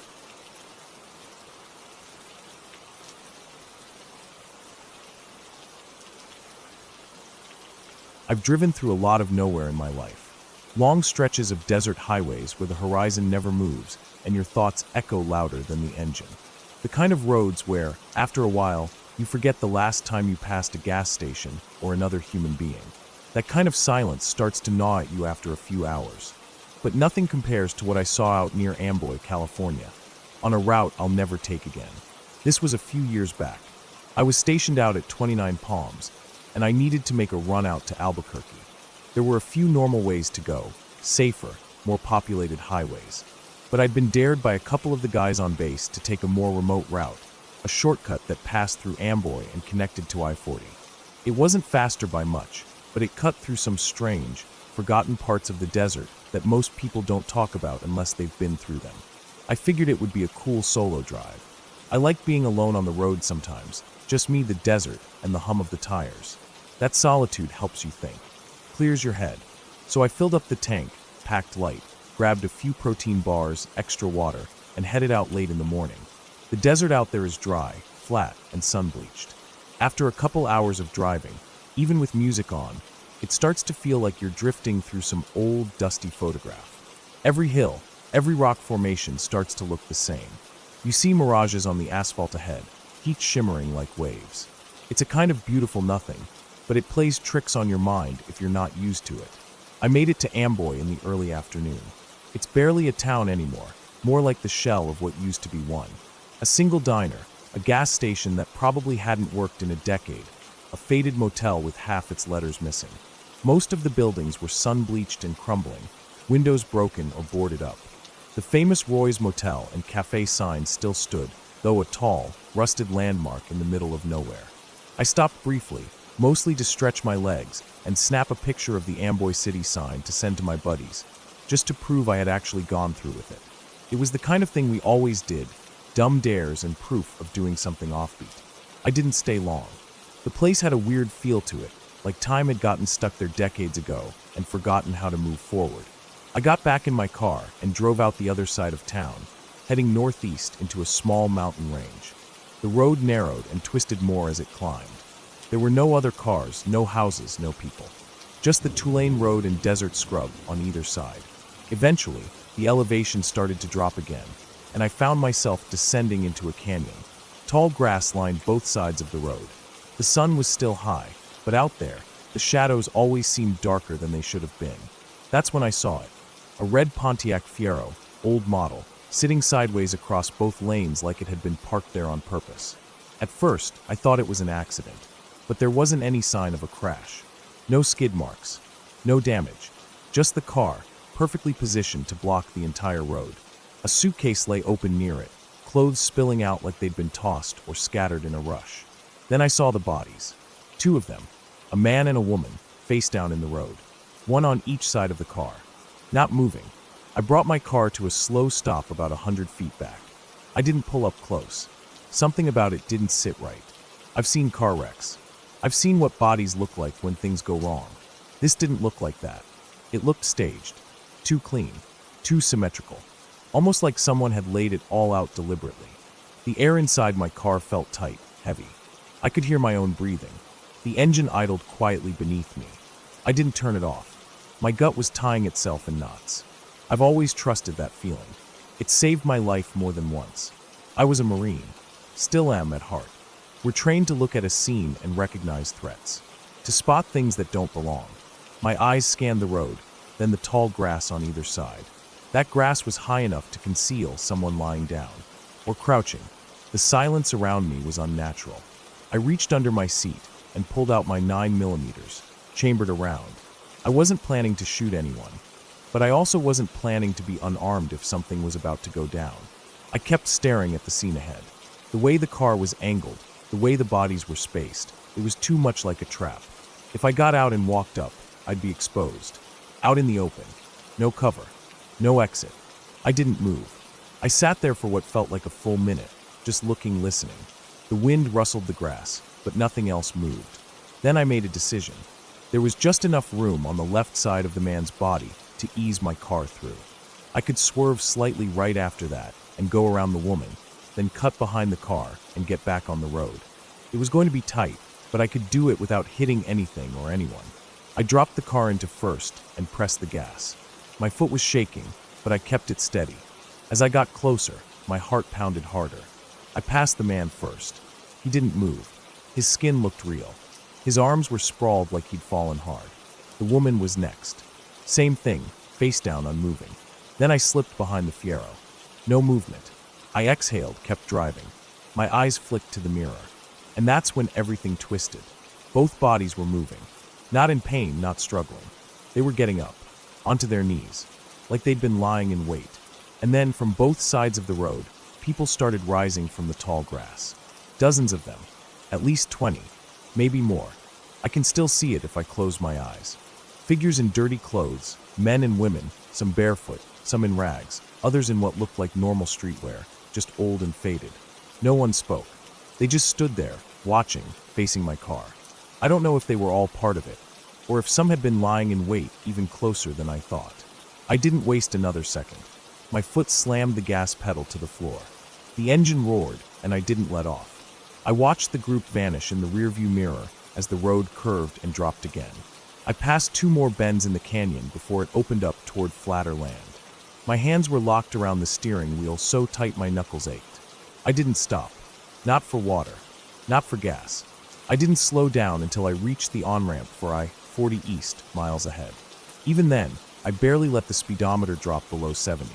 It wasn't until I got to the first real gas station along the highway that I finally pulled over. My mouth was dry. My chest felt hollow. I sat in the lot, engine off, windows up, doors locked, just trying to make sense of what I'd seen. I don't know who those people were. I don't know if they were a cult or a gang, or just something twisted out in that part of the desert. I never found any news stories about it. I never reported it. What would I say?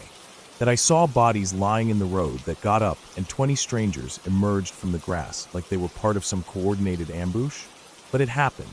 I never went back through Amboy. I don't take shortcuts anymore either. I stay on well-traveled roads. I keep my doors locked. I keep my gas tank full. And I listen to that feeling in my gut every single time. Because I don't know what they would have done if I'd gotten out. I don't know what they wanted. I just know that scene was set up for someone. Maybe anyone who passed through. Maybe just me. And I know I was lucky. Most horror stories you can turn off. Close the book. Walk out of the theater. But that stretch of desert road, it's still out there. So are the people I saw. Maybe waiting for someone else to stop. Maybe waiting for someone who doesn't get that same bad feeling in their gut. Maybe waiting for someone who actually wants to help. Someone who doesn't make it to the highway.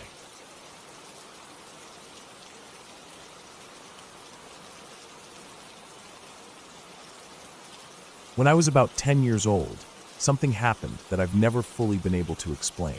It wasn't something terrifying in the traditional sense.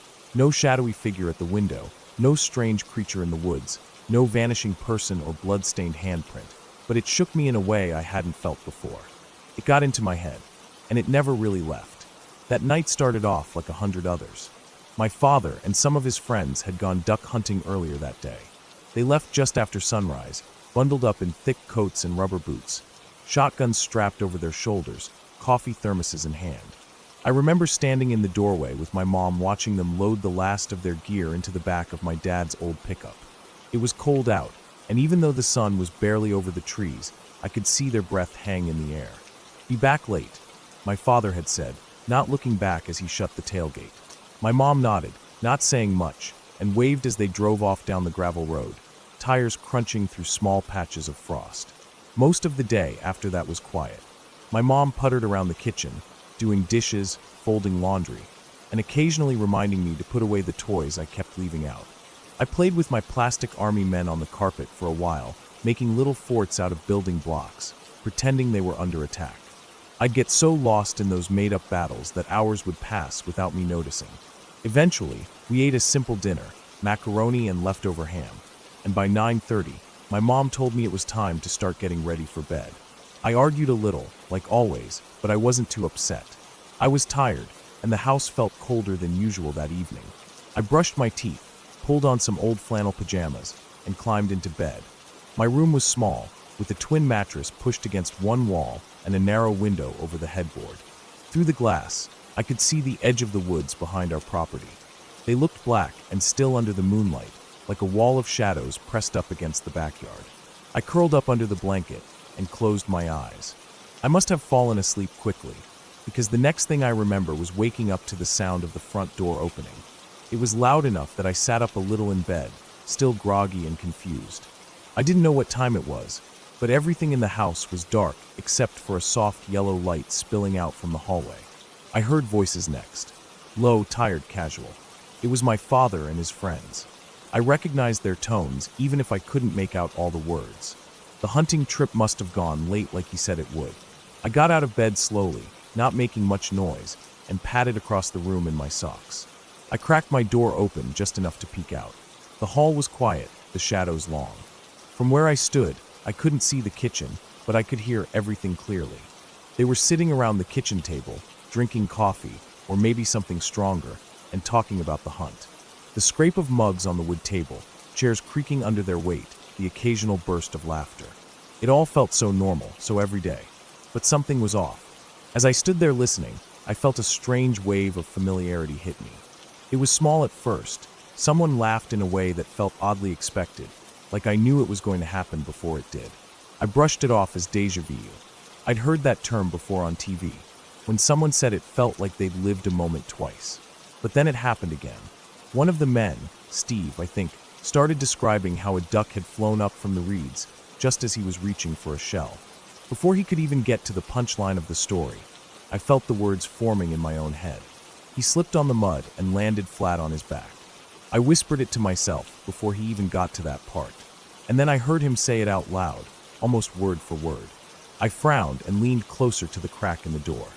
I thought maybe I'd overheard them talking about this earlier, but that didn't make sense. I was asleep. This was all new. Still, I waited. I kept listening. I figured if I was imagining things, it would stop. But it didn't. Another story started. My father was talking this time. I couldn't hear the beginning clearly, but as soon as he mentioned crossing a shallow stream, the words rushed into my head like I'd memorized a script. The current looked weak, but nearly took Jeff's boot off. I said it to myself again, barely a whisper, almost like I was testing it. Seconds later, my dad said the exact same thing. The same words, the same rhythm, the same tone. My stomach tightened.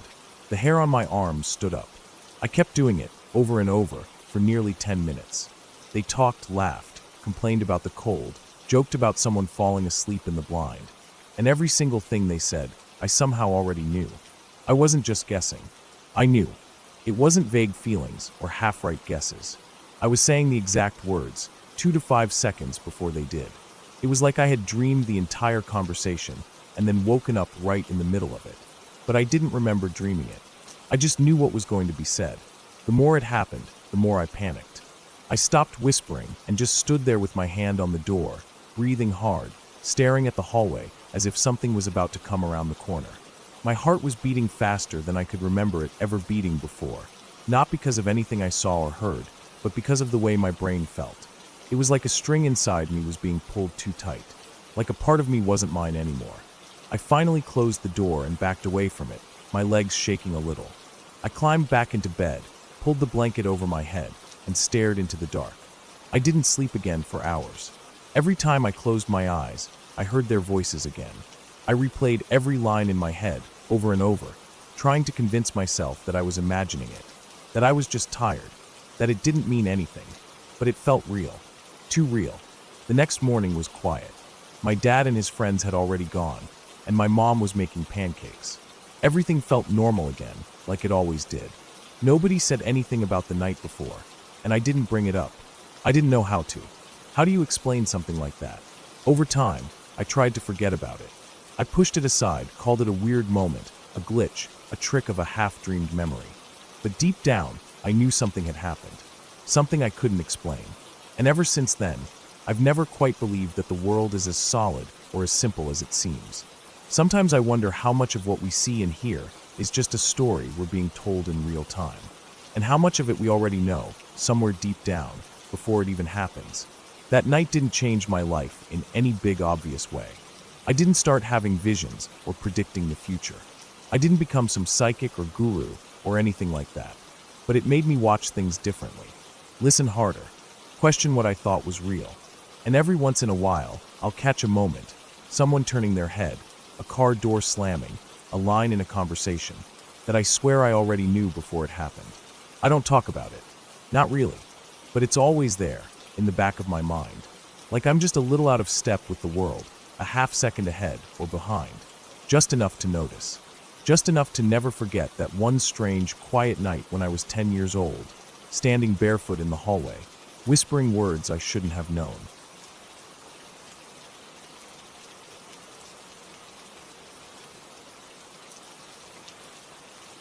The rain had been coming down for a while before we left the driveway, but none of us expected it to turn into what it did. I remember looking out the front window of the house before we got into the car, watching fat drops slam against the ground, bouncing off the gravel in the driveway like tiny explosions. The sky had gone that strange, thick gray that feels like dusk, even when it's the middle of the day. My dad said we needed to go to town, just a quick trip, and my brother and I went along without thinking much of it.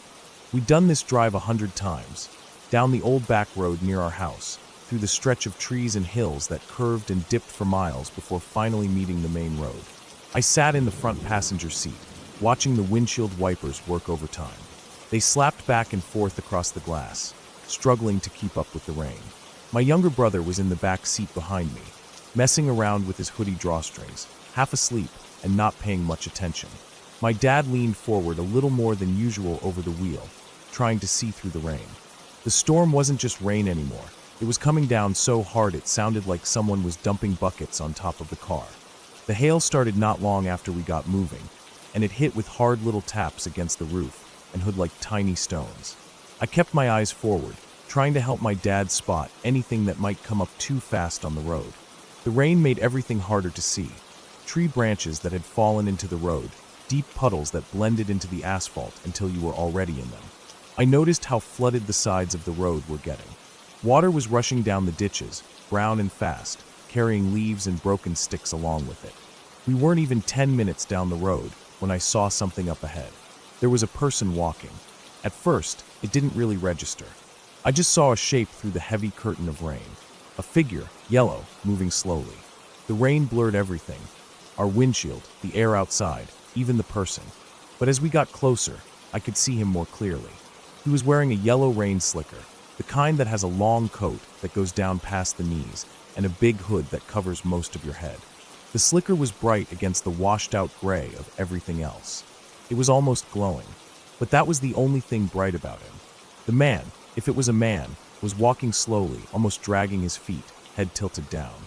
The hood of the slicker was tipped low over his face, so you couldn't see anything under it. No eyes, no nose, nothing. Just that sloped yellow hood hiding whatever was beneath. He didn't seem bothered by the rain at all. Didn't have his hands up. Wasn't shielding his face.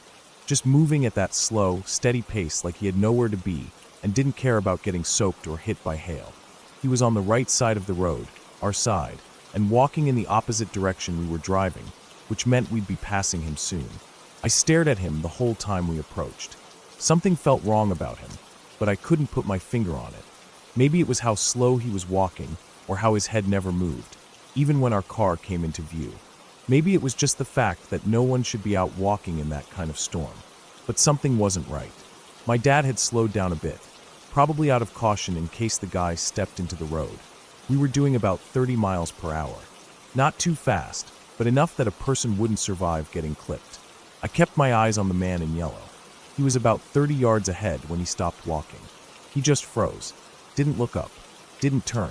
Just stopped mid-step, like he heard something or decided to do something. His arms hung loose by his sides, and he stood there in the rain as we kept moving toward him. Something about the way he stopped made my stomach drop. I didn't know why, but I felt this sharp pinch of anxiety in my chest. I glanced at my dad, who hadn't reacted much, just kept driving, probably figuring the guy was stopping to let us pass. Then, just as we were about to pass him, no more than 2 car lengths away, he moved. He didn't jump or run. He sidestepped, smooth and sudden, like it was timed. He stepped directly into the road, right at the car. My heart jumped into my throat. My dad swore under his breath, jerking the wheel just enough to swerve slightly left. It wasn't wild or out of control, but we missed the man by maybe a foot, maybe less. The side view mirror looked like it was inches from hitting his raincoat. I twisted in my seat to look behind us. My brother had snapped upright in the back seat, staring too. The man didn't look back at us. He didn't run or stumble. He didn't even flinch. He just stepped back out of the road like nothing had happened and kept walking the way he had been, slow and steady, head still down, arms still loose. None of us said anything for a while. We just kept driving. The rain kept hammering down. The wipers kept moving. The farther we got, the more surreal it felt. My heart was still pounding. I kept replaying it in my head. The timing, the way he had stopped, the step into the road right as we passed. It hadn't looked like an accident. It looked deliberate. We reached the main road eventually, and the storm lightened up a little. The hail stopped first. Then the rain eased off to just a steady downpour. The light came back a bit too, though the sky still looked bruised and heavy. My dad was gripping the wheel tighter than usual. I could see the tension in his arms. My brother didn't say much, just stared out the window. We got what we needed from town, but the whole trip felt off after that. The store lights felt too bright, the cashier's voice too cheerful. I couldn't stop thinking about the man in the yellow slicker. I tried to explain it to myself. Maybe he was just disoriented. Maybe he had bad hearing and didn't realize how close we were. Maybe he was drunk. But none of those answers really made sense. He hadn't looked drunk. He hadn't looked scared. He hadn't even reacted when the car passed inches from his body. He didn't jump, didn't twitch, just kept walking. On the way back, I stared hard at the road, watching for him. We didn't see him again. Not in the ditch. Not on the shoulder. Not anywhere. I looked all the way back to the exact spot where he'd stepped into the road, and there was nothing there. No sign of anyone. The road looked like it always did, wet and worn and surrounded by trees and empty space. When we got home, we didn't talk about it much.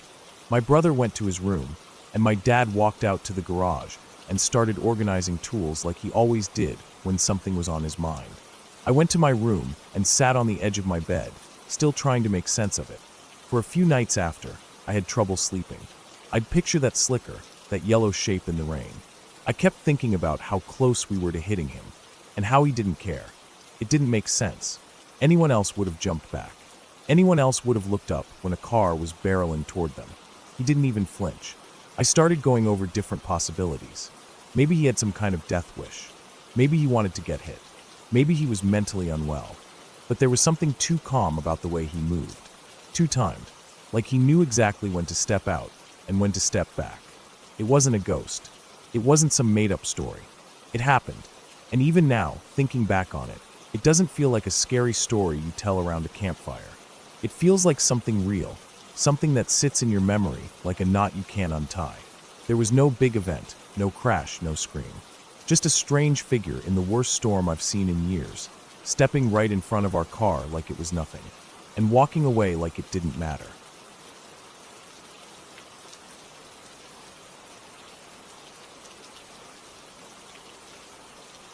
When I was a kid, school holidays always meant one thing: time at my uncle's lodge. It was this old wooden place built on a huge stretch of land. Not quite a farm, not quite a forest retreat, but something in between. It sat at the edge of thick bushland, the kind that stretched for miles without much of a trail, filled with twisted trees, deep gullies, and dry creek beds that only filled up after heavy rain. My uncle kept the place in good shape, but the land itself was wild and untamed. My brother and I used to spend hours out there exploring every inch we were brave enough to go near. We climbed trees, raced sticks in the creek when water actually ran through it, and pretended we were outlaws hiding from the law. Our dog, Bandit, always came along for the ride. He was part blue heeler, part something else, lean and quick, always out ahead of us sniffing the wind, tongue lolling out like he was smiling. This one day started off like most of them did. Warm air, sky completely clear, not a hint of wind. Everyone except my dad had gone into town, my uncle, my aunt, my brother. Dad had decided to take a nap in the middle of the day, and I didn't feel like sitting inside while he snored in the room next to the kitchen. Bandit and I wandered down to the dry creek that cut through the back edge of the property, about 10 minutes walk from the lodge. The creek was wide and packed with pale, smooth stones. Dry leaves and brittle twigs crunched underfoot. I was poking around with a stick, flipping over rocks looking for bugs or skinks when Bandit suddenly stiffened. 1 second he was beside me, the next he bolted straight into the trees across the creek. I didn't think much of it at first. He'd chased wallabies before, but after a few seconds I realized he wasn't barking, just dead quiet. That was strange for him. He usually made a fuss when chasing something, barking and yipping. I called his name a few times, but there was no sound except for my own voice bouncing back off the trees. I gave it a minute, then crossed the creek bed and pushed into the bush, calling for him again. The trees swallowed me quickly. The further I went, the less of the sky I could see. Everything got darker, not because the sun had gone anywhere, but because the trees here were older, their branches thicker, and stretched further overhead. I could still see patches of blue between the leaves, but they were fewer and farther apart. I kept yelling for Bandit, but I got nothing back. No rustle, no bark. I started to feel uneasy. Not scared yet, but that creeping itch of discomfort you get when something just feels wrong. I tried to stay calm, tried to remember which way I'd come from. The land didn't look familiar anymore. Every direction looked like the same mess of scrub and trees and dry earth. I picked a direction I thought was right and started walking fast, heart beating a little quicker now. I tried to think through it. Okay, just backtrack. You didn't go that far. But 5 minutes later, the trees weren't getting any thinner, and I still couldn't hear a thing. No bird sounds, no insects, just a strange, heavy silence. Then I tripped. My foot caught on something, maybe a root or a loose rock, and the next thing I knew, I was falling. The ground tilted down sharply, and I couldn't stop myself. I slid and tumbled and rolled, hands scraping on rocks and dirt, something thumping hard against the back of my head. It wasn't a long fall, maybe 5 or 6 meters, but enough to knock the breath out of me. Everything went black. When I opened my eyes, it felt like hours had passed, but it might have only been minutes. My head throbbed. There was a dull, warm pain along my left forearm, and my shirt was ripped at the sleeve. The air was still. The ground I was lying on was soft, covered in a thick layer of dead leaves and dirt. I realized I was in a small gully, ringed by steep sides and overhanging trees. I couldn't remember how I'd gotten there. My mouth was dry, my ears ringing a little. What woke me up properly was Bandit. He was licking my face, his rough tongue dragging across my cheek again and again. I blinked and turned my head to look at him. His body was right next to mine, lying flat on his stomach, his legs tucked under him in a way I'd never really seen before. His ears were pinned back, and his eyes were locked on something behind me. Then he made a sound I didn't recognize, a low, rumbling bark that never rose in volume. It wasn't loud. It sounded more like a warning. His body didn't move, but his mouth kept making that strange growl bark. I sat up slowly and looked around. Then I saw the man. He was standing maybe 10 or 15 meters away, just on the edge of the gully, mostly in shadow but clear enough to make out. He wore a beat-up cowboy hat, the side of it torn clean through, like something had taken a bite out of it.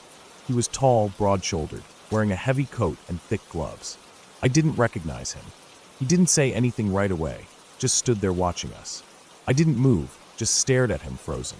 Something about him didn't feel right, but I didn't know what exactly. Maybe it was how still he was, or how quiet the woods were around us. Then he stepped forward slowly and knelt down a few feet from me. I flinched, but Bandit didn't move, still glued to my side.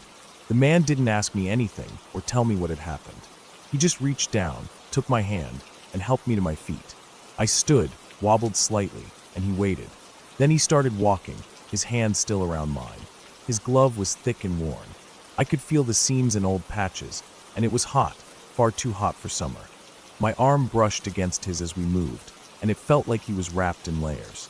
I remember thinking it didn't make any sense to be dressed like that in this heat. Bandit stuck so close to me on the walk that he kept bumping into my leg. Every few steps, his body knocked against me hard enough to throw off my balance. It wasn't like him. Usually he'd stay just ahead, checking the path, darting back every now and then to check on me. This time he stayed pressed right up against me, like he was hurting me or shielding me. The man didn't say anything, just led us through the trees, his grip never loosening. It felt like we weren't walking that far, but I also couldn't tell how long it had been. The bush all looked the same. Eventually, I started to hear something familiar. The crunch of dry leaves under boots, the wind brushing through a clearing. Then I heard my name being called faintly in the distance. It was my dad, calling out for dinner. I recognized his voice and snapped back to attention. I yanked my hand free and started jogging toward the sound, up over the lip of the gully and out of the tree line. I made it to the edge of the clearing behind the lodge and turned to wave or shout a quick thank you. But the man was gone. The spot where we'd come from was just trees and leaves. No sign of footsteps, no sound. Just stillness. I ran up the hill toward the lodge. Dad was standing on the porch, a cigarette in his hand, scanning the tree-line. He didn't seem overly worried, just confused as to where I'd been. I didn't tell him much, just that I got lost a little bit and tripped. He didn't ask any more than that. We went inside. Bandit followed, quieter than usual. It wasn't until a few days later that I saw the picture.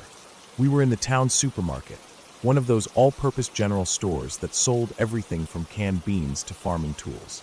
It was run by this older woman with thick glasses and a loud laugh.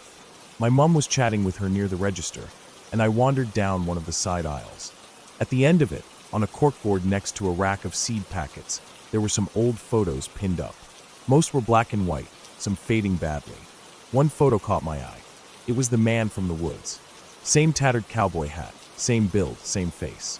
I stared at it for a while, trying to figure out what it was doing there. I called my mom over and asked who the man was. The lady behind the counter came over too and told me his name was Mr. Rogerson. He used to own the store decades ago, before he passed away. I asked what happened to him, still unsure how to explain why I was asking. She said he died in an accident out in the woods, not far from where we were staying.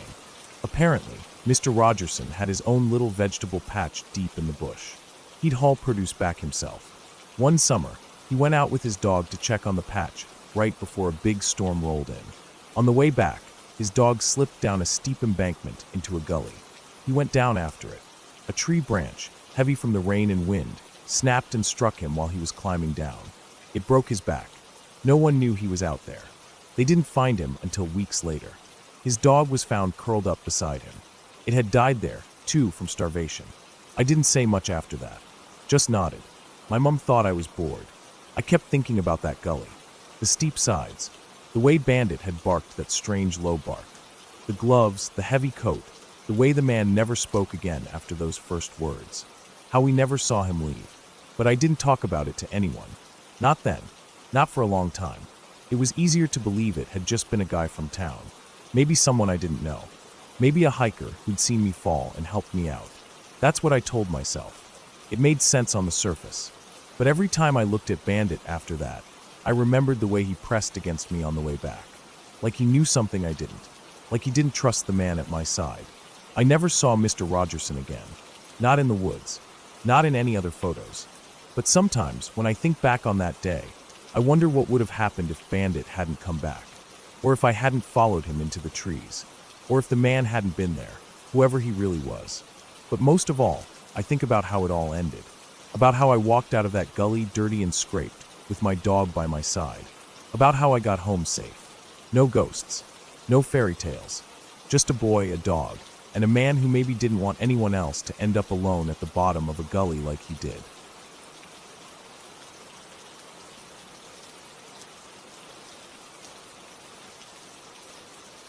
I didn't really think much of it at the time. High school kids don't. We were stupid, all of us.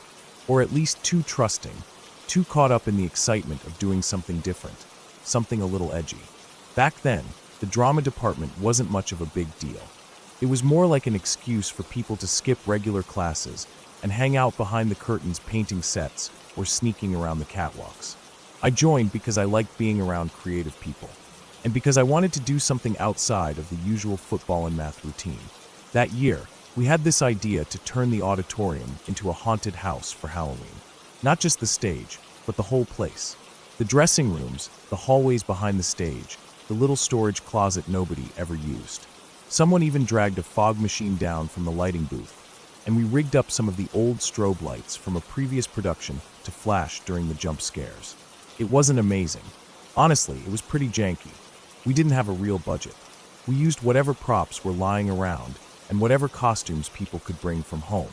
Someone's mom had an old clown outfit. There were a few skeleton decorations left over from a past Halloween dance. A bunch of us wore masks or face paint. We mostly relied on the atmosphere. Dim lights, weird music playing from an old boombox, and people jumping out from behind curtains to yell. What made it interesting was that we were allowed to run it ourselves. No teachers watching over our shoulders, no real safety checks. We had a sign-up sheet at the front of the school that said, "Enter if you dare," and charged $1 or $2 per person. People came in groups, little kids with their parents, middle schoolers, even other high school students who just wanted to kill time. We had one area in the haunted house that we wanted to make look like a real execution scene. It was based on a play we'd done earlier that year. I forget the name now, but it had this hanging scene in it. The kind where someone gets hung on stage in front of an audience, but doesn't actually die. The tech crew had rigged up a system with a strong harness and a wire bolted into the ceiling above the stage. The actor would wear the harness under their clothes, and the noose was just for show. It didn't tighten when you dropped. At least, that was the idea. After the play ended, the harness setup stayed. Somebody had left the cable and the noose dangling from above the stage. I remember walking past it every day for a week afterward, just swaying there, and nobody had bothered to take it down.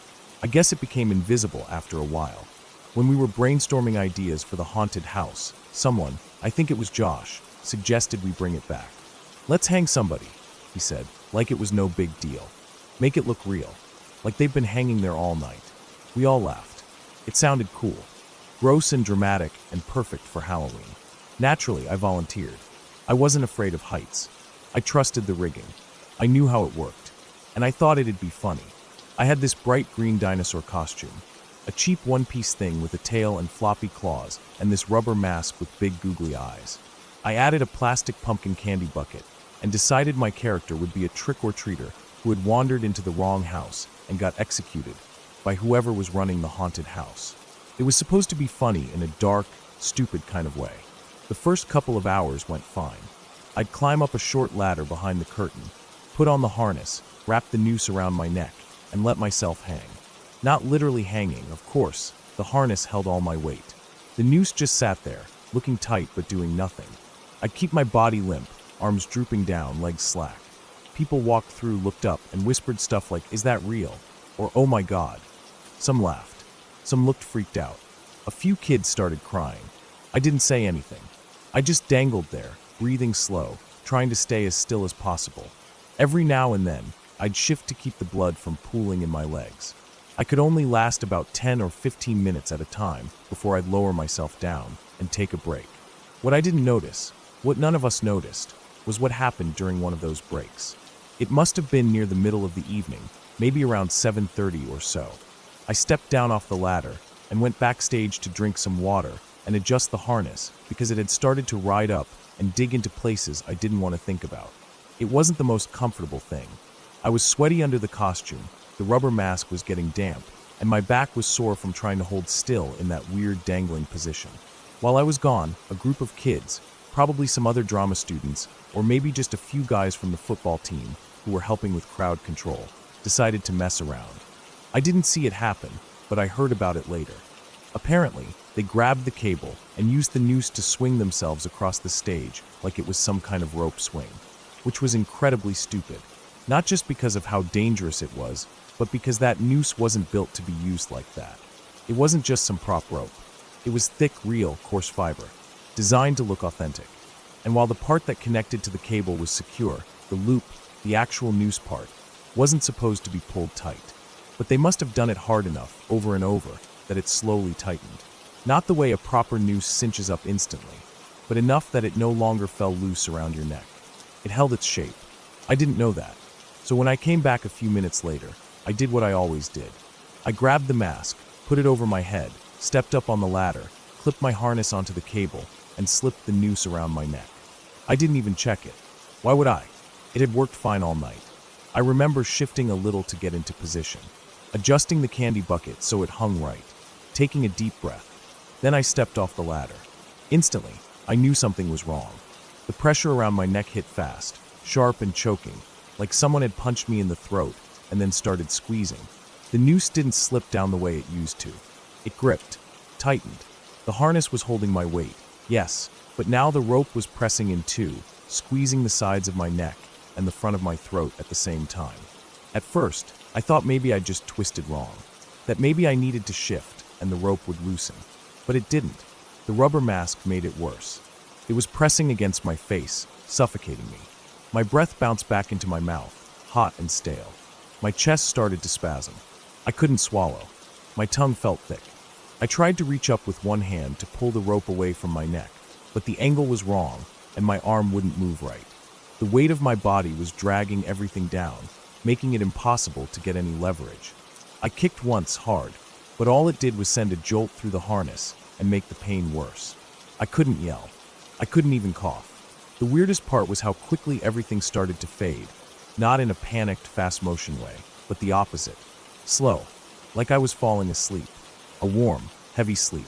The panic only lasted a few seconds, then it started to feel, not good exactly, but numb, detached. I felt lightheaded. My ears buzzed. My vision tunneled. I was floating, somehow, even though I knew I was dangling. That's when it hit me. I was going to die. Right there, on stage, in front of everyone. And nobody would know. They'd walk through, see the hanging dinosaur, think it was part of the act. Maybe they'd laugh. Maybe they'd take pictures. They wouldn't realize I was dead. Not until hours later, when someone finally turned on the lights and found me cold and blue and slack-jawed inside a sweaty green costume. The thought snapped me out of it. I flailed blindly. My foot found the edge of the ladder. Slipped. Found it again. I pushed, shoved myself up, reached out and grabbed the top rung. My fingers were shaking. Weak. I didn't have strength. I had fear. That was all. I pulled. Climbed. My knees hit the steps hard. I got one hand around the noose and tried to tug it loose. It barely moved. I was gasping now, short, wheezy, wet breaths. Somehow, I managed to get it over my chin, then my nose, then off my head. I dropped it and collapsed against the ladder, hugging it like it was the only solid thing in the world. My hands were tingling. My head throbbed. I was sweating so much the costume felt soaked. My throat burned like I'd swallowed fire. I unclipped the harness, stumbled down, and walked backstage without looking at anyone. No one noticed. Nobody said anything. They thought I was just taking another break. I sat on a folding chair for 10 minutes, staring at the floor, my fingers twitching, my heart pounding, trying to make sense of what had just happened. Eventually, I stood up, peeled off the costume, stuffed the mask into a bag, and left. I didn't go back to the haunted house. I didn't tell anyone that night. Not because I didn't want to, but because I couldn't find the words. How do you say, I almost died pretending to be dead? How do you explain that something so stupid almost became permanent? The next day, I went back and looked at the noose. It was still tight, still cinched. I showed one of the tech guys. He just stared at it for a minute, then cut it down with a knife and threw it in a trash bag. Nobody brought it up again, but I've thought about it more times than I can count. I think about how close it was, How easy it would have been for me to black out, to stop breathing, to just hang there. How they would have found me hours later, and it would have turned into some horrible urban legend. They would have said I did it on purpose, or that it was part of the act, or that it was some tragic accident. They'd have assembly speeches and grief counselors and tributes in the yearbook, but they'd never really know. And every year, some wide-eyed freshman would whisper the story in hushed tones. The kid who hung himself during the haunted house, thinking it was part of the fun. Only it wasn't a story. It was real. It was me.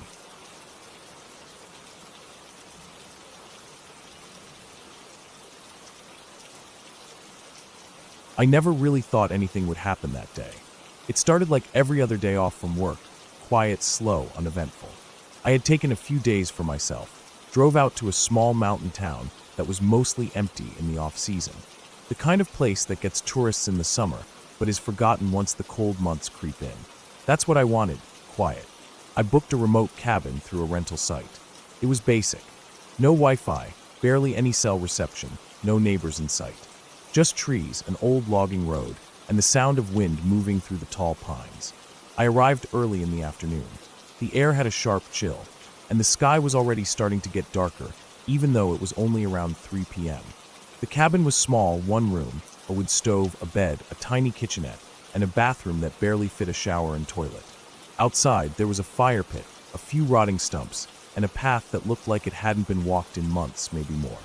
I dropped my bag on the bed, cracked open the window to let the musty air out, and went back to the car to bring in my groceries, mostly canned stuff, jerky, trail mix, and a few bottles of water. I had no plans to hike, no plans to go exploring. I just wanted to sit with a book, warm by the stove, and not hear another human voice for a few days.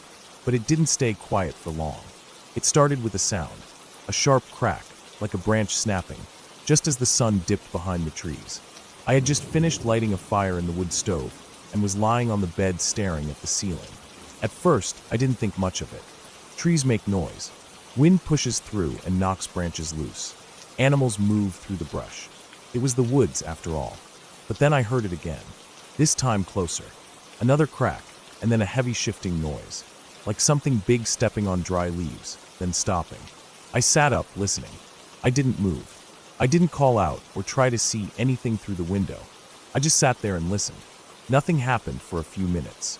The fire inside the stove popped and crackled, and I slowly started to think it was probably just a deer. Or maybe a bear, though I hadn't seen any signs warning about bears on the drive-in. I convinced myself it was nothing. Still, I locked the door, just in case, and closed the window I had cracked earlier. I cooked a small dinner on the little stovetop and ate it sitting on the floor next to the fire. I tried to read, but I kept glancing toward the window. The feeling didn't go away. That subtle sense that something was wrong, like I was being watched. I didn't see anything outside, just dark trees and some faint reflection of the fire behind me on the glass. I went to bed early, more out of boredom than tiredness. That night, I barely slept. I kept hearing sounds. A low crunch here, a shuffle there. Always outside. I didn't get up to look. I didn't even turn on the light. I just lay there staring into the darkness, listening to the creaks and groans of the cabin settling, and whatever it was that kept moving just beyond the walls. At one point, something brushed against the far wall. I heard it, a scrape, like something sliding along the wood paneling outside. It wasn't a branch. I know what trees sound like. This was lower, slower, more deliberate. I stayed in bed and pulled the blanket up to my chin. I don't know how long I lay like that before I finally passed out. The next morning, I walked outside to check the area. I half expected to find nothing, but near the edge of the tree line, about 20 feet from the cabin, I found prints in the patchy dirt and frost. They weren't clear enough to tell exactly what made them, but they were big. Not like a bear or a dog. Longer, flatter. Almost like boots, but not quite. I stood there for a while staring at them. They didn't go in a straight line. They came from the woods, circled near the cabin, then disappeared back into the trees. It looked like someone had walked slowly around the place. I went back inside and locked the door. I didn't want to panic. Maybe someone was hunting and got lost. Maybe it was a ranger doing rounds, though I hadn't seen anyone since I got there. But still, something about the tracks made my skin crawl. I made some coffee and sat near the fire again. The silence outside now felt too heavy, like the forest was holding its breath. I spent most of the day inside. I only stepped out to gather a bit more wood from the pile stacked against the far side of the cabin. I didn't go near the tree line again. I kept the door locked, and when the sun started to go down, I pulled the curtains across the windows. I didn't want to see out, and I didn't want anything seeing in. That second night, I didn't sleep at all. Just after midnight, I heard movement again. This time, it was unmistakable. Something, or someone, was walking on the porch. The boards creaked one by one. Slow, deliberate steps. I sat up in bed, heart pounding. I could see the faint outline of the door from where I was. The fire had died down, and the cabin was almost completely dark. I didn't move. I barely breathed. The steps stopped right in front of the door. I heard the soft sound of breathing, heavy and slow. Then a thud. Not loud, but solid. Like a hand or a fist gently knocking once against the door. Not trying to break in, just making sure I heard it. I didn't move for a long time. I don't know how long the person, or whatever it was, stood out there, but eventually the steps started again.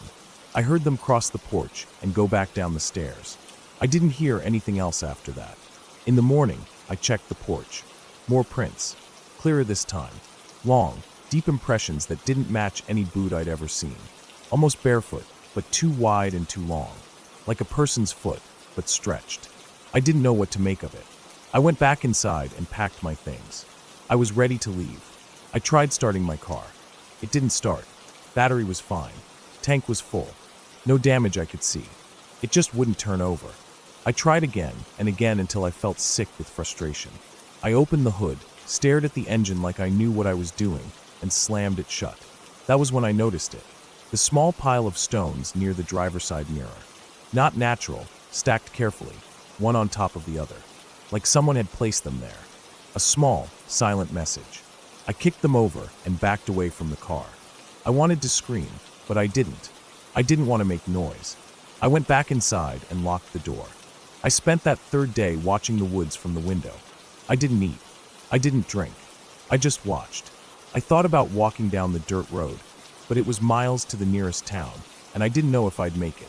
I kept thinking about the tracks, about how close they came to the cabin, about the knock on the door.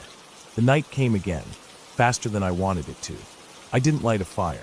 I didn't want to be seen. I lay on the floor, far from the windows, wrapped in a blanket listening. Around 2 a.m., I heard the sound again. But this time it didn't start with footsteps.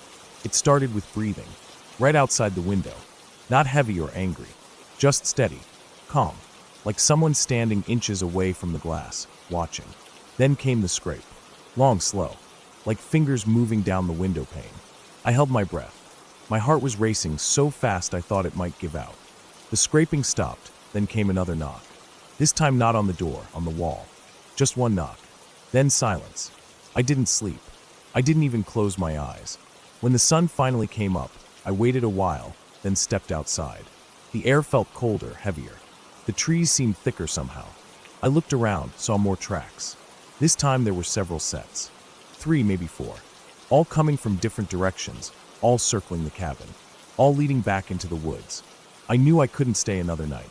I gathered my things, grabbed my emergency beacon from the bag, something I hadn't touched since I bought it, and walked halfway up the nearest hill to get some reception.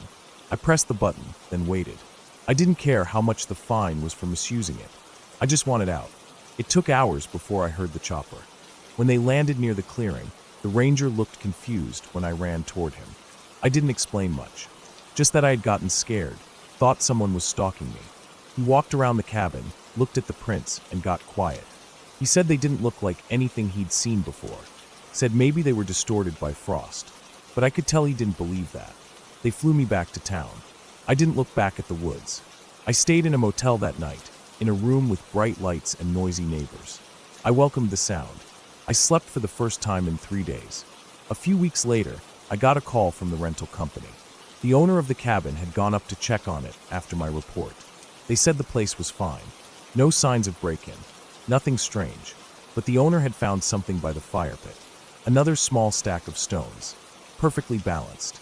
Right where I had sat that first night. I don't know who or what was out there. But I know it was watching. I know it knew I was alone. And I know, without a doubt, that if I had stayed one more night, I wouldn't have made it back. I haven't gone camping since.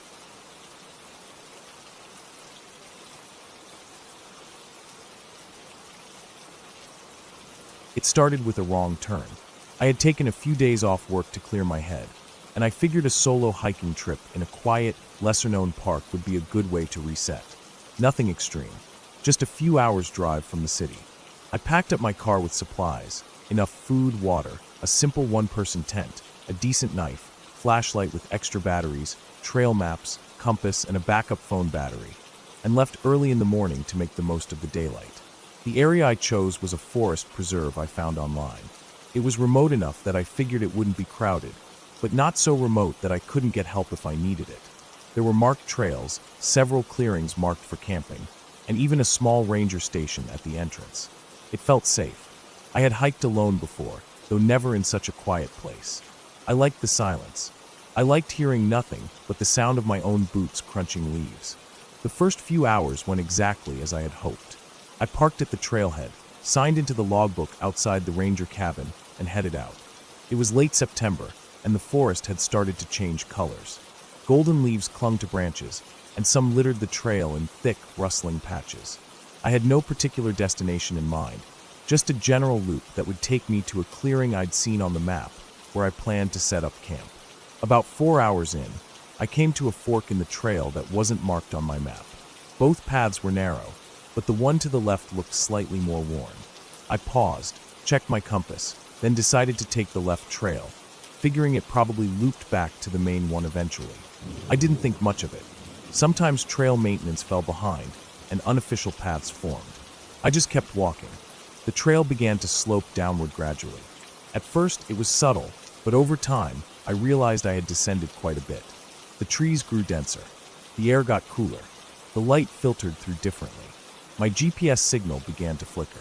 I assumed it was just the tree cover. Still, I made a mental note to turn back soon. I walked for another 10 minutes and came across a small stream, shallow and fast-moving, with stones that looked crossable. I stopped to refill my bottle and decided this was a good place to turn around. I looked at my map again, trying to figure out exactly where I was, but nothing lined up perfectly. That bothered me, but not enough to panic. I marked a tree with my knife, so I'd know I was back on the same trail, then started heading back. Only, after about 20 minutes, the trail didn't look familiar anymore. I hadn't seen the marked tree. I figured I must have veered off a bit. I turned around, retraced my steps, and kept an eye out for the gash I'd left on the bark. Nothing. That was the first real moment I felt something in my gut shift. I wasn't lost yet, but I was off course. I checked my phone again, but there was still no signal. I held the map under the fading light and tried to match anything around me to a feature on it. A bend in the stream, a rock outcropping, anything, but nothing matched. The worst part was the feeling that I was circling myself, even though I thought I was going straight. The sun dipped lower, and I knew I wouldn't find my way back to the main trail before dark. I decided to set up camp where I was. I had enough supplies for the night. The ground wasn't great, uneven and soft in places, but I cleared a small patch, pitched the tent, and lit my portable camp stove for a hot meal. The forest was quiet that night. Too quiet. No wind, no rustling, no insects. I tried not to let it bother me, but it did. I told myself it was just because the air had gotten colder. Still, I didn't sleep well. I kept waking up at odd hours, listening. I thought I heard footsteps at one point, but told myself it was probably a deer or a raccoon. Nothing touched the tent. I stayed inside until morning. When light came, it didn't bring much comfort. A low mist hung between the trees, and the air felt heavier. I packed up quickly and started walking again, this time with more urgency. I didn't care about the map anymore. I just wanted to find a road or even a logging path, anything that would lead to help. But the forest didn't cooperate. Every path I thought I saw faded out within minutes. The compass needle spun slightly, as if it couldn't make up its mind. At one point, I realized I had been walking in a circle. I came across my own boot prints in a muddy patch. By mid-afternoon, I was frustrated and starting to feel the edge of panic. My water was low. I had food, but it wouldn't last forever. I kept walking, hoping, but never finding a way out. Around what I guessed was 4 p.m., I found something strange. It was a rope, a thick, frayed rope hanging from a tree, about 8 feet off the ground. Not a swing, not a noose, just a loop, hanging, swaying slightly, though there was no wind. It looked old. The bark around where it was tied had grown around part of it, like it had been there for years. I didn't like it. It felt wrong. But I kept going. Soon after, I started noticing other things. Scratches on trees. Not claw marks, but deliberate cuts, wide and deep, in patterns that didn't mean anything to me. Some trees had strips of bark peeled clean off, leaving pale wood exposed. Others had small piles of stones stacked at their bases. I counted 7 of those piles in the space of a few hundred feet. Always 3 stones. Always neat. This wasn't just nature. Someone had been here. Recently. I couldn't tell if that was good or bad. Later that day, I came across what looked like a hunting blind. It was just a wooden platform lashed between 2 trees, maybe 10 feet off the ground. It looked abandoned and old, but it was human-made. I climbed up and looked around, hoping to spot a road or a trail from the higher vantage point, but all I saw were more trees. Still, I felt better up there. It was dry, flat, and out of reach from animals.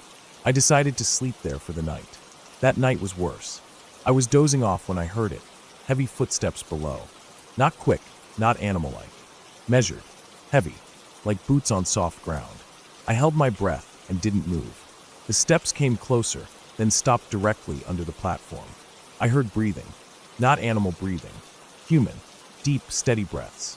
I didn't dare look. I stayed still for what felt like hours. Eventually, the breathing stopped. The steps moved away slowly, fading into the dark. I didn't sleep after that. At first light, I climbed down, legs shaking. There were boot prints in the dirt below. Not mine. Larger, wider. Going in a straight line, not wandering like mine had been. I followed them. They led deeper into the woods. I knew it was a risk, but I didn't care anymore. Whoever it was, they had to know the way out, or at least be going somewhere. The tracks were easy to follow at first, but they got faint in some places. I lost them more than once, had to double back. After maybe 3 hours, I found where they ended. A cabin. It was small, 1 story, and looked like it had been built decades ago. The windows were shuttered with mismatched wood. The door was shut but not locked. I knocked. No answer. I waited, then tried the handle. It opened. Inside, it smelled of dirt and smoke. The floor was covered in leaves and dust. A rusted pot sat on a cold stove. A single cot stood in the corner, with a moth-eaten blanket. There was no power. No sign of recent use. But someone had been here recently. There were footprints in the dust. Fresh. I didn't stay long. I took a rusted canteen I found and filled it at a nearby creek, then kept walking. Behind the cabin, I found what looked like an old road. Overgrown, barely visible, but straight. Man-made. I followed it. That road saved me. After several more miles, just before sunset, I saw the first sign of civilization. A rusted metal fence, and beyond it, a small cabin with smoke rising from the chimney. An old couple lived there, caretakers for a long-abandoned logging site. They called the authorities. It took another day to get back to the ranger station where I had signed in. Search and rescue had been looking for me. I had been gone 5 days. The strangest part was this. The trail I had taken, the one with the fork, rangers told me there was no fork. That trail was maintained and had no splits for at least 6 miles. They said I must have wandered off without realizing it. Got disoriented. But I know what I saw. I know I took a left at that fork. I remember the angle of it, the slope, the feel of the ground. They also said there were no cabins in that section of the forest. Not for miles. Not for decades. I don't argue anymore. I got out. I was lucky. That's all that matters now. But sometimes I think about those footsteps under the blind. The breathing, the rope, the scratches, and the feeling that I was never really alone out there. That forest isn't just quiet. It's watching.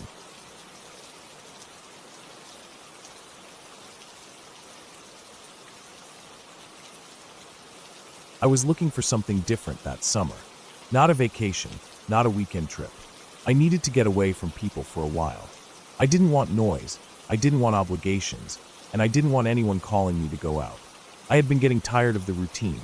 Wake up, work, answer emails, pretend to care, go to bed. It felt like everything was stacked on top of me. I wanted something quiet, something that made me feel small and far away. So I found this cabin. It was deep in northern Michigan. Not the touristy part with cabins that had fireplaces and Wi-Fi and welcome signs with cute little trees on them. This place was way out. Far enough that Google Maps switched to satellite view halfway there, and the paved road gave up and turned into dirt and gravel. The listing just said, off-grid cabin hand-built. No running water. Solar lighting. Bring your own supplies. Remote. The picture showed a plain wooden box of a building, just one room, tucked in between trees with thick trunks and mossy roots. The kind of place people imagine when they say they're going off-grid. I booked it for 12 days. The drive out was long and dull, then long and tense.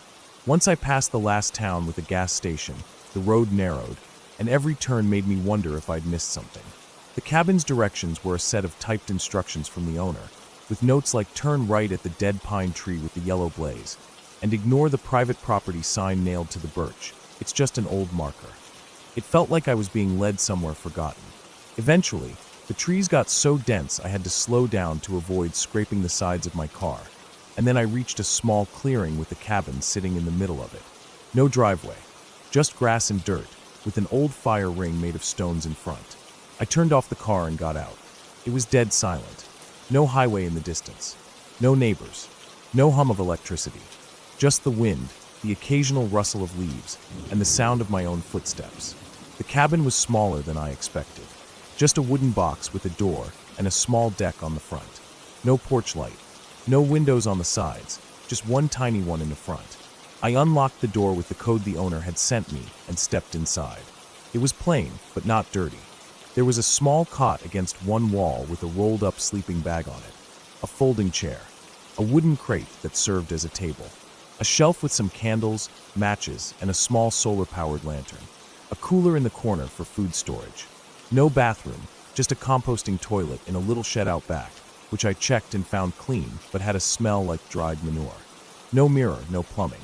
I stood in the middle of it and realized how quiet it was.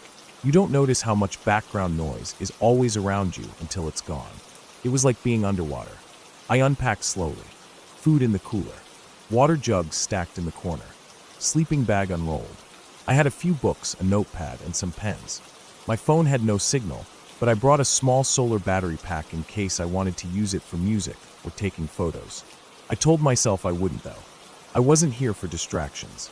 I was here to sit with myself for a while. The first 2 days were peaceful. I went on walks during the day, not far, just up the trails near the cabin, which were really just animal paths that curved between the trees. There was a small stream about 15 minutes away where I filled a pot with cold water to boil back at the cabin. I read a lot.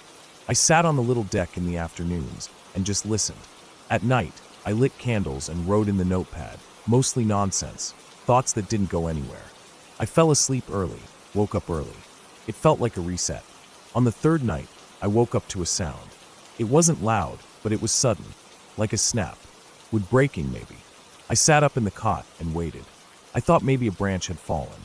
It had been windy that day. But then I heard it again. A crack, then a sort of dragging sound, like something heavy sliding through dry leaves. I stayed still. My heart started beating harder than it should have. I told myself it was a deer, or a raccoon, something normal. But it was close, right outside. I stood up slowly and walked to the door. I didn't open it. I didn't even want to look out the small window. I just waited. The dragging sound stopped. Nothing for a long moment. Then a thump against the far wall of the cabin. I don't know how to explain it, but the sound wasn't random. It wasn't like an animal bumping into something. It sounded deliberate, like someone had pushed their hand flat against the outside of the wall. Not hard, just enough to let me know they were there. I didn't sleep the rest of the night. I sat in the folding chair with the lantern on low and stared at the door until sunrise. Nothing else happened. No more sounds. But I couldn't shake it. Something had been out there. The next morning, I walked around the cabin, looking for prints. The ground was covered in dry leaves and pine needles. I couldn't see anything clear. No paw prints. No boots. I told myself again it was probably a deer. A curious one. Maybe it brushed against the wall and spooked itself. I forced myself to believe that and went on with the day. But I couldn't relax. I kept turning around during my walk. I kept glancing at the trees. Every sound felt sharper. That night, I didn't sleep much. I lay on the cot with my head toward the door, staring at the shadows. Nothing happened, but I didn't feel safe anymore. I felt like something was waiting. On the 5th day, I walked farther than usual. I thought maybe a long hike would calm me down. I followed a dry creek bed until I found a rusted fence line, old and broken, with collapsed posts and wire curled in the grass. Beyond it was a clearing with a stand of birch trees in the center. The bark looked bleached, like bones. I stood at the edge of the trees and looked around. There was a weird silence, not like the quiet near the cabin. This was heavier. No birds, no breeze, just stillness. Then I saw something. Near one of the birch trees, something was leaning against the trunk. At first I thought it was a fallen log or a chunk of wood, but as I got closer, I saw it was a structure. A sort of lean-to, made of branches and old tarps, with a dark opening like a mouth. Someone had built it, but not recently. The wood was gray and brittle. The tarps were faded and torn, but it was still intact. I didn't go inside. I just stood there, staring. It didn't feel abandoned. It felt paused, like whoever made it had just stepped away for a second. I backed up slowly and left the clearing. I didn't run, but I wanted to. That night, I heard the dragging sound again. Closer this time, right up against the wall near the cooler. Then silence. I sat on the floor, heart racing, waiting. Then came the sound of breathing. Not mine. Slow, steady breathing, just outside the window. I didn't move. I didn't make a sound. The breathing stayed for what felt like an hour. Then it faded. I stayed frozen until dawn. The next morning, I found something. A mark on the wall near the cooler. 3 scratches, shallow but deliberate, etched into the wood. Not claw marks. Not random. They were horizontal, evenly spaced. Like someone had used a knife. I packed that morning. I told myself I wasn't leaving. Just getting ready. But I didn't go on a walk. I didn't sit outside. I stayed near the door with the lantern on, even in daylight. That night, I slept in the car. I locked the doors and curled up in the back seat with a blanket. It was cramped and cold, but I felt safer. The cabin sat in front of me, its door shut, its window dark. I kept my eyes on it. Around 2 a.m., the motion sensor light on the side of the cabin, something I didn't even know was there, flicked on. It lit up a patch of grass and part of the deck. Nothing was there. Then it turned off. I waited. Then it came on again. Still nothing. Then the third time it lit up, I saw it. A man, thin, tall, with dark clothes and no shoes, standing at the edge of the deck. He wasn't moving. He wasn't looking at the light. He was looking straight at the car. I stayed perfectly still. He didn't move. The light clicked off. Darkness. I didn't sleep. I didn't move. I didn't even breathe right. By morning, the car battery was nearly dead from having the dome light on all night. When the sun came up, the man was gone. I drove out that morning. Didn't even go back into the cabin. Just turned the car around in the grass and followed the trail out, branches scraping the sides, gravel popping under the tires. I didn't stop until I reached a gas station with people and cell service. I called the cabin owner from the parking lot. Told him I was leaving early. He didn't ask why. Just said he'd refund the rest of the days and hoped I was all right. I didn't explain. What would I even say? I didn't tell anyone for a long time. Part of me thought maybe I imagined it, that I was just tired, paranoid. But then, a few months later, I came across an article. A short piece about a man arrested in northern Michigan, found living off the grid, squatting in state forest land. He had built small shelters out of wood and trash. They showed a photo of one of the shelters. It was the same birch clearing, same tarps, same structure. The man had no ID. No one knew who he was. They said he'd been living out there for years, avoiding people, stealing food from campsites. They found a cabin not far from where he was picked up. Said it had scratches on the walls and signs someone had been watching it. That was all I needed. I never went back. I still don't go anywhere that doesn't have neighbors. I still don't sleep well if it's too quiet. And I always check behind me when I'm walking in the woods.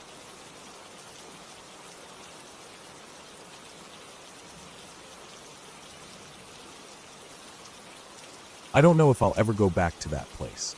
I told myself it was just bad timing, wrong place, whatever. But no matter how many excuses I come up with, the way it all happened still plays in my head every night. I see it in the shower, on long drives, even when I'm doing something normal like cooking dinner or waiting in line at the grocery store. It never leaves me. I think a part of me stayed behind that day, buried somewhere in that dry, rocky dirt, still trying to make sense of what really happened. It started simple. I had taken a week off work. My mind was cluttered. I was tired of the noise, the city traffic, the blue light from my phone constantly buzzing with emails and messages I didn't care about. I needed a break. I needed silence. So I packed up my gear and drove east. I didn't tell many people where I was going, just that I'd be out of range for a few days. I found a spot online, a remote hiking trail about 6 hours from where I lived. Not many reviews. Not a popular destination. That's exactly what I was looking for. I left early in the morning, before the sun came up. The highway was empty most of the way, and I only stopped twice, to fill up the tank and grab some gas station snacks. The farther I drove, the less I saw. Towns got smaller, signs more spread out, the roads narrower. I finally reached a dusty turnoff that looked more like a forgotten tractor path than an actual road, but the GPS insisted that was the way. So I followed it. The path led me deeper into rolling hills and scrubland. Dry trees, loose rocks, not much shade. The kind of place where rattlesnakes probably outnumber people. After about 40 minutes of slow, careful driving on the dirt road, I reached the trailhead. There was no parking lot, just a flattened patch of earth with a faded wooden sign half swallowed by weeds. I parked, got out, stretched my legs, and looked around. There was nothing. No buildings, no people, no other cars. Just the land, wide and quiet. I should have turned around then. I should have seen the isolation as a warning. But I didn't. I felt good. The silence was exactly what I wanted. I loaded my pack, checked the straps, tightened my boots, and started walking. The trail was narrow, sometimes hard to follow, but the dry brush was low enough to see the worn path most of the time. I hiked for maybe 4 hours before I found a decent spot to set up camp. A small clearing beside a rocky ridge, with enough open sky to stargaze and enough coverage to block the wind. I set up my tent, rolled out my sleeping bag, and collected some dry wood for a fire later that night. There was no signal out there. I checked just once, then put my phone away. I didn't want to see it again anyway. The sun was still high when I finished everything. I had the whole afternoon ahead of me, but I didn't feel like walking anymore. So I just sat. For hours I listened. The wind in the dry grass. The distant screech of some hawk circling above. Insects clicking in the brush. Nothing else. No engines. No voices. No sirens or TVs or slamming doors. It was peaceful, in a way that almost made my chest ache. Night came fast out there. 1 second the sky was pink and orange, and the next it was deep blue. I lit the fire and boiled some water for noodles. Ate straight from the pot. My eyes stayed on the shadows around me. When you're out there alone, your mind starts playing tricks. Every rustle sounds like something big. Every shape in the dark could be something moving, but nothing ever got too close. I stayed up for a while watching the flames, then climbed into my tent and zipped myself in. I woke up a few times during the night. Not from sounds, just from the cold. It got colder than I expected. I hadn't packed the best gear. I had to wrap my jacket around my feet and curl into a tight ball to stay warm. But eventually I slept. The next morning, I decided to explore the ridge above camp. It wasn't very high, just a rocky slope with scattered bushes and a few twisted trees near the top. I left most of my gear behind, brought just water and a snack, and started climbing. The view from the top was strange. It didn't stretch out like I expected. Instead, I saw more of the same, rolling, dry hills stretching in every direction. No roads, no signs of human life, just endless brush and rock. It was almost dizzying, like standing in the middle of a painting that had no edges. That's when I noticed something. Off to the left, maybe half a mile away, there was a gap in the hills. A kind of natural cut in the land, with steeper walls and a cluster of tall, narrow rocks poking out. I couldn't see much from where I stood, but something about it caught my attention. It didn't look like the rest. It looked out of place. Unnatural, almost. I stood there for a long time, just staring. The wind picked up a little. The air felt colder, despite the sun. My stomach started to churn, but I ignored it. I told myself I'd check it out. Just for a bit. Maybe it was an old campsite, or a dry riverbed. Nothing serious. I headed back down, grabbed a small bag with water, snacks, flashlight, knife, nothing heavy. I left a marker on a tree near camp, just in case I lost track of where I'd come from. The hike to the gap was longer than it looked.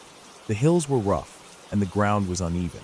Several times I had to stop and catch my breath, especially when the path got steep. By the time I reached the edge of the gap, the sun was high overhead, maybe early afternoon. The air changed as soon as I stepped down into it. The walls of the gap blocked the wind. It got quiet. Too quiet. Even the bugs had stopped clicking. I walked slowly, the narrow path squeezing between the rock spires and boulders. Some of the rocks looked blackened, like they'd been burned or struck by lightning. Others had strange grooves in them, almost like tool marks, but not any kind of tool I recognized. I kept walking. About 20 minutes in, the gap opened into a wider bowl, surrounded on all sides by steep rock faces. At the center was a flat patch of ground, covered in loose gravel and some dead grass. Nothing grew in that circle, not even weeds. That part stuck with me the most. There was something else, too. Off to the far side of the bowl, tucked under an overhang, I saw what looked like a man-made structure. At first, I thought it was a collapsed shed or part of a fence. But as I got closer, I saw it was made of stone. Carefully stacked slabs, forming a short wall, maybe 3 feet high. It curved into a half circle, open on one side. Inside the half circle, the ground was darker, like the dirt had been dug out and replaced. I stood there for a long time, staring. I didn't move. I didn't take photos. I just stood there, trying to understand why it made my chest feel tight. Then I heard something. Not a loud sound, just a soft scraping, like dry cloth dragging over stone. It came from behind one of the larger rock formations on the other side of the bowl. I froze. I told myself it was an animal, maybe a deer or a bird nesting in the rocks. But the sound wasn't fast or random like an animal. It was steady, deliberate. I slowly backed away, careful not to make noise. I didn't turn my back. I just moved step by step until I reached the narrow part of the gap again. I kept walking. I didn't run, even though my legs wanted to. I knew if I started running, I might fall or draw attention. So I walked fast but quiet, all the way back to the ridge, then down to camp. By the time I reached my tent, my hands were shaking. My shirt was soaked with sweat. I sat down on a rock and tried to calm down. I told myself it was nothing, just wind, maybe something falling. But deep down, I didn't believe it. I didn't eat much that night, just some jerky and a granola bar. I didn't light a fire. I didn't want anything to draw attention. As soon as it got dark, I crawled into the tent and zipped it up. I lay there for hours listening. Every sound outside made me jump. I barely slept. Around midnight, I heard something move near the tent. Not footsteps exactly, but a shift. A weight. Something stepping on dry grass. I didn't move. I didn't breathe. I just stared at the ceiling of the tent, my heart pounding so hard I thought it would give me away. The sound didn't come closer. It didn't go away either. It stayed just outside, for almost an hour. Then, finally, silence. The next morning, I didn't waste time. I packed everything, didn't even eat breakfast. I rolled up the tent as fast as I could, shoved my gear into the bag, and hiked back to the car without stopping. The whole way, I felt like something was watching me. When I finally reached the car and slammed the door shut, I locked it and sat there for a while. My hands were shaking again. My mouth was dry. I didn't start the engine for several minutes. Eventually, I drove away. I didn't look back. I didn't tell anyone about the gap. Not my coworkers. Not my friends. Not even my brother, who I usually tell everything. I don't know why. Maybe part of me felt stupid. Maybe I didn't want anyone to think I was losing it. But I know what I felt out there. Something had been watching me. Something was in that bowl. And the part that keeps me up at night, when I got home and unpacked my gear, I found something strange in my backpack. A rock. A small, flat piece of dark stone, like the one stacked in that half-circle wall. But I never picked it up. I never touched anything in that place. It was just there, at the bottom of my bag. Clean. Cold. I wrapped it in a towel and shoved it in a drawer in the garage. Some nights, when the house is quiet and I'm alone in the dark, I swear I can hear something faint. A scrape. A shift. Like cloth on stone. I haven't been camping since.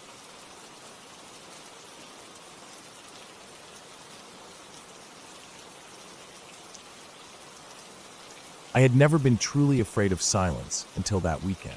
You think silence is peaceful, calming even, until you hear it in the wrong place at the wrong time. That's when it becomes loud, crushing, almost violent. I was used to quiet, at least the kind that comes with my job. I work in wildlife monitoring, part-time with a private conservation company. Most of the time it's just short hikes, game camera setups, tracking collar data checks, sometimes setting traps to collect hair samples. Nothing dangerous, just slow, detailed work. That weekend was a solo assignment in the foothills east of the Cascades.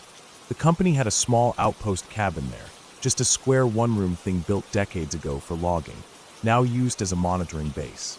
The area wasn't even that remote by backcountry standards, roughly 7 miles off a service road and about 5 miles from the nearest ranger station.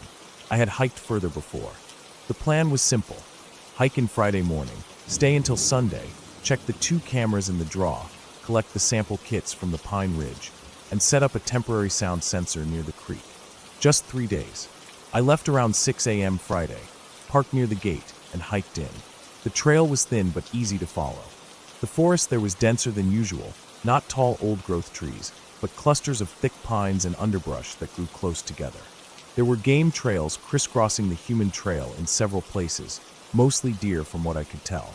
The first 2 miles were uneventful. Around mile 3, I saw the first weird thing.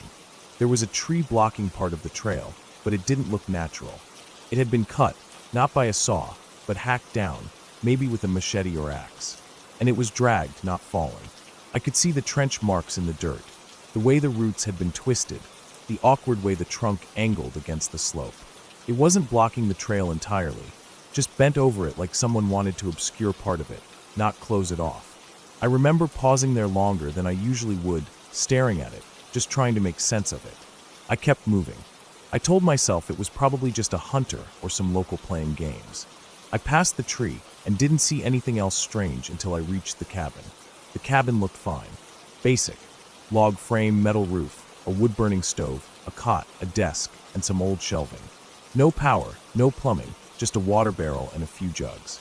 There was a hand-cranked radio inside and a clipboard with old check-in logs, which I added my name to. I unpacked my gear, ate a cold meal, and went to work. The cameras were about a mile apart, along the draw east of the cabin. I reached the first one easily, swapped the memory card, and checked the mount. Everything was fine. The second camera took longer. It was further into the thicket, and the trail to it wasn't maintained. I had to move slowly, ducking branches, checking for snakes. I was about 200 feet from the camera when I noticed something off in the dirt, drag marks, like something heavy had been pulled. At first, I thought it might be an animal carcass, but when I followed the drag for a few feet, it just ended. No blood, no hair, no prints. Just a section of disturbed earth that looked like something had been pulled backwards, then lifted. That alone wasn't terrifying, but it felt off, like it shouldn't have been there. The camera was still mounted when I got there, though. I took the card and hiked back to the cabin just before dark. I locked the door, made a small fire in the stove, and laid down. I told myself everything was fine. The silence that night was the kind that felt heavy. The kind where you can hear your own heartbeat echo inside your ears. I barely slept. I woke up before the sun and made coffee. Around 7 a.m., I left to collect the hare traps on the Pine Ridge. That was the highest point in the area, about a 2-hour hike uphill. The ridge itself was open, dotted with sparse trees and tall grass, easy to see across. I collected the first 2 traps quickly. The third one was missing. The flagging tape was there, but the tree it had been stapled to had deep gouges in the bark, like it had been raked by something strong. I stared at those marks for a long time. They weren't bear claw marks. I'd seen those before. Bears don't make parallel lines that deep or that uniform. I scanned the ridge, but didn't see anything else. I was about to leave when I heard it. A sharp, short whistle. Not bird-like. Not wind. A real, human-like whistle. 3 short blasts. Then silence. I turned, thinking maybe it was a ranger, but there was no one. Nothing. Just empty ridge and tree line. I left fast. I didn't run, but I moved quick and steady. I didn't stop to look back. By the time I got back to the cabin, the sun was already dipping behind the trees. I didn't eat. I didn't start a fire. I just sat there in the dark, heart racing, every few seconds looking at the door. I had my bear spray next to me, my headlamp, my multi-tool. I felt exposed. That night was worse. Around midnight, I heard something outside. Not footsteps, not breathing. Something scraping against the cabin wall. Slow, steady scraping, like nails or a stick being dragged across the wood. It lasted maybe 30 seconds. Then silence. I waited, trying to slow my breathing. After a while, I built up the nerve to peek through the slats in the boarded-up window. Nothing. Just moonlight on trees. In the morning, I found marks on the outside wall. Long, thin scratches. Too high for an animal. I decided then I wasn't staying another night. I packed fast, skipped breakfast, and left. But I didn't take the main trail back. I decided to cut across the creek and loop around, thinking maybe I'd avoid whoever, or whatever, had been near the cabin. That decision nearly killed me. The creek was swollen from recent rains, but I crossed it. The alternate route was steep and overgrown, but I pushed through. I walked for hours, following the GPS on my watch, trying to intersect the main road further west. Around noon, I saw something strange. A shirt, hanging from a tree branch. Blue plaid, torn at the sleeve, flapping slightly in the breeze. I approached it carefully. The fabric was sun-faded, but not soaked or weather-worn. Someone had put it there recently. It wasn't snagged, it was tied. I turned to leave and froze. About 20 feet behind me, in the trees, was a shape. At first I thought it was a stump, but then it moved, just slightly. A shift in weight. I couldn't make out details, just the outline. Tall, human-shaped, still, watching. I didn't move. Neither did it. For what felt like forever, we both stayed frozen. Then I slowly backed away, heart pounding so loud I felt dizzy. I kept my eyes on that spot until a tree blocked it from view. Then I turned and walked as fast as I could. I didn't see it again. I don't know if it followed me. I didn't look. I didn't stop. For 3 hours I pushed downhill through brush and mud and thorn, until finally I reached the old service road. I followed it west for another mile before I saw the gate. My car was still there. When I reached it, I locked the doors before even putting the keys in. Then I just sat there. I didn't cry. I didn't scream. I just stared at my scratched hands, at the dirt under my nails, the cuts on my shins. I don't know how long I sat there before I finally drove. I didn't report it. Not the shirt, not the whistle, not the shape. What would I say? That someone was watching me in the woods. That something scratched my cabin wall. I checked the memory cards from the cameras later. Just deer, squirrels, a black bear. Nothing strange. No people. No shapes. I still go out for field work, but I won't go back to that cabin. The company asked once if I'd take another assignment there. I lied and said I had a bad knee. The truth is, I've never been that kind of scared before. Not because of a monster. Not because of some supernatural thing. Just the idea of someone, some real person, being out there. Watching. Waiting. Playing with you in the woods like you're part of a game they've done before. The way that tree was dragged onto the trail. The missing trap. The shirt. The scratches. The shape in the woods. Whoever it was, they knew the area better than me. They moved silently. They never showed their face. They left no trace, but the ones they wanted me to find. And that whistle. 3 short blasts. It didn't sound like a call for help. It sounded like a signal. I think about that night sometimes, lying in my own bed now. I think about the scraping on the wall. I wonder if they were trying to draw me outside, or just letting me know they were there. Whatever the reason, I'm just glad I didn't open that door.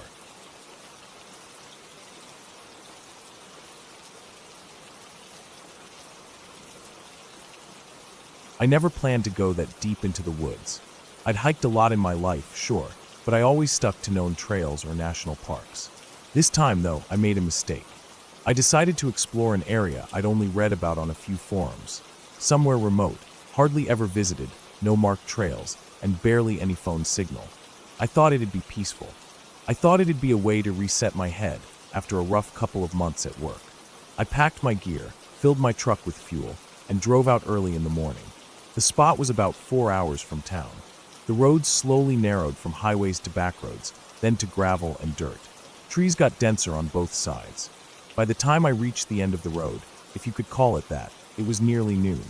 I parked near a dry stream bed, grabbed my backpack, locked up the truck, and stepped into the forest. The first few hours were beautiful. Sunlight filtered through the trees in golden patches, and the air smelled clean, like pine and dirt and the faint scent of moss. I followed a rough game trail, just barely visible if you paid attention. There were no signs, no people, no trash. Just quiet. It felt good. The noise in my head started to settle down. I hiked for about 6 miles before I found a decent clearing. It was flat, tucked between 2 small ridges, and surrounded by old trees with thick roots. I set up camp, pitched my tent, gathered wood for a fire later, and checked my gear. Everything was in order. I had enough food for 3 days, a water filter, a decent knife, headlamp, first aid kit, and even a flare gun in case I needed help. That first night was normal. I lit a small fire, boiled water for my dehydrated meal, and sat on a log while I ate. It was quiet, but not too quiet. I heard the usual sounds: wind through the trees, the distant call of an owl, maybe a coyote further out. I turned in early, zipped up the tent, and drifted off to sleep without any trouble. The second day I went deeper.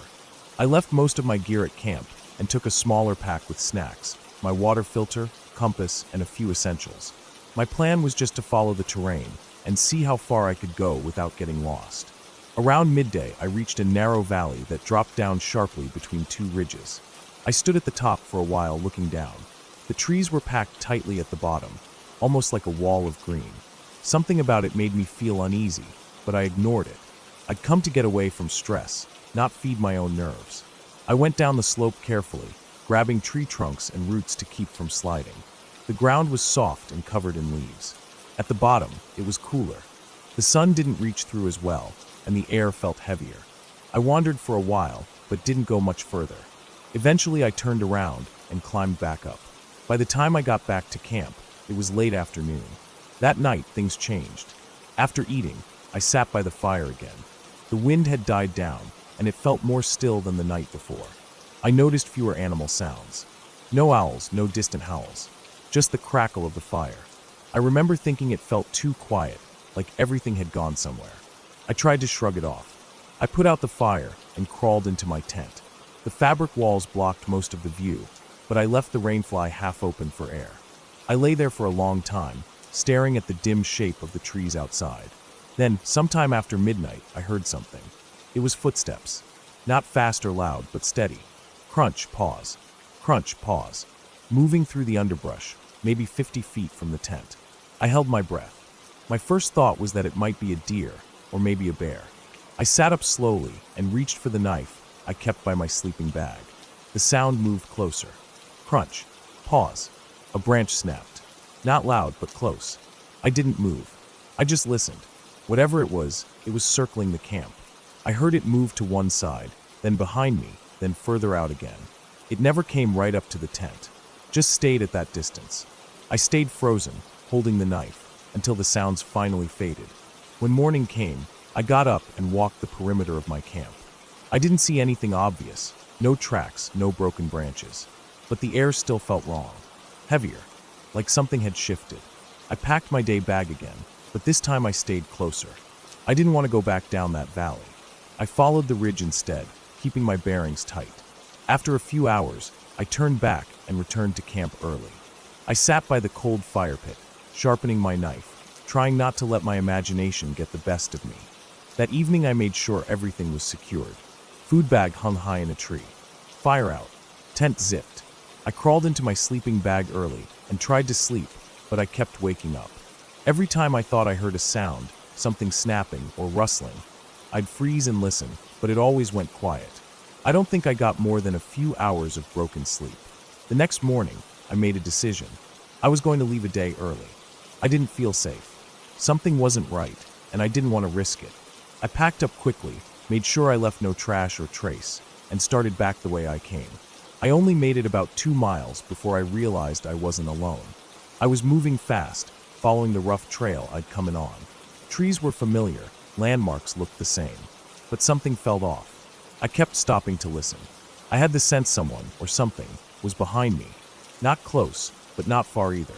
I never heard definite footsteps, just little things, twigs snapping, leaves rustling, faint movement behind tree trunks. I didn't see anyone, but I felt it. That crawling pressure on the back of your neck when you know you're being watched. I sped up. My heart was pounding, and I kept checking behind me. Still no one. Still that feeling. I told myself I was being paranoid, but I didn't stop. I just kept moving, forcing myself to put one boot in front of the other. Then I heard it. A cough. It was quick, low, and muffled, but definitely human. Not an animal. Not wind. A dry, low cough from maybe 30 yards back. I stopped cold. My chest went tight, and I stood there, breathing shallow, listening. Nothing. Total silence again. I didn't run, but I walked faster. Almost jogging. I didn't want to make noise, but I didn't care anymore. I just wanted to reach the truck. After another hour, I finally saw the clearing through the trees. the old dried-out stream bed. My truck, parked in the same spot. Relief hit me hard.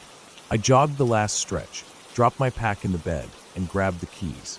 I looked back once before getting in. The tree line was still. Nothing moved, but I didn't shake the feeling. I drove off without taking another step into those woods. But that wasn't the end. A few days later, when I was home and trying to forget it, I noticed something. I was going through my backpack to clean it out and restock what I'd used. One of the side pockets was unzipped. I never leave it that way. Inside was my emergency space blanket, folded, but not the way I pack it. It looked like it had been unwrapped and stuffed back. Then I found my spare water filter. It was wet. I hadn't used it. I used the other one, kept in the top pouch. My stomach dropped. I sat there for a long time, holding it, trying to explain it. Maybe I made a mistake. Maybe I used it and forgot. But I knew I didn't. I know how careful I am when I pack and unpack. Someone had opened my bag. Someone had touched my gear. Someone had been in my camp, and I had never heard them. I threw the whole pack into storage and haven't touched it since. I still hike, but only in known areas, only on real trails, and only when I'm not alone. What got to me wasn't what I saw. I never saw anything. No monster, no ghost, no masked figure with a knife. What got to me was how quiet it all was. How careful. How someone could get that close, move through my camp, touch my things, maybe watch me sleep, without ever making a sound I could catch. They were good at it. Too good.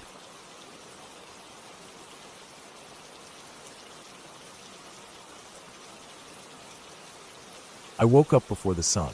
It was the kind of morning where the world felt muted, like the land hadn't decided if it was ready to wake up yet. I sat at the edge of my bed in the small cabin I had rented deep in the Smoky Mountains. There was no signal, no Wi-Fi, and barely any signs of other people for miles. That was the point. I had needed to get away from the city, from people, from everything. The news cycle, the noise, the traffic, even just the constant chatter of day-to-day life. I needed quiet. The cabin was simple. A single room with a small kitchen, a bed, a desk by the window, and a wood stove. The bathroom was outside, a short walk down a dirt path to a separate shed with a compost toilet. It was rustic, but I liked it that way. The windows were single pane, and the wooden door didn't have much insulation. I had brought a small battery-powered heater, but mostly relied on the stove for warmth. The mornings were cold, especially in late October. I got dressed slowly, layering up with a wool sweater and thick pants, then pulled on my boots. I made coffee using a metal percolator and stood by the window while it brewed. The view outside was just endless trees, mostly leafless now, dark trunks twisting up toward the gray sky. There was still a bit of frost clinging to the grass. I watched a squirrel hop from one branch to another and vanish into the woods. After breakfast, I grabbed my backpack, filled a thermos, packed a sandwich, and decided to head out for a long hike. I had a paper map from the visitor center and had spent the last few days exploring different parts of the trail network. I picked a new loop today, one that went further north and cut through some dense forest. I like getting off the beaten path, but I still marked my trails with chalk on tree bark to avoid getting turned around. I also kept a whistle and a compass with me just in case. The trail started off easy, a wide dirt path that wound through gently sloping hills and passed over a shallow stream. The air smelled like wet leaves and cold earth. I walked for a while, maybe an hour or so, before I reached the thicker part of the forest. This area hadn't seen much maintenance. Fallen logs blocked parts of the trail, and underbrush clawed at my legs. I had to slow down and watch where I stepped. A wrong move here could easily lead to a twisted ankle. I stopped by a boulder to eat my sandwich and drink some coffee. It was quiet. I mean really quiet. No birds, no rustling, just wind moving lazily through the trees. It wasn't peaceful anymore. It felt like everything had gone still. I remember feeling uneasy, like something was off. I told myself it was just my imagination, that I wasn't used to real silence. But still, I ate quickly and kept going. About 15 minutes later, I saw something odd. Just off the trail, maybe 20 or 30 feet in, there was a tree with its bark stripped in a straight vertical line.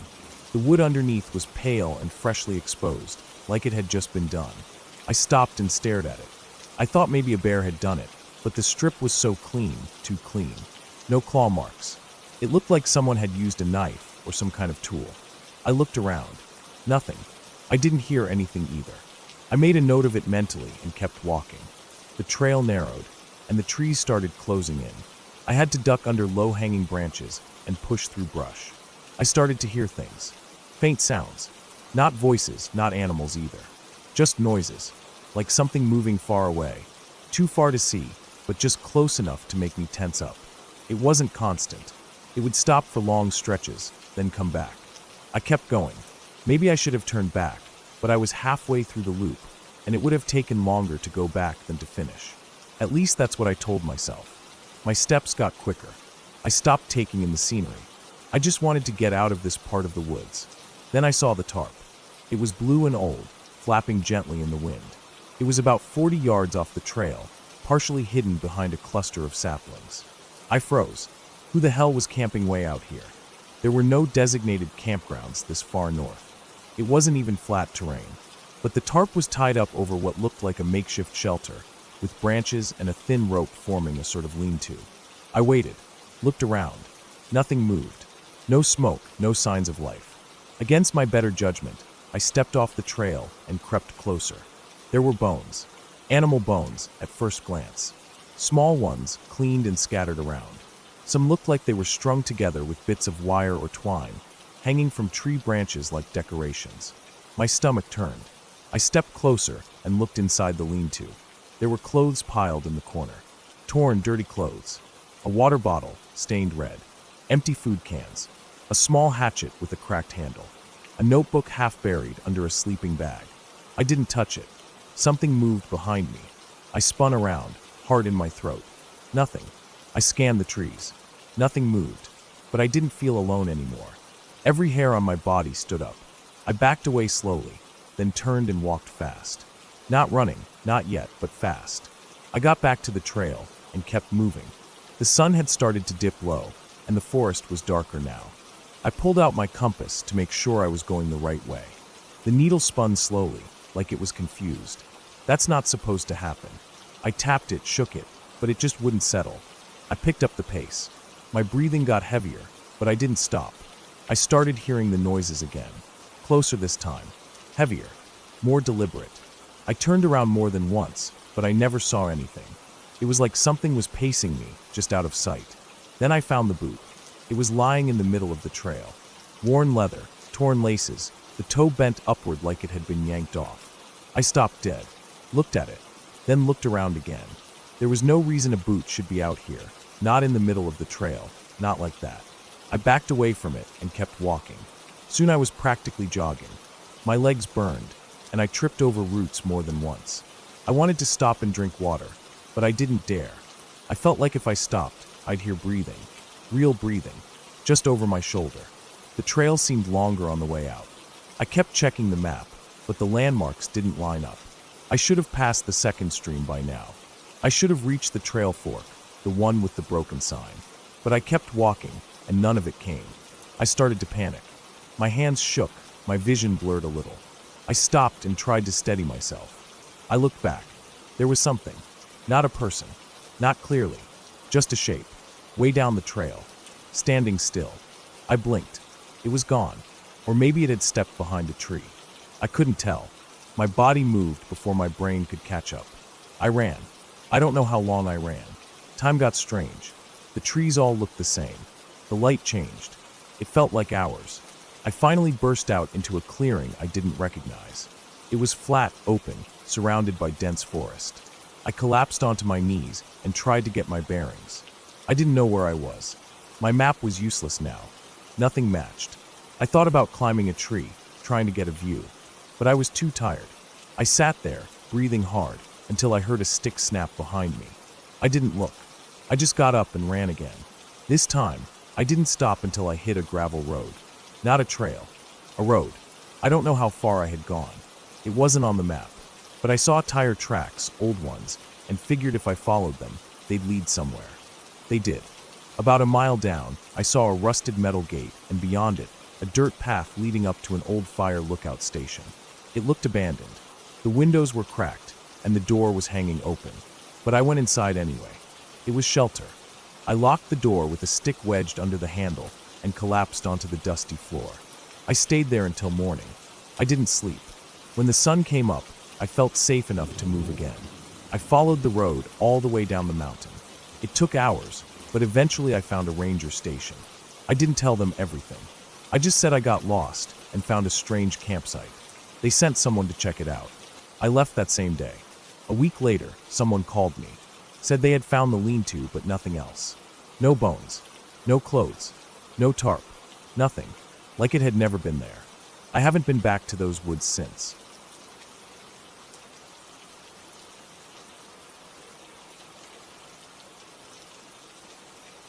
I woke to the sound of sharp scratching against the window pane, the kind of sound that feels alive, as if tiny hands are clawing at glass.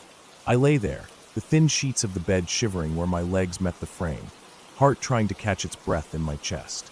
Outside, darkness pressed against the panes, uninterrupted by street lamp or distant glow.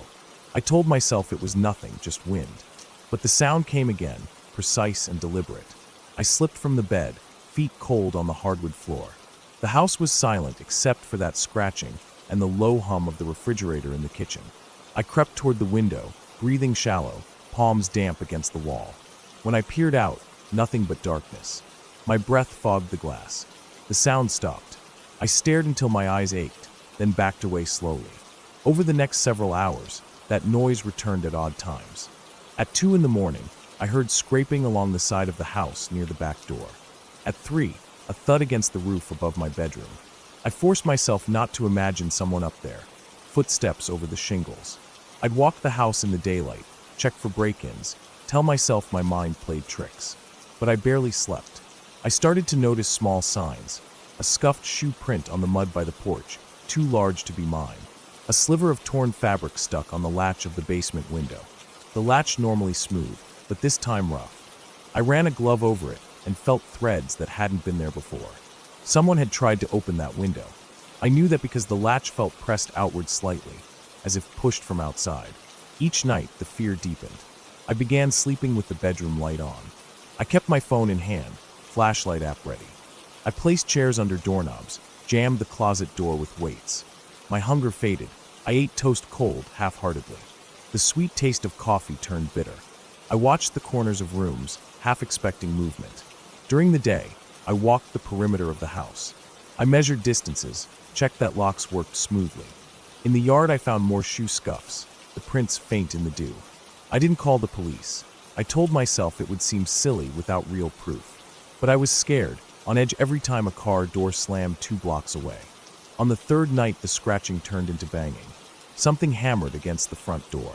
My heart thundered. I lifted the blinds at the living room window, peering onto the porch. A dark shape ducked behind a pillar. I couldn't see features, just a heavy form in dark clothing. I swallowed. The intruder hammered the door again, low confident strikes, the wood trembling. I pressed against a wall, phone in hand. I dialed 911 with trembling fingers, whispered yes into the line as the operator asked questions. The operator stayed on the phone, telling me police were coming. I counted off seconds as the shape crept around the side of the house. I watched the light of the hallway flicker as footsteps passed behind me. I dared not move. Eventually the pounding stopped. Silence pressed in. I stayed on the phone, voice trembling. Outside, I heard a soft rustling as footsteps moved away. Then nothing. I waited for sirens, but none came. My phone battery died. I stayed on speaker without hearing anything more. Dawn arrived slow and gray. I peeked outside. No sign of broken wood, no footprints on the porch. I felt empty and worn. At breakfast, I forced down oatmeal. I looked out the kitchen window at the backyard. The grass was limp from dew. No footprints, no damage. I felt I was losing my mind, maybe imagining it all. But I still felt watched. I started putting cameras around the house by night 4. I found cheap ones online that sent video to my phone. I hung one near the front door, another pointed at the basement window, a third in the backyard, all connected to motion alerts. I left lights on outside. I slept in clothes in case I needed to run. Night came again. At midnight, my phone buzzed. Motion detected at the backyard camera. I looked at the live feed. A tall figure moved near the hedge at the edge of the lawn. They wore dark clothes, head bent low. The figure bent closer to the basement window, placed a gloved hand on the frame, fingers clasped around the edge. The window rattled, then began to open slowly. I felt a wave of sick dread. I dialed 911 again, voice choking. I could make out a body entering through the window, sliding in, crouching. The window shifted, then slid back down. The figure moved into the basement. I heard movement in the video. Voices low, steps, something sliding on concrete. My heart hammered. The police came. Within 5 minutes, miles of sirens. They burst in, stormed the house, heavy boots behind me. I stayed frozen on the stairs. They secured the place. In the basement, they found a man crouched by the water heater, bag beside him with lock-picking tools, a phone, cash. He was alone. He looked startled. They handcuffed him and let him out. I stood trembling. He told them he had watched my routine. He knew I slept late. He'd planned to steal cash and jewelry. He tried windows first. He'd pried open the basement window. He said I made it difficult. Lights, cameras, noise. They asked me questions about the prints, the scraps of torn fabric. The police logger noted everything carefully. They assured me they'd file charges and patrol the block. They told me to keep the cameras, get new locks, change my routine. They said I'd done while calling 911.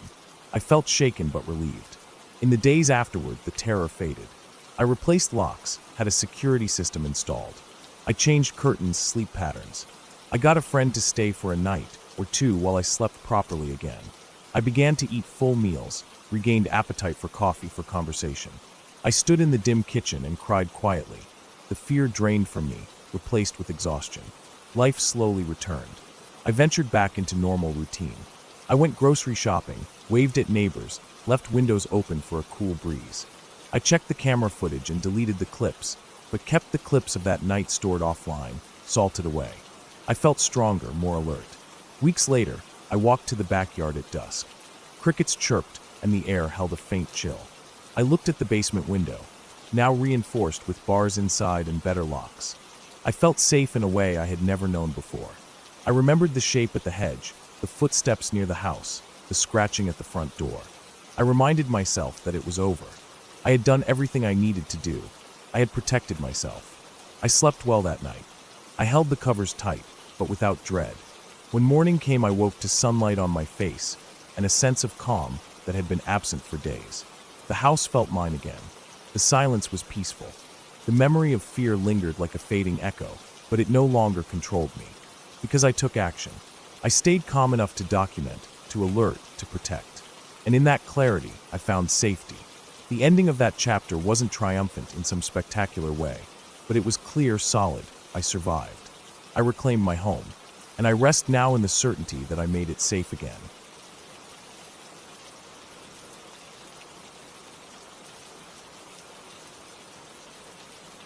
I don't know why I kept thinking about that dirt road.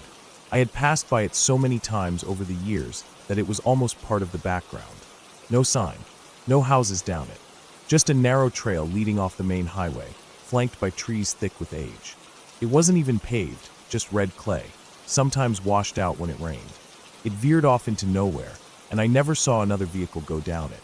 But that day, something about it felt different. I was on my way home from work, tired as hell, and I saw the road like I always did.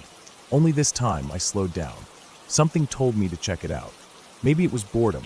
Maybe I needed to break the routine. Whatever it was, I pulled off. My tires crunched over the loose gravel at the entrance. There wasn't much clearance, but my truck handled it fine. I kept going slow, trying to watch for potholes. The trees leaned in real tight, made it feel like I was driving through a tunnel made of branches and leaves. I rolled the window down and turned off the radio. It was quiet, too quiet. Even the birds weren't making noise. I drove for about 10 minutes. The road kept twisting, then dipping, then climbing again. I passed over a small creek with no bridge, just a slab of concrete, then past a clearing where the trees had been cut down long ago. Logs still lay rotting there. Then the road started narrowing. Grass grew up the center, and the ruts on either side got deeper. It looked like no one had been down this way in years. I should have turned around, but I didn't. I kept thinking maybe there was a cabin or something at the end.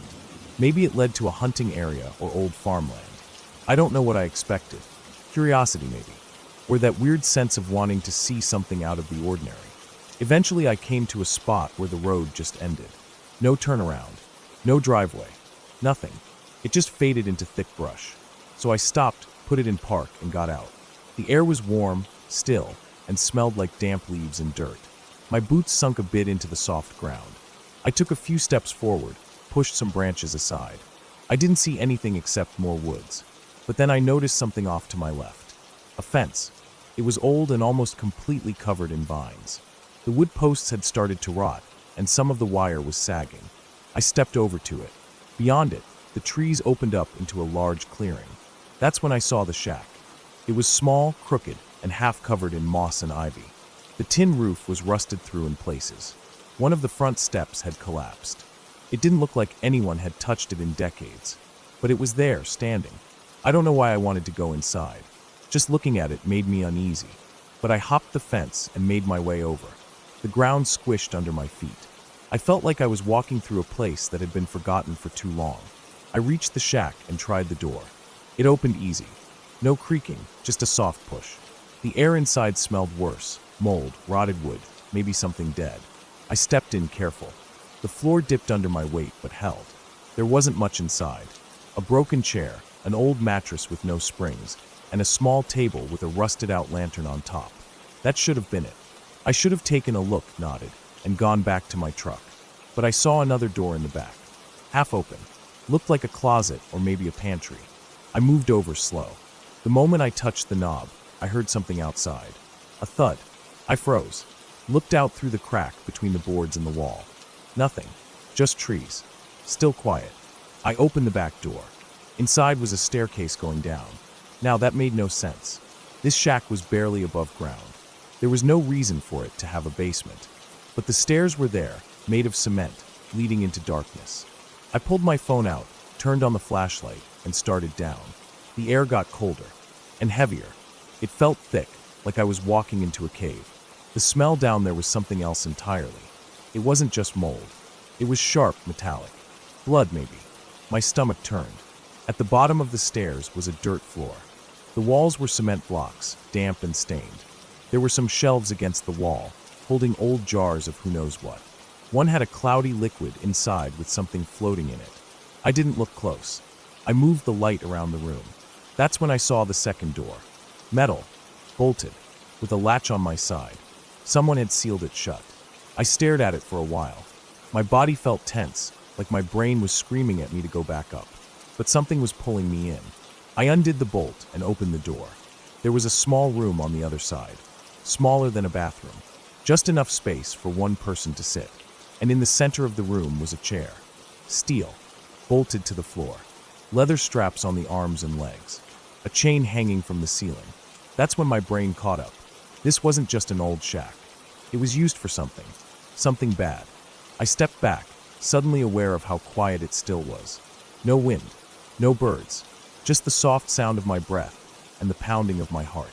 I shut the door, bolted it again, and backed out of the basement. When I got back to the top of the stairs, I heard it again. A thud. This time it was closer. Outside the shack. I moved to the front window and peered out. I didn't see anything at first. Then near the edge of the tree line, something moved. It wasn't a person. It was too low to the ground. Crawling. I squinted, trying to make it out. But it slipped behind a tree. I grabbed my keys and ran. I didn't look back. Didn't care what was out there. I jumped the fence, nearly fell on my face, and sprinted through the brush back to my truck. When I got there, the driver's side door was open. I had locked it. I was sure I had. The seat was pushed back. The glove compartment was open, and there were muddy handprints on the dashboard. I slammed the door shut, locked it, and started the engine.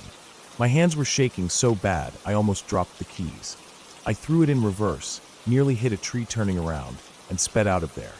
The whole way home, I kept checking the rear view. Nothing followed me. Nothing came out of the woods. But I couldn't stop thinking about the chair. About what that shack had been used for. About what I saw crawling in the trees. That night I barely slept. Every sound made me jump. I kept the lights on. I kept the windows shut. And I kept telling myself not to go back. But the next day, I drove back out there. I don't know why. Maybe I needed to make sure it was real. Maybe I thought I had imagined it. That it was just some weird fever dream from being overtired. But when I got to the turnoff, the road was gone. I drove up and down the highway for half an hour. I knew exactly where it had been. I had marked it in my head. But there was nothing. No trail. No broken branches. Just trees. I even pulled over and walked into the woods where it should have been. Nothing. Just thick brush and trees, and the sound of birds chirping like normal. No shack. No fence. No clearing. I thought maybe I had taken a different road by accident the day before. But I checked the map. There were no other roads like that for miles. So now I don't know what to think. It wasn't a dream. I know what I saw. I still have the dirt on my boots. I still have the scratches from pushing through those branches. But that place, it's gone. And sometimes when I sit in my truck, I think about the seat being pushed back, the glove box open, those muddy prints, like someone had been waiting, watching, and I keep wondering what would have happened if I had stayed longer, or if I had opened that metal door just a few minutes later, or worse, if I had gotten back to the shack and the door was already closed again.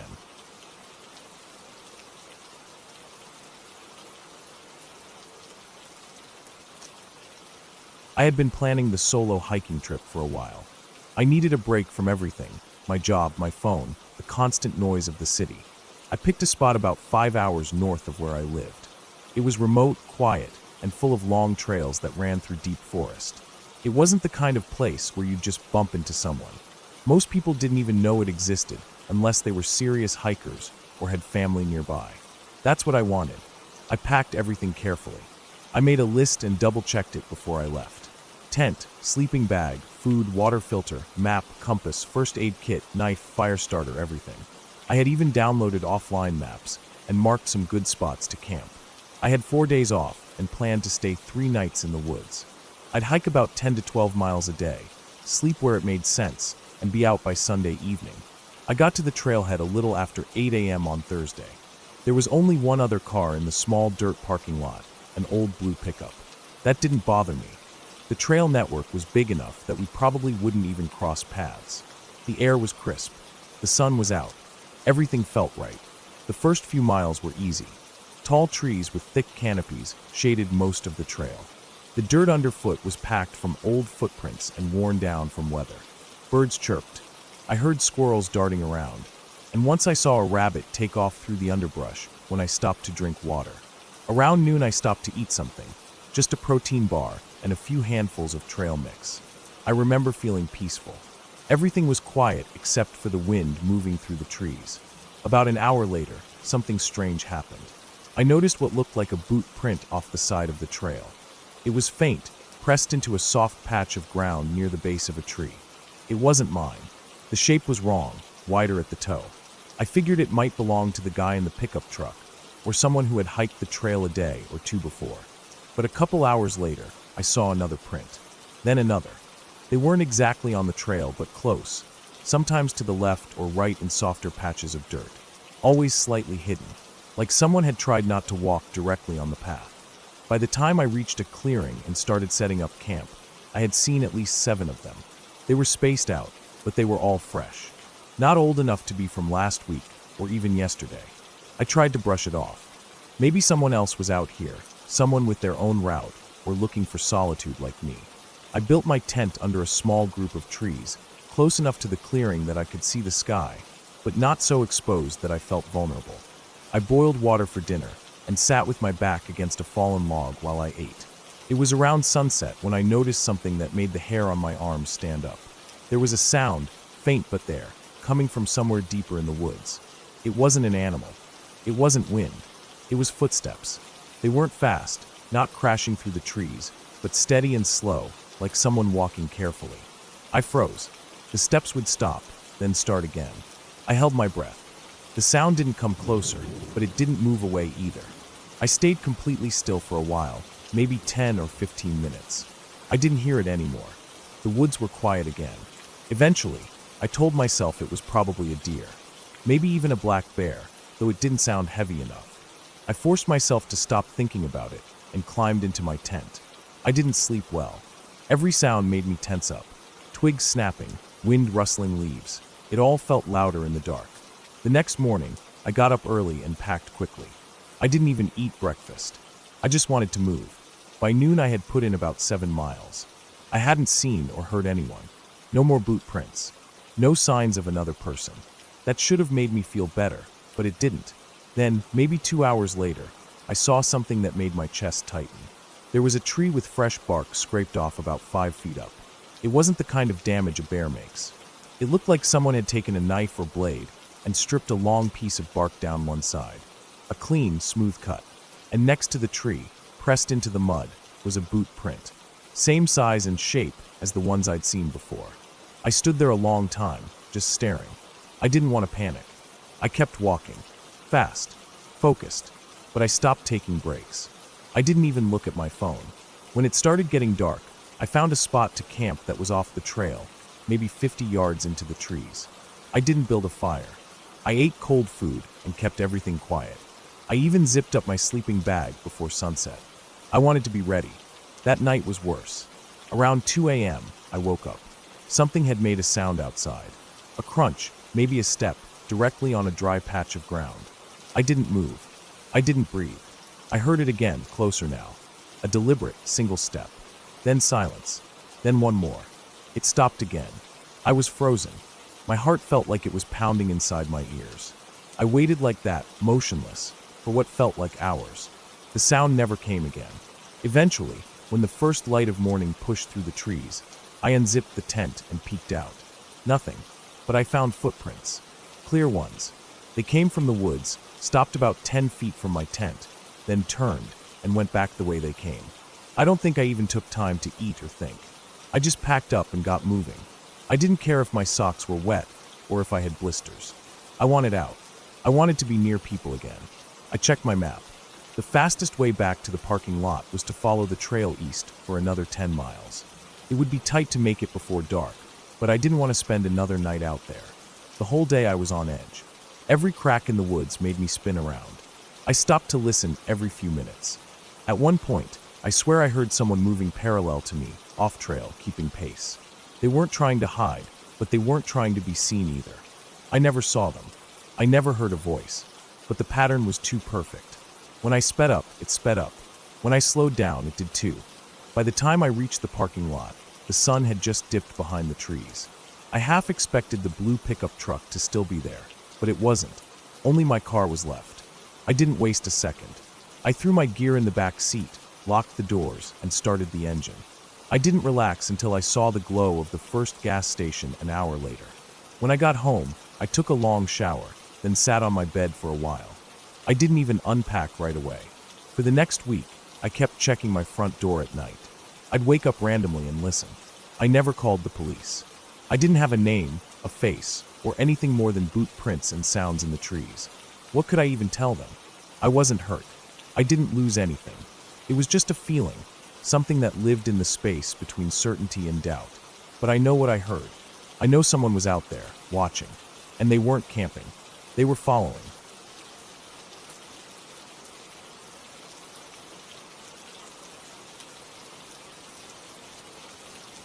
I was working the afternoon shift that day, stationed in the lobby of the HSBC building in downtown Vancouver. I'd done this job long enough to know the rhythm of the place. Most days were all routine, tenants trickling in and out, occasional noise complaints, deliveries, or someone locking themselves out. That day felt the same as any other, at first. It was about 3:10 p.m. when the call came through. It was the receptionist from one of the law firms on the 17th floor, her voice tight with panic. She said one of the lawyers, Tom, I'd seen him around, mid-50s, graying hair, always looked stressed, was on the floor, clutching his chest, possibly having a heart attack. I didn't waste time. Grabbed the AED from the cabinet, radioed it into our dispatch, who contacted 911 immediately, and I made a beeline to the elevators. The ride up felt longer than usual, even though I hit express. I kept staring at the AED in my hands, mentally running through my first aid training. When the elevator doors opened, a young guy in a button-up shirt was waiting, waving frantically. "This way," he mouthed, pointing down the hallway.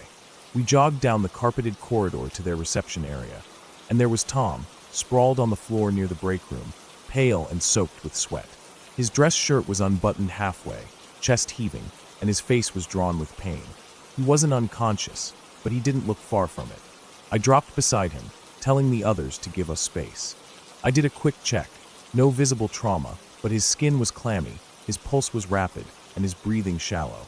Classic signs of a myocardial infarction. I stayed there with him, comforting him as best I could, prepping the AED in case he coded before the paramedics got there. He kept saying how much his chest hurt, how he couldn't breathe properly. His eyes were wide, like he was trying to focus on something far away. I stayed calm, talking to him, making sure he stayed conscious.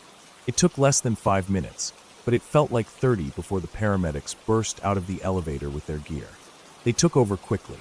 I stepped back and began doing my part, recording the time they arrived, who was present, noting details for the report. While they worked on Tom, he kept mumbling. At first it was the usual panic talk. He didn't want to die, he hadn't written his will, he needed to call someone. But then something shifted in his expression. He looked past the medics, up toward the ceiling. His whole body tensed. His eyes were locked on something above them, not around them, not behind them, above. Like he was seeing something coming down at him. He went rigid, his jaw clenched tight, and his already pale face drained even more color. Then he started trying to push himself backward, scooting weakly along the floor like he was trying to escape something. He wasn't responding to the medics anymore. He just kept looking upward, wide-eyed, shaking his head. Then came the scream. Loud, ragged. I don't fucking believe it. No. No and no. And then silence. His body went slack. The monitor flatlined. The medics scrambled to resuscitate him, but nothing worked. After several attempts, they called it dead. 3:33 p.m. I stayed behind to wrap up the paperwork while they loaded him out. The rest of his office was in shock. No one spoke. I tried not to think too hard about that last moment. The panic in his face, the direction he was looking. It didn't sit right. It felt wrong, unnatural, not in a ghost way. Just something about how his brain processed his last few seconds alive, like he saw something real that broke him. A memory? A realization? But I didn't dwell on it too much. You see a lot in this job. I told myself maybe it was oxygen deprivation, hallucinations. Brains do funny things under stress. I went home that night and slept heavy. Next morning, I was back in at noon for another shift. A week passed. Then something else happened. It was just after 10 p.m. on a Wednesday. I was posted at another high-rise nearby, a newly finished building, residential this time, sleek design, glass everything. Ultra-modern. It had been built where an older office tower once stood, one I vaguely remember being torn down about 3 years ago. I wasn't on regular rotation there, but the assigned guard called in sick, so I filled in. It was a quiet shift. Most residents were either out or tucked in for the night. I was doing rounds when a woman approached me in the lobby. Late 30s maybe, curly dark hair, glasses, looking exhausted. She had the look of someone teetering on the edge. She told me she'd just moved in 4 days ago, on Friday. Her apartment was on the 12th floor. Said everything was fine at first. She was unpacking, getting settled, until that night. Around 10 p.m., someone started banging hard against her door. Not knocking, banging. Like someone trying to force their way in. She called out, and the noise stopped. Nothing else happened. The hallway was empty when she looked through the peephole. Then it happened again. That same night, close to midnight, the doorknob began rattling. Like someone was trying keys that didn't work or twisting the handle aggressively. She yelled again. Silence followed. She called security, but the night guard at the time couldn't find anyone. Saturday, same pattern. Door banging. Doorknob rattling. Now it was Wednesday night, and she was fed up. I told her I'd go up with her to check things out. We rode the elevator to the 12th floor. I walked the hall first while she stayed near the elevator. It was empty, lights on, carpeted, clean. No strange sounds, no people loitering. Her door looked perfectly normal. No scratches, nothing to suggest forced entry. She opened her suite for me. Everything inside looked fresh and untouched. Still some moving boxes by the wall. I stepped in, took a look around. Nothing out of place. She thanked me, said she appreciated it. I turned to leave, stepping back into the hallway. And that's when I saw her. An old woman, standing just a foot away from the door. She had gray-white hair pulled into a tight bun, wore an old-fashioned coat, thick wool, buttoned all the way up, and some kind of faded floral skirt underneath. Her shoes looked too big, like something borrowed. Her posture was rigid. She didn't blink. Her eyes kept shifting slowly from me to the resident behind me. Not saying anything. Not moving. I froze, took a step back. I won't lie. My heart kicked into overdrive. Something about her felt off, too stiff, too quiet. But I collected myself and tried to ask if she needed help. She said she was waiting for the elevator. Her voice was flat, dull. Right then, the elevator dinged. She stepped inside.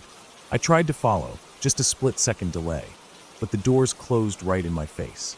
I stood there, blinking at the metal. I turned back to the resident and asked her to come downstairs with me to check the security footage. I thought maybe this was someone from a previous unit, a relative of a past tenant, someone with leftover access. If she still had a pass card, it would explain how she got in. We got to the control room, and I pulled up the cameras for the 12th floor. Rewound to just before I opened the door. We watched together. There I was, stepping out of the unit. I flinched slightly, like I'd seen something sudden. But the hallway? It was completely empty. I stepped back from the screen and rewound again, played it slower. Same thing. No one else visible. No figure. No old woman. Just me, flinching at nothing. We checked the elevator camera next. Footage was clear. Doors opened, no one entered. Doors closed again. I don't scare easily. I've dealt with everything from overdoses to drunks to people trying to slip past security checkpoints. But this messed with my head. I know what I saw. I remember every detail of her. The creases in her face, the faded buttons on her coat. She wasn't hazy or dreamlike. She was there. Real. Solid. But the camera said otherwise. I wrote up the report. Filed it. Told my supervisor.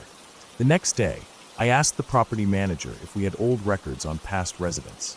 She was reluctant at first, but eventually let me peek at some historical files. On that floor, Unit 1204, a woman named Margaret Simmons had lived there until 2019. Elderly. Alone. She passed away that summer, complications from a fall in her suite. No foul play. No next of kin listed. Her unit had remained empty for almost 2 years before it was finally renovated and sold off. That would have been fine. Nothing unusual. But the weird part, the description. Her ID photo was clipped to the page. Same hair. Same coat. Same face. I didn't tell the new resident that part. Since then, nothing's happened in that unit. No new reports. No more door banging. But I can't forget that moment. Watching myself on screen, reacting to something that wasn't there. Feeling eyes on me, knowing exactly what I saw and having no proof of it. Knowing how vividly real it all was. I've worked long enough to know not everything can be explained. Sometimes the world doesn't play by the rules we expect. Doesn't mean it's supernatural. I don't believe in ghosts or fairy tales, but the human brain is a powerful, fragile thing. People die in fear, leave something behind. Maybe not a spirit, but a presence, a tension. Like the look on Tom's face. That last second of terror. Whatever he saw, it didn't follow him. But maybe it stayed. Maybe the building remembered it. Maybe some places just hold things in the walls, in the air. Things you can't see, but you can feel. And sometimes, when you're not ready, they show themselves, even if the cameras refuse to see them. I don't tell this story often. Most people wouldn't believe it. Hell, I wouldn't either if I hadn't lived it. But I still work the downtown core. I still do rounds. And every now and then, when the hallways are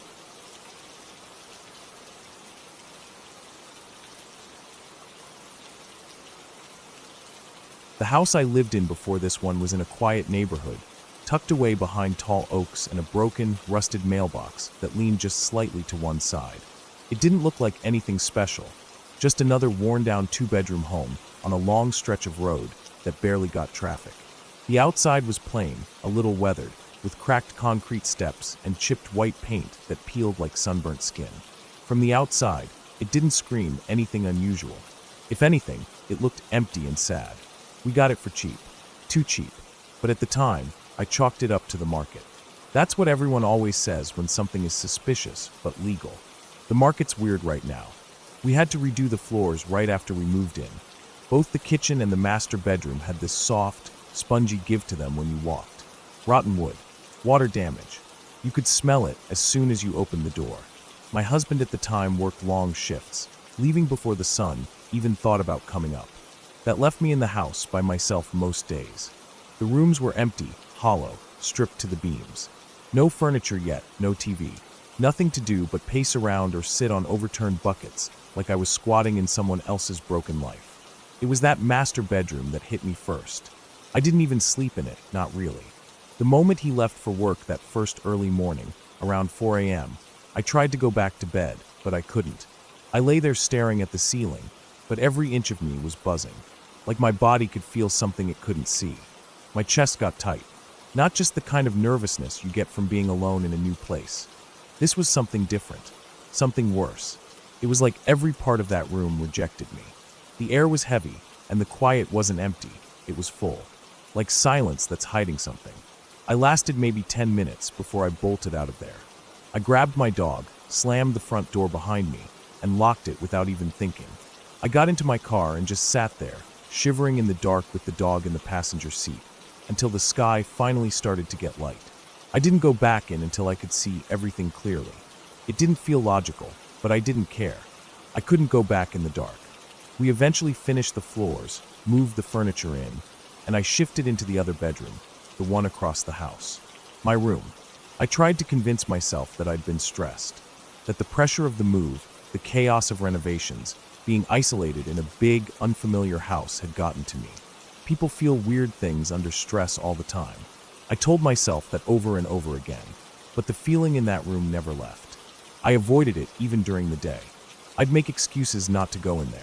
Sometimes I'd stand at the doorway, just staring in, telling myself I was being ridiculous. But I wouldn't take a step inside. A friend of mine and her husband moved in with us for a while. Both of our husbands were in the Marines, and they got sent out on a 2-week training rotation at the same time. That left the two of us in the house alone. At first, I was glad for the company. I figured having someone else around would help with the nerves, maybe reset the house somehow, make it feel more normal. The first night, she knocked on my door late, except she didn't even knock. She just rushed in, visibly shaken. She didn't have to say anything. I could see the look on her face. She ended up staying in my bed that night. I remember thinking she must have been sleepwalking or dreaming, because what she said made no sense. Something about her bed shaking. But then 5 minutes later, mine started too. It wasn't subtle either. It wasn't like the frame shifting or the house settling. The whole thing vibrated like it was bolted to a jackhammer. We didn't move. Neither of us made a sound. We just lay there, eyes wide, both of us too afraid to get up or even speak. After maybe 10 or 15 seconds, it stopped. It didn't fade out. It just stopped. The next night it happened again. Her room. Then mine. Every single night. Same feeling, same terrifying stillness afterward. After that, she refused to sleep in her own room, which I realized was the same room I had tried to sleep in the first night. The room that gave me that deep animal fear. She told me, without me ever saying a word, that the room made her skin crawl. She said she'd hear scratching noises coming from the closet, like fingernails dragging slowly down the inside of the door. Sometimes the fan would turn on by itself, or the closet door, which she always kept shut, would be wide open when she woke up. One night she told me she turned everything off, fan off, closet shut, and when she woke up an hour later, the fan was on full blast and the closet door had swung all the way open. She was shaking when she told me that. I didn't laugh. I believed her. I had no reason not to. Too many little things were adding up. We tried to write it off. Old wiring, weird construction. But the house was in good shape, at least structurally. We had everything looked at. Plumbing, electrical, HVAC. No problems. But things kept happening. Lights would flicker in just certain parts of the house. Her room. My bathroom. Once, both lights went out at the exact same time while she was in the bathroom and I was in the bedroom. We assumed a fuse blew, so we got up and walked through the hallway, flipping switches as we went. Every other room was fully lit. Every other outlet worked. It was only those two spaces, my room and the bathroom connected to it, that had gone completely dark. My dad's an electrician. I called him, thinking maybe we missed something. He walked me through some tests over the phone, told me everything should be working fine. After almost 20 minutes of poking around, nothing changed. We left the hallway lights on and stayed away from that end of the house. But when we finally got the nerve to go back into my room, the lights were on. We hadn't flipped any switches. The lights weren't dim or flickering, they were just on, like they'd never turned off in the first place. Eventually, I decided to try filming. It was close to Halloween, and we figured why not. We'd been telling our friends the stories, and everyone kept telling us to record it. So I charged my old video camera to full battery and set it up on the kitchen table, facing down the hallway toward the bedrooms. We left the house completely empty that night. Nobody walked down the hallway for hours. The next morning we watched the tape. For the first few minutes, nothing happened. Then the picture started to distort, lines running through it, static, like interference. And then shadows started to pass along the walls. They didn't move like people. There was no clear shape, just smudges like someone walking through a fog. But there was nothing there.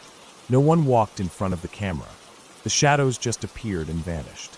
I thought maybe it was headlights from the street or something reflecting through the windows, but we checked. That wall had no windows. The only light source was the hallway light, and it stayed constant. That first recording lasted maybe 6 minutes.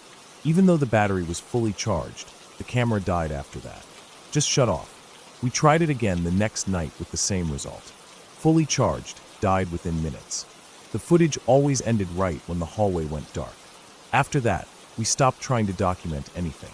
The feeling in the house was getting heavier, like whatever was there knew we were trying to expose it. Things would go missing: keys, phones, shoes. You'd leave something in the kitchen and find it later on the couch, or in the bathroom, or outside. We tried to laugh it off. Months later, we had a bonfire out back. My ex-husband's friends were over, maybe 10 or 12 people, all crowded around the flames drinking beer and talking trash. Everything was normal, casual, loud. Someone went into the house to grab more drinks. A couple of the guys followed. Clark was the first one back out. He screamed. Not in a funny, attention-grabbing kind of way, but a real, guttural scream. He sprinted back to the house, face white as chalk. Everyone froze. He said he saw 3 men standing near the fire pit. 3 tall, broad figures just standing there in silence. He said they were dressed like old soldiers, gray jackets, high boots, buttons, Civil War uniforms. We told him he was seeing things. He swore he wasn't drunk. We all walked back out together. Nothing was there. After that night, the activity slowed down. It never really stopped, but it changed. It was almost like whatever had been there got used to us. It stopped scaring us and started playing tricks instead. Guests would sleep over and complain that the bed moved, or they'd say they heard someone walking in the hallway. Their stuff would disappear and turn up in the strangest places. Once, someone's backpack ended up inside the bathtub. They swore they never took it off. Eventually, it became a running joke. We gave it a name, said it was the house's way of testing new people. But I noticed something. It never messed with me again. My bed never shook after that first week. My lights never flickered again. Whatever it was, it had moved on to someone else. Still, I never went back into that bedroom. Even after everything quieted down, I kept the door shut. I didn't need any more proof. I'd felt it in my bones from day one. Something was wrong in that room. Maybe something had happened there before. Maybe it was just the land. I didn't know. I didn't want to know. When we finally moved out, I didn't look back. I packed my things, closed the front door, and didn't say a word. I didn't take anything from that house with me except my clothes and my dog. I left behind every piece of furniture, every dish, every scrap of memory. I told my ex he could deal with it. He didn't argue. Now, living in a new place, there's no weird energy. No flickering lights. No shaking beds. Just quiet. Real quiet. Not the heavy kind. The kind that lets you sleep through the night. I've never talked much about that house since. But every now and then, I still...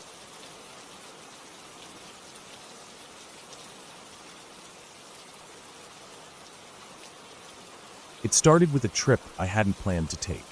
My friend Jamie was supposed to join a small hiking group for a long weekend in the Sawtooth Range, Idaho's backcountry.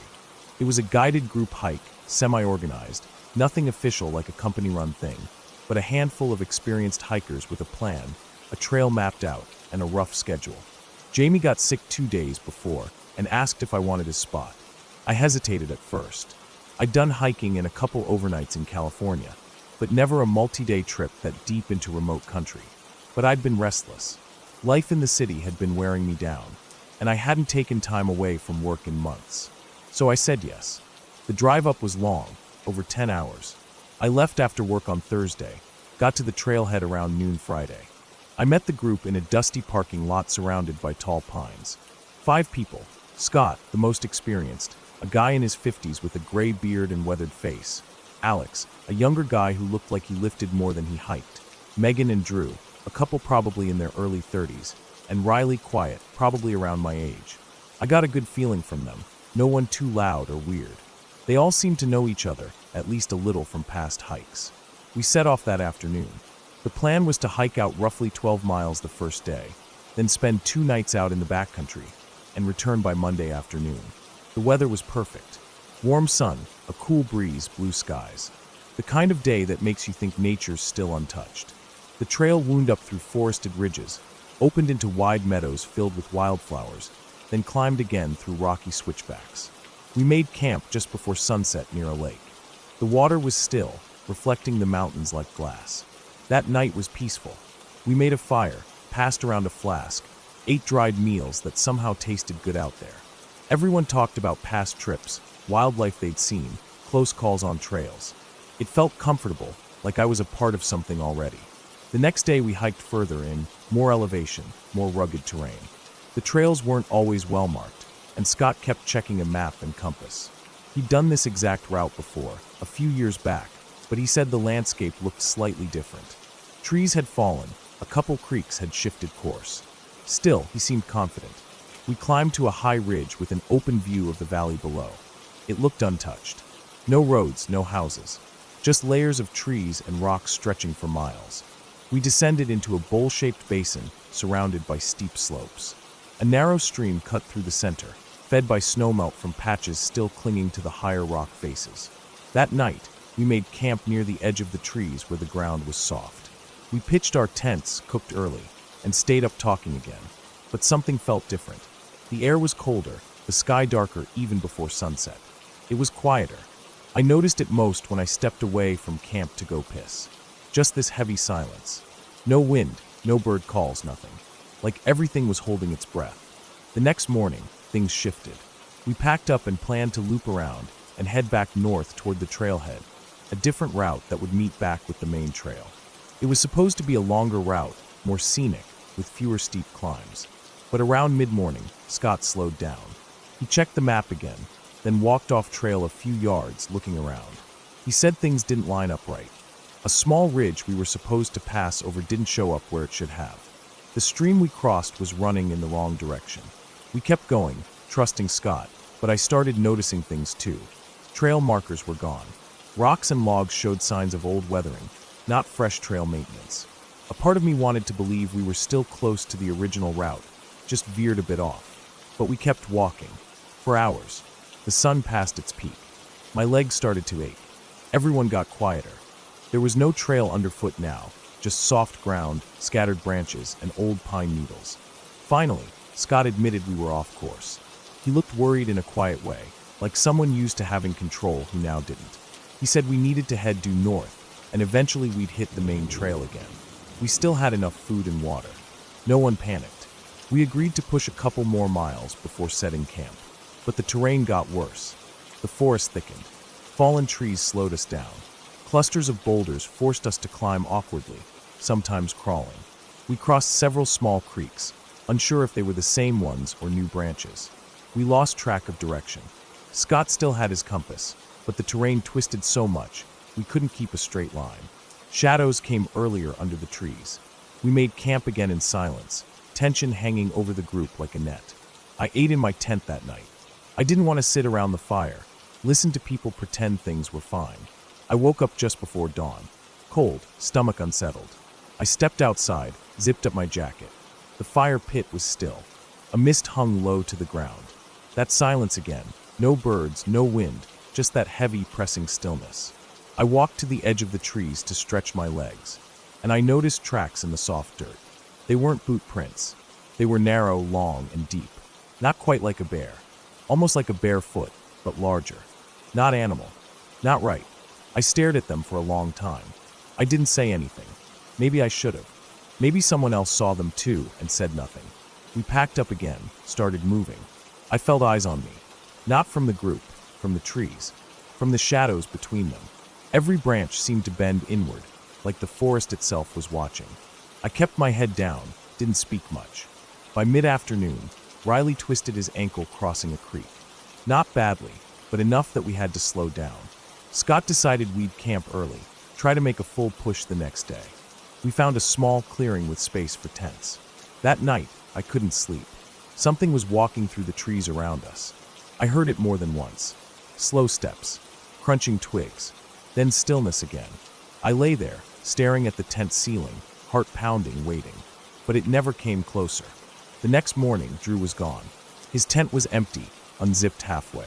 His pack was still inside. Boots too. No signs of a struggle, no blood, nothing. Just gone. The group panicked. Megan cried. Scott tried to organize a search. We fanned out, calling his name, checking the area, but I already knew we wouldn't find him. You don't just vanish from your tent in the middle of the night. Not barefoot. Not without a sound. We should have turned around. Instead, we kept going. Scott said the best thing we could do was get out and alert authorities. But by then we had no signal. We hadn't for days. We pushed hard, made miles, but the terrain kept changing. Nothing looked familiar. I started marking trees with my knife. Small cuts at eye level. An hour later, I saw one of my marks again, on the opposite side of a tree. That wasn't possible, unless we were moving in circles. Megan stopped walking. She broke down, just sat down and refused to move. We waited with her, but it started getting dark again. Scott finally made the call. We'd leave our gear, pack only essentials, and move through the night. Try to get out of this place. That's when I knew something was deeply wrong, not just with the forest, but with us. That night, we hiked through dense brush, mostly in silence. Alex led with a headlamp. I followed behind, every sound feeling louder than it should have been. Somewhere ahead, a loud snap rang out. Not a twig, a thick branch. Alex stopped. We all did. I turned, scanning behind us. Then something crashed through the brush to our right. We ran. No one said anything. We just ran. I didn't look back. My legs burned. My lungs felt like they were tearing. We didn't stop until we found a dry ridge above a ravine. There we collapsed, gasping, shaking. We didn't speak until morning. Scott was gone too. Only 3 of us left now. Me, Megan, and Riley, who barely spoke. We were down to 1 filter and half a day of food each. No real idea where we were. My hands shook constantly. I started seeing things in the corners of my vision. Branches that looked like limbs, shadows that moved when I didn't. I wasn't sleeping anymore, not really. We followed a river, hoping it would lead to lower ground. That's when we saw the cabin. It looked abandoned, but intact. Built from old logs, half covered in moss, with a metal roof rusted from decades of rain.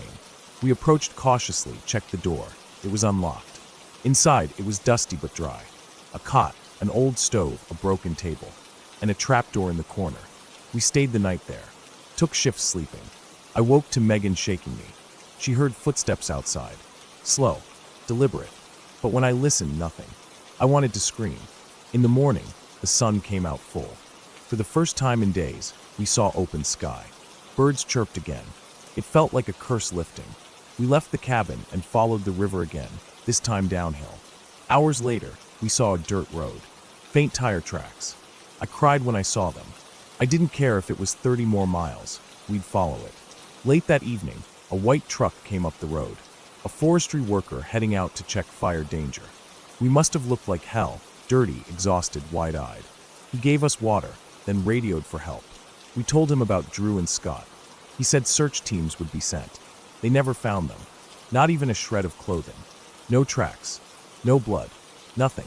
We were told we must have gotten turned around. Panic set in, and they wandered off. I knew that wasn't true. I didn't believe it then, and I don't now.